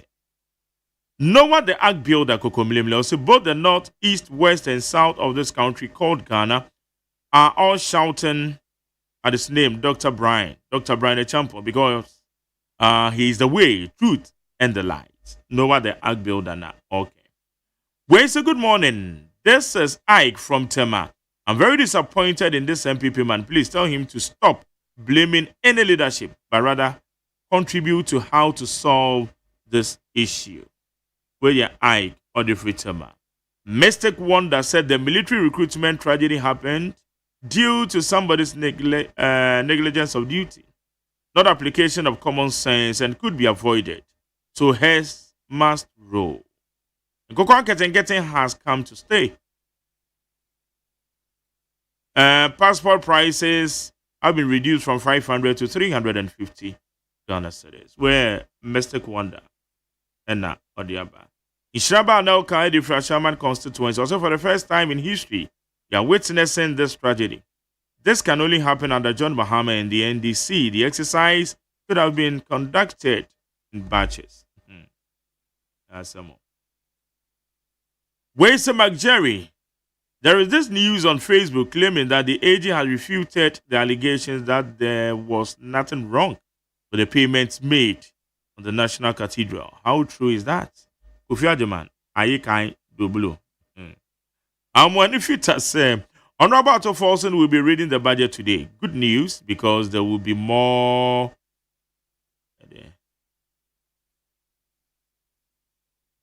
There'll be more surprises. I mean, that's what you mean. Okay. Wayse McJerry, my condolence to all the family and the president and Mr. President Mahama. But you know, what happened yesterday shows clearly that Ghana, my motherland, you'd need to be connected for more jobs. Connected. I just say, can I say me? Radina me. You Well, say good morning, McJerry. The train tragedy yesterday happened in my area. The guy was standing by the rail line waiting for the train to pass by him, and unfortunately, the wind blew him because he was standing very close to the rail line. My advice is that because of the speed of the train, everyone should avoid standing close to the rails. But and then mama say, well, and what they see packer than train, they see any day. Me, I don't get it. We say it is so sad that 6 people have lost their lives, all in the name of seeking employment in the Ghana Army or Ghana Armed Forces. I've said time and time and again that the way we do recruitment and selection into the security services are archaic and below the international standards of recruitment and selection. The body screening should not be one-day exercise, but some months. They are Okoro Yabuwa the free Brahman and now Odiaba. We say good morning, McJerry. It's those who control the crowd with cane. Are they the causes of these people that they run into the crowd instead of using their mouth?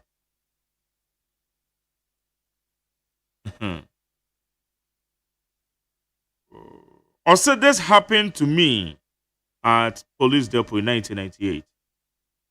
The crowd control Nana Okanwasa. Okay, that's it. Ma menkwena edofo pa gift atenase. Gifty, it is a McJerry. Nyame adom bibi aboko. Yeah, many were form kakra because yeah, said you see and enya papa is very bad. And I pay na meetie. Me share video be was social media. Yeah. And I mean who say one of the victim ne mame ewo kaswa. Honorable na call you constituency na call honom enra no omokonya eyi kakra. But when you see the situation at hand now, to me say adding enye bibia awufo bia be expect na a single mother we are talking about here, one of akolane mame just oyawa ofe mu nyina all those years, the struggles say me baba ko school na waye ni papa pa ma na dachi aman o man any onu ebusuamu ni nyina no. It was just shuttled within a twinkle of an eye. We enye in a day mpo within a twinkle of an eye na yes ya fra say oba call say okoye screening we enye say we nye adwuma ni mpo omuko screen adwuma na ashase mpo keke no na waye nya media not say other hospital or yare wakɔhwɛ no na watete aduane ahye na no kra 2-3 days bi ansa na ɔkɔ ya enti yen as a party no yɛbɛma ebusuafo nyinaa yakɔ na ɔmo wɔ hospital nso ɛno yɛma mpanyin His Excellency John Dramani Mahama together with the Speaker of Parliament any parliament fo nyinaa kɔ ɛkɔsoro ɔmo na yɛmpa ɛbɔ ne sɛ ɔmo aka no omo hu beto omo sene ye be ya ye be the way forward, but as a party no there is no excuse excuse be any ho a ene ye betena radio ana TV su ana ye begina baby e di ama oman no ene omo ahwe omo this year no but we will take responsibility of what has happened. So me can say we will take responsibility here. It means there are some directives ya failing to give us or mine and our government. Say screening no enko ni say and ayenye ni say. And secondly, the army paying for no, they have also failed in a way because they should anticipate what this thing was going to be like. Because from 2021 ebesi neno recruitment omoye nyina wasn't that open like this one, so you should be anticipating say bebrena gumu a omo pese omo joining service ejuma no, and this one was the first one ayedi ashas here because China Friday and vouchers for immigration, police, fire, prisons and also ebe pie. So I think they have also failed in a way. Because if you had anticipated, this will be the number, and moreover, multi system na mudi create here for application where you know the number of people you are expecting. And then you know Ewa Stadium mention yes. So why would you allow omunyina nkogu ho? And per the interviews at my sister stations we realize that some were coming from northern region, some were coming from other region. Meanwhile, the screening was going on in those regions too. So question ni bi wo ho aye bisakra aye nya ehumuaye because obi fee say ono person oba Accra na obeye. Meanwhile, it is going on there. And Accra, we see Accra to be the center of BBR. What you are saying, yeah, BB wa to me who say, I didn't to me Bruce who seen other regions. What you are saying. So on a more serious note, from Adia way, we need to learn from it as youth. Said that should be recruitment, be because original would say mono stay there and have your screening down in peace. Because it went on at Koforidua, Jackson Park. You saw the videos. It was a very nice environment. Everything went on peacefully. It went on in Kumasi. Kumasi the etisa nipa bakuna FNT no class or offer microphone no the FNT. It wasn't like serious like any greater Accra and the same thing went on there, and we didn't hear any bad news. They said any ayeti Accra no. So yabe pacho na yama ebusuafo nyina yakọ, but going forward no yabe sre Army, Ghana Armed Forces no ewo categories. Ena baku ye Air Force, baku ye Navy, ena baku ye Army Nangasa. So if you want to do this and have it done very well organized now, I think say mumma date no emma nkrofo message say oh you have been selected for body screening and wine no e was anka woman ni pani who say you have to come on the 12th. What is here? You are coming on the 12th. The other person who is who chose Navy in applying, no, okay, all Navy people are coming on the 13th. But you can't use 2 days to screen all this number of people across the country. It is not done anywhere. What you say? It is not done anywhere. So yebesre impenyifu omo aminemu whoever is in charge ya nua bema honorable broja Jemfi yesra osesi ade adwuma no egru wusre so. You should make sure say in the next ye mpesa ye beti sa asem we biom because ya say a youth is going to look for a job or koya wakowu enye say wenye adwuma no because the videos we are seeing out there is very disheartening.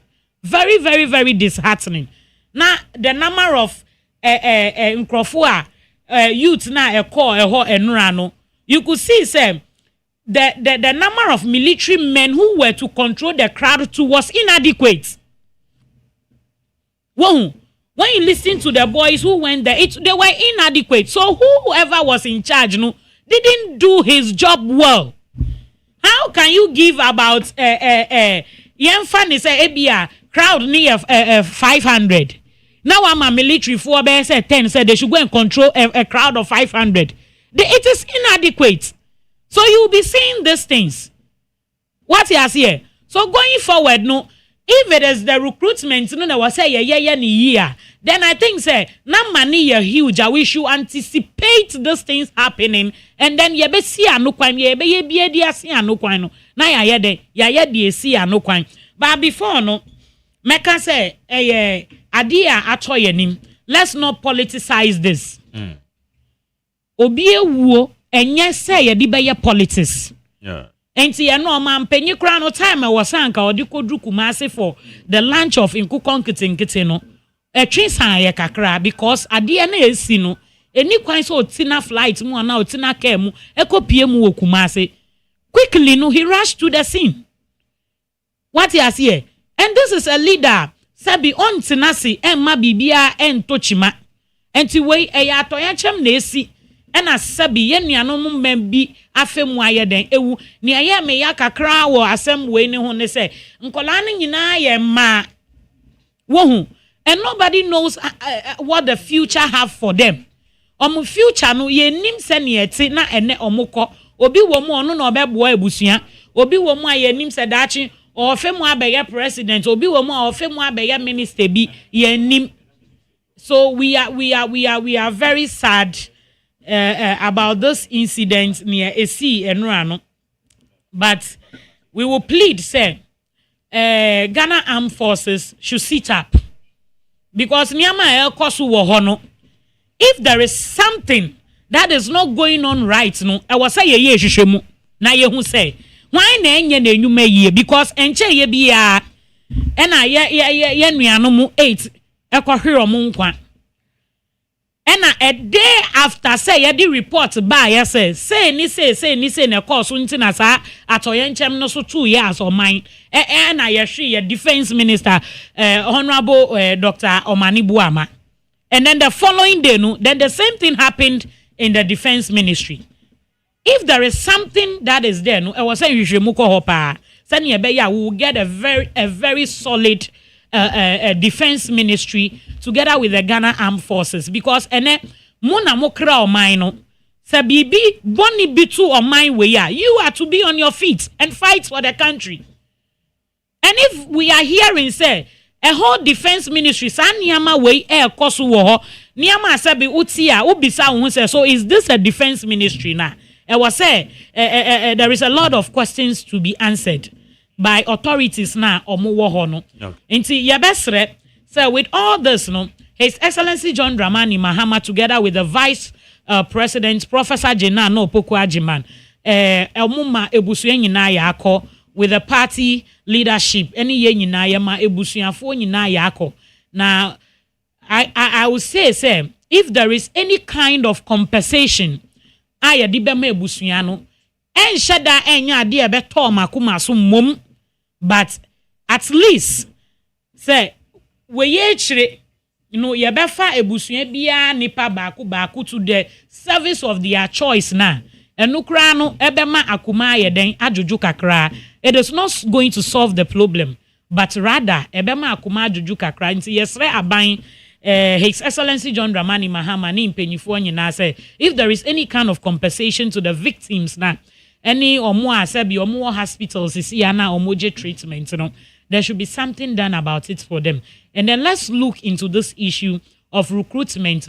America omo recruiting Mark Jerry, but you not even hear of it. You apply. Madam Fubi crowd where whoa. All America grand so on the crowd where just say men say US Army want join the cry.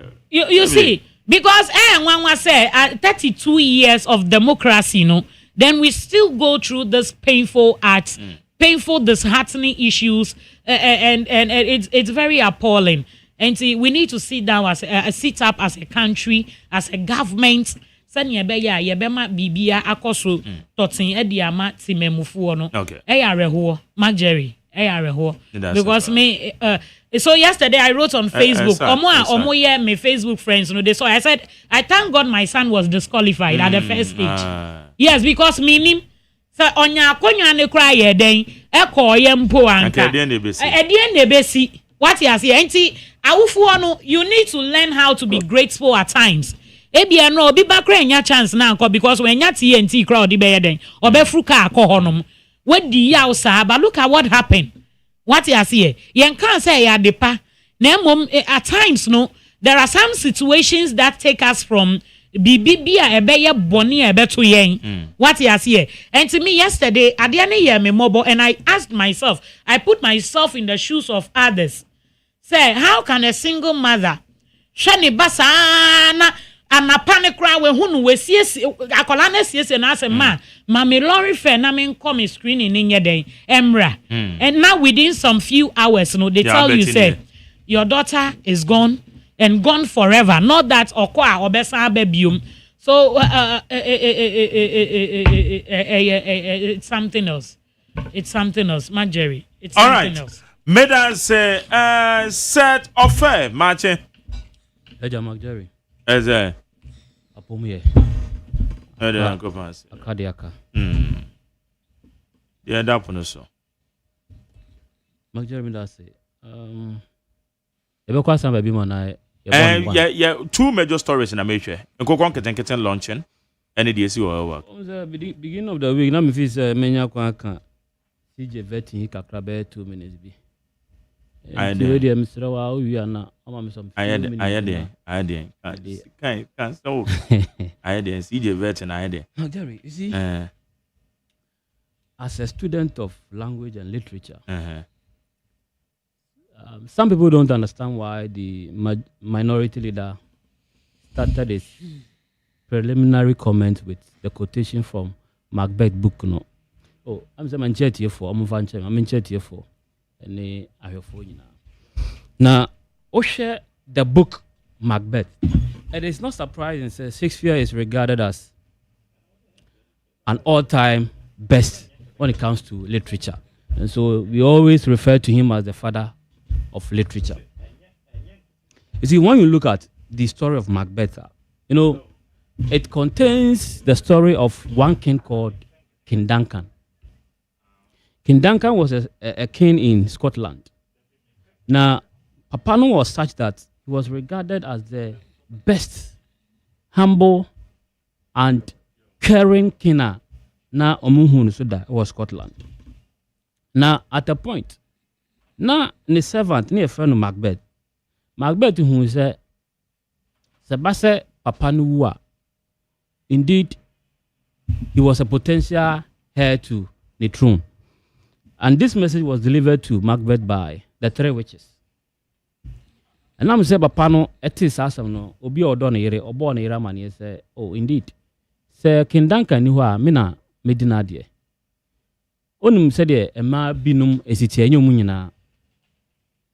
As an instigator, Okacha Nikuni said, you have to kill King Duncan so that you can ascend to the throne in record time instead of waiting for his death.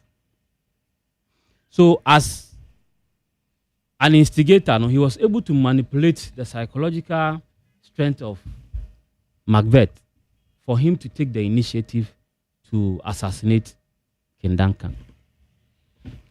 Late in the night, when King Duncan's death was being plotted, or when Macbeth was ready to assassinate King Duncan, he was contemplating, say, Obia, onye meshe. Na prekope, and I'm so niwa, 3 witches are catching me, say, me na DNT. Mikwa kuni die. Am I not going to bear the consequences of my actions as a murderer or a betrayer? But characteristic of some treacherous women, what the woman told Nerene said, eye me empona man who say adidi eya to me na say wo say me kumi bampo na metimi di ade a aka me kumi ba no akwakoye sa no. This was able to fuel the ambition of Macbeth to carry on with the treacherous act of killing King Duncan. Marjorie, you see, and he said, Abra papa na yes I we no. Instead sanka obenu no hu na nka obom pa asre boniface no. He wanted to cover ne else. Nti de oya ne say ahomache obesori akohwe say amanfo hu say King Duncan yakuna na. Okoye no. You know, King Duncan, as all kings may have, had 2 servants, Macduff and Lennox. Lennox and Macduff were there, monitoring the Omo king say on sorry for a long time because that was not a regular time and not king edano. They entered into the room and saw say King Duncan had been assassinated. And they started making noise. And so for Macbeth to cover the ills and answer the treacherous act, what he did was to also assassinate both Macduff and Lennox. Agyeman and pesa mechire. Dem pachire nyina ne says, "Oh hwe CJ toko no issue ya akwa ba nyina me hu ni abe mienu ewa adiem." It is clear say CJ current CJ ye vetting no anase vetting we are ye train parliamentary records to approve him for him to become the CJ of our republic. No? He can be seen in the image of Macbeth. And these 3 witches who delivered the message to Macbeth in the person of Bafuboni Ene in characterizing him will represent the NDC, John Mahama, and the 2 lawyers who had issues with Tokonu. I mean, the lawyer to the petitioners then in 2020 elections. I mean, lawyer Marjorie Boamnidin, the first one, the lawyer to the petitioners in the 2020 elections. Not all the time he was trying to have exchanges with. Apart from Tachikata was one. The other person, petitioners. Chachuni, the other one. The mommy. So these are the witches as characterized in Macbeth book. They were able to instigate Macbeth to go and assassinate King Duncan. And then the instigator behind all this ploy is the NDC in the person of the wife of Mrs. Macbeth. Marjorie, this action that has been carried out smoothly, indeed, I can describe it as judicial assassination, which was carefully engineered, planned, orchestrated, and implemented. You ever say normal, but don't forget, say, my worry is, we are set as precedent, it is going to haunt us forever and ever. And so, whoever thought, say, this was just a constitutional process that is being carried through, should not be tickling himself and be laughing at the back because it is now a precedent for any subsequent president to learn from. When you look at the proceedings, now we share the posture of the majority side as against the minority side. Jerry, I was crying within, not just crying, I was weeping and wailing and telling myself, say, the democracy that people fought and further consolidated it with free speech and rule of law, no, has now been left to the dogs. Because I believe, say, even though that saying has outlived its usefulness, that the majority will have their way and the minority will have their say, you know, that even didn't happen at the vetting. To the extent that at each point, each line, each sentence, the majority leader had to interrupt. Why don't you let me land? At least get the import of my message. Then if you have any contrary view, you can bring it forward. Language students will tell you, say, every word is innocent until meaning is attached to it in context. But they saw that as something that shouldn't be respected. Now, Jerry, I have given the background to what the quotation from our minority leader was all about. I believe, sir, indeed, when we say literature never dies, sir, this is a classic example of a happening which was predicted centuries ago, and today it has been envisaged and be seen as a reality. I will only want to admonish the NDC, sir. Yes, your overwhelming majority shouldn't let you over-glorify yourself, sir. The freedom of speech or our rule of law or our democracy is in your armpit. It must be practiced. Because now a group of people feel say she wasn't appointed by their regime. She's seen as somebody against them. Are we today saying that it is because Justice Bafuboni is their darling boy? My point, Marjorie, finally is that me, I am not here to say you're reversing the decision of vetting Bafuboni and bringing Tokoni back to her seat. I know that will not happen under this regime. Because Ankebeba and Katama not yet called demonstrations. Opinion leaders were speaking against it. They would have heard it. Are you aware that there's a petition pending against the sitting acting CJ? What is the status of that petition? So Obidio, it means expedite no in record time. Emma, it means carry the process through. I didn't know the Eshem pass. Magdalene with the mass MVC, Nemo in Chima of a kind, and who say indeed. Shakespeare book or Chrea or title Macbeth.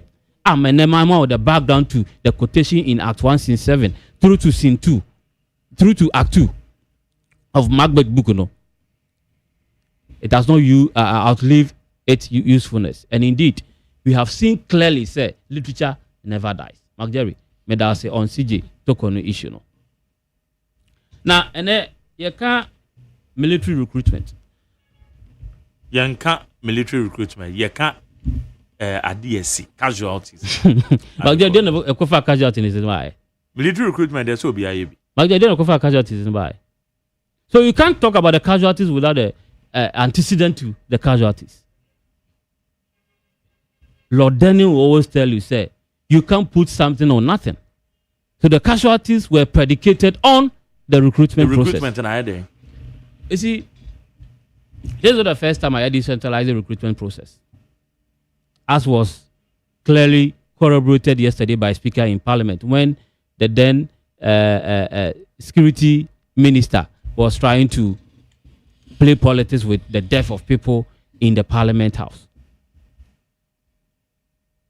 Me, I have a few things to say about this. I will say, this recruitment stampede they see here are claiming the lives of 6 innocent souls. No, should place the blame on the head of President Mahama. Leadership is about.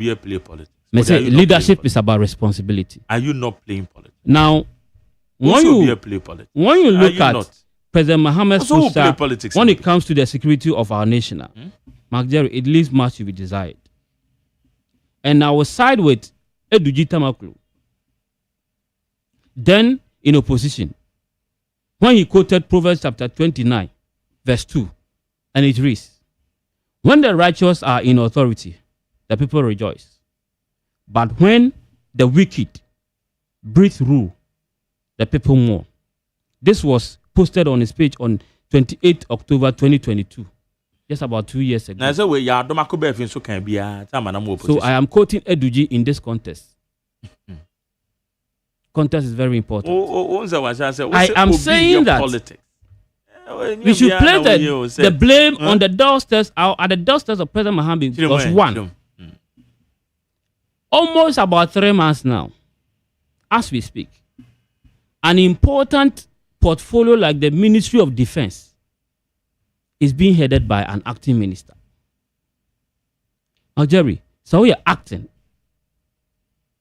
If you're acting in your capacity as somebody who is not the substantive, there are certain key decisions you can take.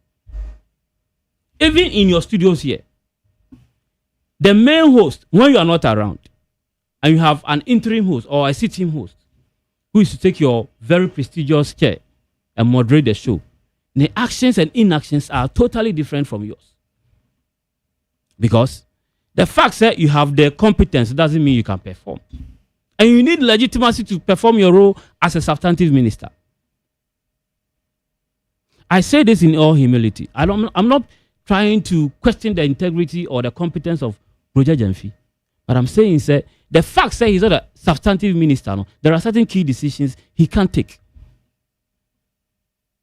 Why is it taking President Mahama so long to appoint a substantive minister for the Ministry of Defense, which is supposed to protect our external borders and secure our territorial integrity? Who is in charge at this point? Now, Jerry, I am not playing politics with this. People may think it's because NDC and I'm say it is the safety of the nation that we are playing with. It's President Mahama telling us that the only person he trusted to protect our external borders was the late Omanebra Mwankwa. We have several millions of people in NDC. Why is it taking him so long to be able to appoint a substantive minister for the Ministry of Defense? So when I say President Mahama is to be blamed for these happenings in the military, and I say in the recruitment process, this is my substantiation. 2, you see, the same President Mahama made a lot of major changes when he ascended to the throne of the presidency of our republic, which affected the leadership hierarchy of the military. Now, Jerry, only say institutional memory in any institution is very important. So nipa na yebida na se esan beto na onim ba bia oye funso onim ba bia oye ni ye enti going forward no he knows where to tighten the loopholes. His appointment of fresh or younger officers to head the military and other security agencies wiped away experienced hands who today could have managed the recruitment process better than we are seeing today. And so when I say President Mahama has a hand in whatever is happening today, these are some of my substantiations. 2, I think that the policy in the military or the security services when they are doing their recruitment must also be reviewed. Now, when we look at one of the key characteristics of a policy implementation, and it's every policy is dynamic, in that the considerations that are taken into account in drafting a procedure or a policy governing an action or inaction of a government institution or a private institution cannot be the same over the period. Because now there is the advent of advanced technology which can be applied. So the era when na kwana woka waka brofo sa Major facha me the era when na ya hu say da bia wo say ekosa line na ye de ye body selection check your height nipa no say the physics SCT no it must be revised to meet the current trend of our dispensation. Because you hear the same thing all the time and expect different results. I believe it is time, say, our said military, no, coming out with a revised policy which will help. Now, going forward, no, the same style of the enlisted new personnel into the security services, no, will be elevated above the old system. Margaret, anya shukre your Ghana card. Data will be bia ewoso. We can go through this data and know who qualifies for which position, especially when it comes to the enlistment of personnel into the security service. And that system that bia na de omanfo ko gina park so na wie bom na nsuo hye omo aduane kura no provisions for it no. It must be done away with. Mark me pese ma asem wa no eyaman fo ma na ahwero nkwa me de yakoba ma busuafo nyina ma sere mo se bibia sibia no eya nyame na de ma ono ana gie omo kom akoma nto omo yam na menim se nyame be hye omo anamu ewo mrepa esemu ne kura no de pese me kan se President Mahama emini war for the security and safety of its citizens or appointed a substantive minister for defense. If you say enyo mane bo mankwa ene knowledge in security and defense in his government. Medase. Medase Gifty. Mark Jerry, I have a little bit to rebuttal. Yeah. You see, me obaye waka brofo aka literature as a your school diamond. Inso omo mutie ye nyina no, this is not what they want to. Now okay say I no former president beka brofo sama a fairly Ghana for more moto aba against or with a whooping 1.6 million votes. Inti ono so asha yes ah. Inti brofo de yes say beka. But edru baby was a church ni amomu mati memufo ne ti ase e the local dialect ne mo. Sane e be ya obehu so say na ye den eko. But then again, I want him to understand, say, when people elect MPs, member of parliament, you are mandated to go and represent your people in parliament. And the Honorable Afenyo Markins, as what kind literature book to Bafo Bonne, wine, our muye yenye nano. Omu leader no has filled them as a party. What you see? Because near our so here as a lawyer or near was our here. As a leader in parliament representing your people, your party, and your constituents, you walk out when there is a serious issue on table. Like here discuss it. When there is the need to say ye obi chief justice ama or minor, then you just walk out. Then you sit here today and read literature to us.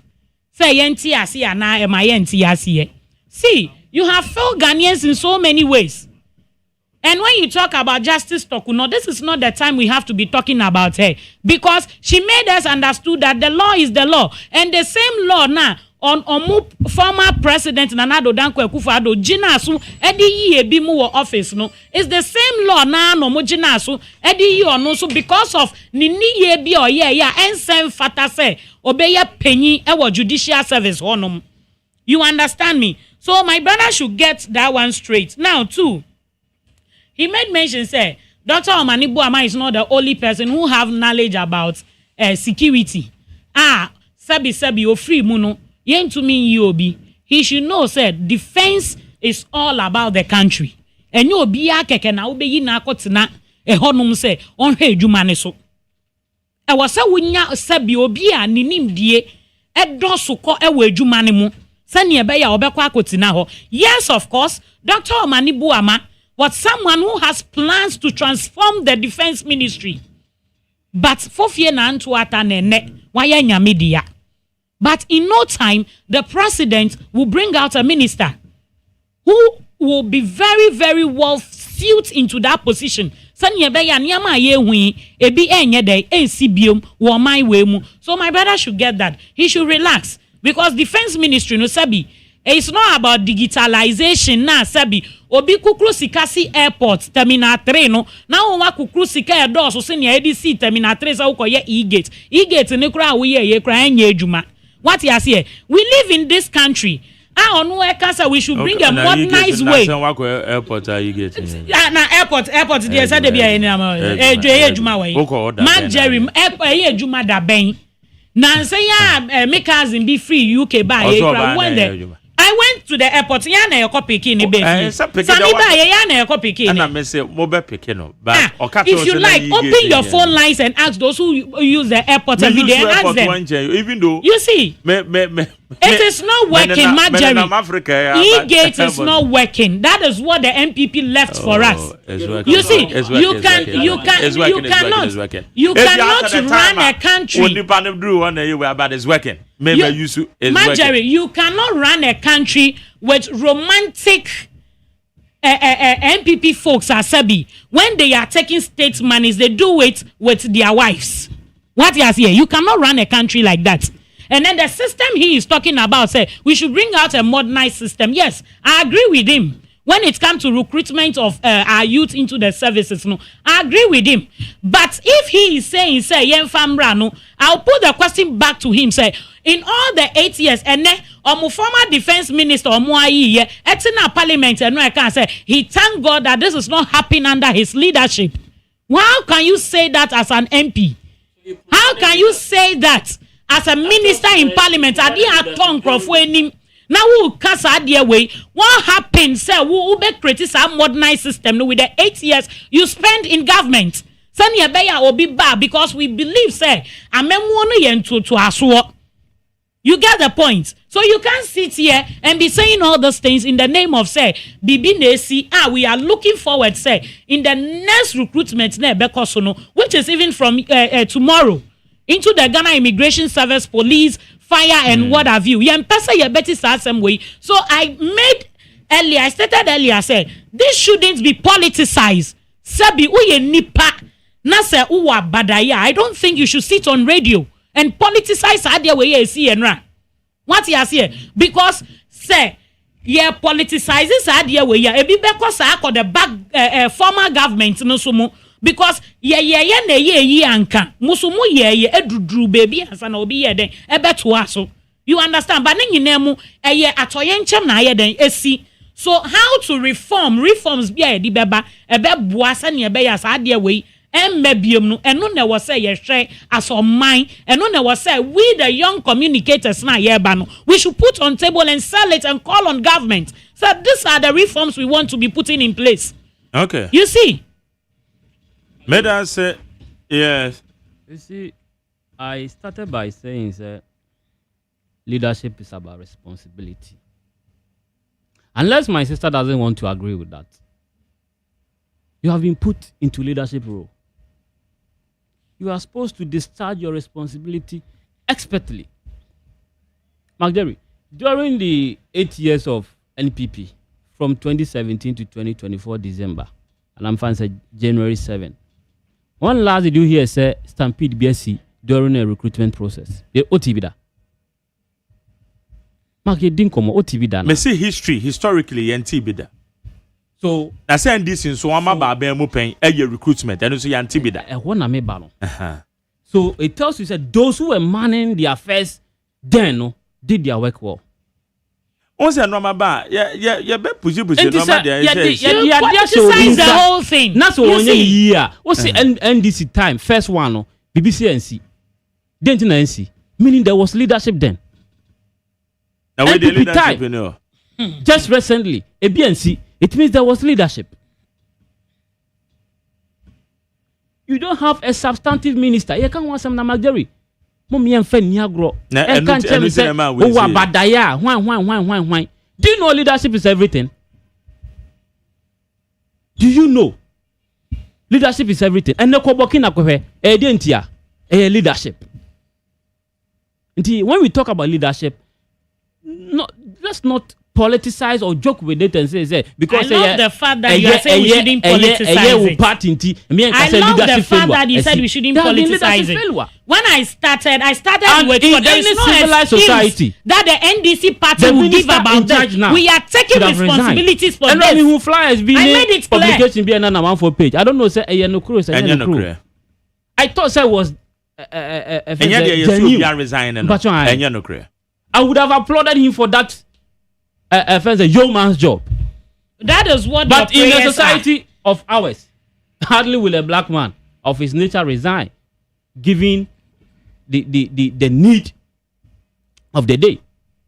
Mark, the American Ediakan said, it is time there is a deliberate need in finding realistic solutions to our unemployment issues. Are you aware that unemployment issues keeps on escalating? You don't have back then they were complaining that there is much unemployment. But check the latest statistical service data on the Betuja. Unemployment give it to us so that I will rebuttal that. Give it to us. So I think that if President Mahama promised at 133 jobs, hence on 24-hour economy, which has not been explained, and therefore lacking realistic solutions to implementing it, it should be able to put in pragmatic measures. Now, or how a day so ama ene a man for makogu elwak in their multitudes. In their multitudes. In their multitudes, no. Solutions to it. Because we cannot be doing the same thing all the time. Now, Jerry, last one. If I had the opportunity to sit before Bahuboni during the veteran, and I had only 3 questions for him. One, can you be say, Osei, he looked at himself back then as a young judge and gave Atai 70 years. Meaning, so the feelings and the mass are judgment, aside the law aspect of the writing the judgment. Is he saying, because is it the same feeling that he used in dismissing all the injunction applications brought before him when Tokonu filed her applications? Was the same feelings? I know was it. Nyame ya adona say you Tokonu free wa obabeye the substantive chief justice and or the feelings dismiss how many people, how many judges were on the bench? He was the presiding judge. He was the presiding judge, and he always voted against the injunction application. Even at the point that his was part of the 4. So the feelings of the movie 70 years, and the same feelings none of the dismiss talk on new applications. Okay, but I say lastly, last opportunity. Can we say the swiftness with which our panel judges here in injunction application? Why didn't he apply the same principle in empaneling the judges to hear the substantive issue? Okay, Madam say NIT 100.9. Eje for me ba mo so yesi e tiwe.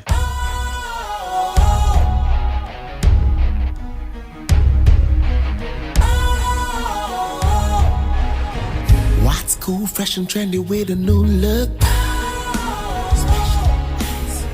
Makes you feel real good, that refreshing vibe.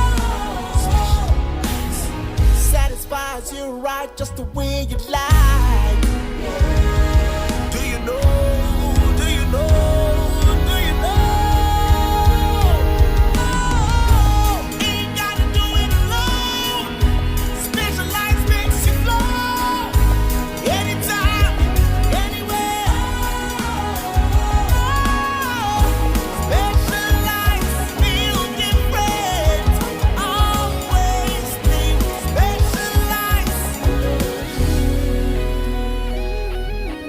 special ice, natural mineral water. Feel different. Think special. This advertisement has been vetted and approved by the FDA. Hey, catch it. Listen in here. And you ma beto to dia me baba no hwade no. Twem so betumi a. Hey, asew. Hey, now beka. Ya John to mami ensa duku portmanteau. This way chocolate drink. Na kan wo hwe afibia nso beri ni waware ne a. This way chocolate drink. Na kan sia. Oh, asew. We den kan no ntumu ho. Me be mo anu nso hye kwa dia ka ho. Wo hwade a wapi ho. O ka sa batete e da fom ho. This way chocolate chocolate drink.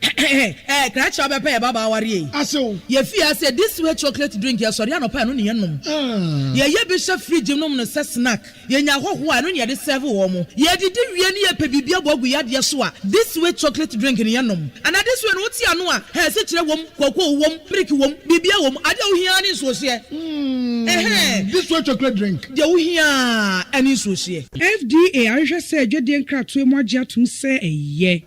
Ye call man so 0302257902. 0302257902 and 0302243540. 0302243540. Mache. Champion McJerry. Yetio. Amago. Anopanya mi asumdwe nkan. Mamincha income national chairman Ira Onabubuachi Ejako. You am challenge respond. Mamincha Ira Pedi a complex Ejapon. The oil politician ya otibidi ndika Esikadio Center ade achene man new politician biania or the way bi da che o man Ghana da this area can dey complex delegate amino so a mon kai no number 1 ho to banto no ntimeji o man Ghana ensi o na o man nkoranum Magjerry Andrade esi wo ewaka mmemu abi ene mmawe bi ahwe mo nkwa Magjerry eyade emu o ya na ya papa a wo se yeka in the Ghana history no yenye recruitment ama bibi say si mo bi hwe ne nkwa da mpa nsia ahwe wo mo nkwa na yenya a whole member of parliament egya parliament house ka say e wo se esi na ye omonka bi o de ba asase so no a oba pa na obi awu na wo kasa se wedi a ma me no o me pachew pe wa mpachewa no nyo mangere endi ni ye because obi ba wa hwe no school o kokope adwa ida be som ne man na bibia si na wa hwe ne nkwa na udina parliament kasa ansimo parliament via oni o man na endi ni ye because Mibia na nye nche ya mpemfo bi ahwere wo nkwa o plane crash mum sa asem no wanka sa asem no na ne de osi eye ya a o second afọ na wo do bi be wood na so ka se nenka bia dia ma me ni na ni ni yi oni o manga de ani ni yi no be ma ne chew Medan se ma me fa de ori amache na yo to ma ade say Yakopon do me yetio ya mi wandi one of ni me je we kristo atia income national chairman don bwedi Lichian papa. Dr. Baumia delegate Montie Abanamano. This are the Yankas and Paya. Papa said, youth, a president, no more recruitment, a soldier, Air Force. Now, as some years, maybe near me, Yao Class. So, protocol on the phone. One can phone one found that. I want to go for fashion. For fashion, go get it. Am I? I'm going to move for the paper. And if I them, yes, I'm going to one year. Protocol for 1 year. Say, get some for some keke. I just got so bad. I just got. Nah, there be am keke. What is only for bonus we do? I maybe I think maybe also papa we blame no. Also papa keke. So don't mama moja I want sound. Moja sound. Ese to abano. Meba cho Graduate. Now sense ma we can sebi nyansa wo. Amomi anyesa. Why? Thank you. Mam next call on you. Meba cho memo ache. Yetio. Pato. Nyama ekosu. Almost say, woman compare Eduma. Yeah, I told you, I could do it. The Basse, one district, this is one power, another to above not me, yes, one district, one party now. Not reduce to away the power. Look at the way back. A dumb back coser, or move car compared a Juma. Because of when one district, one factory, one dam, that's Mrs. Domama or yet the obey. send a beya in movement. I won't buy on Benya to my Nichena and NDC. NDC, Anna, Mama, I'm moving. Nama, Emma, Sanya Monaco. Medan say, young corner, young for Fred. Beba so much. Yeah, good morning. How much? Yes, sir. About you, Mr. Captain, about somewhere there. Yanko Pando commercial. Oh, very much. Yeah, me sure I'm that.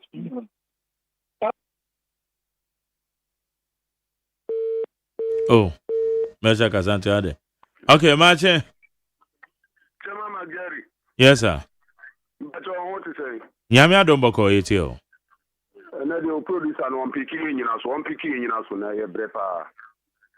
Opening Name and Chia, Name Chia, Mrs. Our studio, Name Monabas, Name Chia, Madi Gibe, one of Wakugan, and a Joa Shaman, Anna, Abdullah Sakra, but you will be in America, one of Washaman, and I'm Papa Chamas, who's surgery. Yamishra Monimapa, and more than Bar Mobile. Opening get your MPP Nino. You do so MPP for Mubedi to influence what and Prahi. And the Mumma or my gun in Nara. Every is a more for a soldier for. Across the country in Nara. And then you put in my more place to say. Maybe someone, not one. No more customer for you may pay me. We are market space. Nobody are Jessica or market your number you go with them. And then and when you win, as soon as so Bonnie and Muta go on, and also you who is saying. Mobile and almost say any part, any part about this to say. I'm a send you my way up or so now. Mobile man send you by a four, and I'm not going no creative space, no, I'm just a catching go cut and now mess a much no crasa. More cancer, my cancer, may no correct, the alcana no correct. Bibi and Wetisa, Ghana, your system, and obedient to me, and security agencies recruitment, not the said bottom.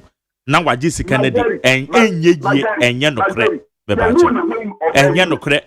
But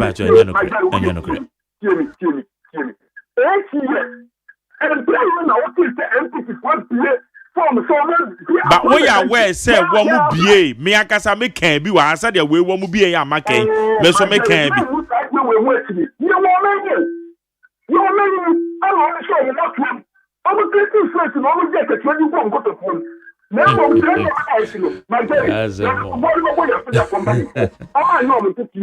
okay.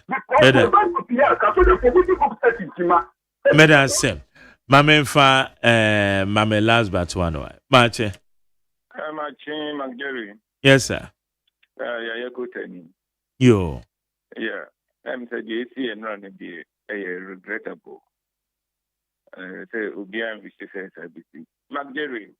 The first listment, my first attempt at me to the 1986.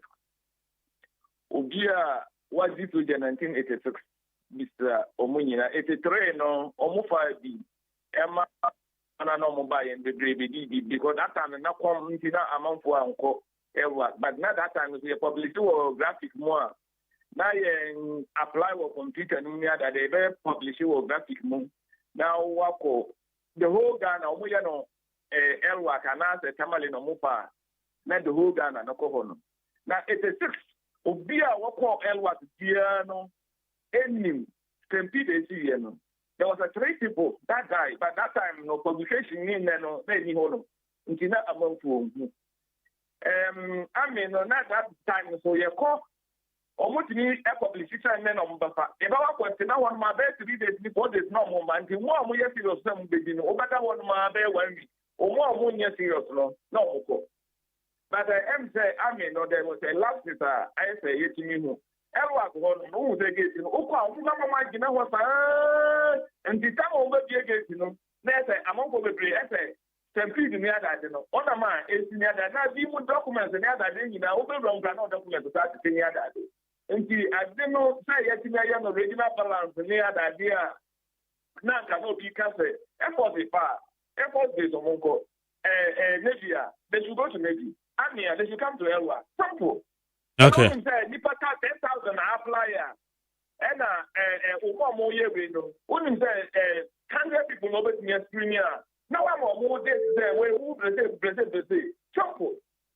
Madam say, me for last one, Marche. Doctor. Get your uncle. It's Hannah. Doctor. For by one. What's up with that? When you're on the phone today. Na me adom ho ye pa obi ho ye. When you're doctor phone. On for this. One can have a man for more today. Na me adom oba mo. Na me see. I'm at home. Let's start for Jay. Bomodia na samumai makumani na kwani muma me kwabisia that you tini pushi wo mu a na mma scotch me that betimi aboa man konkro Ghana incoming na chama what yet mu adresse don bodu ona wo tsa okumsi could you have channel power ila secretary maintain na Dr. Mahmoud Bawumia na Chris kakra me kan se Mike adie britie kese se ya bo na ube kan se mu adie se dia mo na fa Mami ya utuwa wote na kanye bina ama. Obiba kwa university. Nipanu ako ama biche abono. Eti masre. Ati Dr. Mahmoud Bawumia. Eje ni future obeba. Oba asre muka onye no every district. Tampit. Eno se midi mo. Enam. We ya meko. Na meko. Forestry ho. We do test the run home issue. Come to look at Motoroka, Bobby. And decide at DSC, and maybe CBO, no, empty swabber, and our minister. So, most separate, yes, I don't know for friend power. We put say, look up, I mean, well, Kauma, because a young nigga, and I'll be a bomb. I know it's a mess for that. Yes, you know, it's a question every. We will think you said that we be so about the force, and that's all. Okay.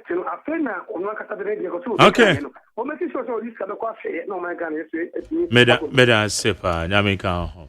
Aha na yede afre no esi obi bia ofre bia ida se. Give to your final comment here. Now, many can say unemployment is higher. I want to put on record, say, before we took over from the NPP, January 7th, now unemployment was at 14.7%, which we all know. But as of 2 months ago, unemployment are reduced to 13.8 by GSS. He should go back and do his analysis and do his checking, get his things very factual before he come to sit on radio. With the help of Malik Basintali, YEA, 4 year or 4 wait ye buy ye juma ye 4 year 4 ye buy ye cry ye who said there were things going on wrong in some of the sectors. Krana, you can't say we still call the people back. You understand? So he shouldn't sit here and say things that he doesn't know. But before I leave, I will say, His Excellency John Dramani Mahama, with the NDC and government, has taken sole responsibility for whatever has happened yesterday. Right. And whatever compensation that will go to the victims, we are going to do it. And going forward, there are going to be reforms that yedibetu akwaimu asani ama we ensibiom yesa mebusia nyina ya akose omunko makomatu omuyem eye den pa say you lost a soul, a strong one, of course, walking and yes or yari bibi no, but say obi e de ade we be politics there sabi uni abadaye unye nipa. So we should put the politics aspect of this incident now. Let us cry with the victims now, or my parents and ebusuafo na asem we ato omo no. We shouldn't just treat this as say it's just a mere youth inti. Let's treat them senior you treat victims of helicopter crash So say ebusuafo ekoma beto omo ye so many years to come. We ensa da. It has become a stigma bia abeto ho. Enti yesre ebusua any oman Ghana nyina say adia we emaye mfa nye politics na mmom ye ne omu nyina na ekambo mu adi oya no se ne ebe ya ye di asempapa be Ghana for in the next recruitment na ebe koso better say yes any na em say James Agaga onye nipa omo MP oba no baba MP no ono so na ni no onye nipa because omu no na dey politics for Enura Parliament House nti afutu no mfa nkomo mark the American chat one is the American. Give it. You can't explain everything. Give it. You can't explain everything. Give it. I'll have to put you right because give it. Time. Give it. Hold on. Substance is not found in shouting. Give them patch up. asam no honorable Ayam Gakaye no. Said ya memetena ha Kofi Akpaloo ya madam for pa. Be condemn in statement o make ye no. Mesen make similar condemnation to honorable lad Nelson Mokaye. Because yemfa religion ever be rewra no ma bi mu say. Asamasi ya now babeka say na yenkremofo de tama away helicopter crash ni si ade na no so wan so rank our parliament say religious. It give to any don't defend my woman. I am defending it. Make us say not city no. But no religion that is out but then yan kan sa. O religion what me nya sure so mu nyina yenkremofo say bi mpo ka ho de a. Yeah. Religion and politics are two separate things. Ehwana me de besi. Me mpesa meka bibia biem. Omo mutie no ati de meka ye na se. Me da se. Magjerry. Me de manu si kra no. From 2001 as a research assistant, becoming a deputy governor of the Bank of Ghana. 8 years running mate. 2017 to 2024 vice presidential candidate. Mark, se ukope Agyeman pa maximum working experience at the more 5 years. Yen kase for 17 years experience if abra na in fact you may be unfansha onsa. Obi are now the biggest contributor to our national delegate conference. 7.5 million Ghana cedis. Donated over 300 acres to the party NPP. With experience, humility, hard work, ingenuity. Onumpo ene ebinom se obada ben dia Mark na me bisa polling station executive, electoral area executive, constituency executive, regional executive say ye catch the vice president say or ye ho a wo ye be catch o say den vote for Dr. Alhaji Mahmoud Bawumia because of you, not for anybody. To Obama Dr. Alhaji Mahmoud Bawumia because se wonpo anaso so numpo o nyina be vice president after through the ranks be vice president say na ye say or ye outsider. Why we a police station executive? Why we a serial caller? And now we ordinary party member. Then, that's one time about my Dr. Alhaji Mahmoud Bawumia, Ebekacho. So vote for the future of your people and for yourself and for your next generation. And I said there, baby, you can be okay, madam say, and also budget, said a medical can ever so. You talking can we are. I feel they analyze why. Gifty, okay, can we add the next to get better and I know to be.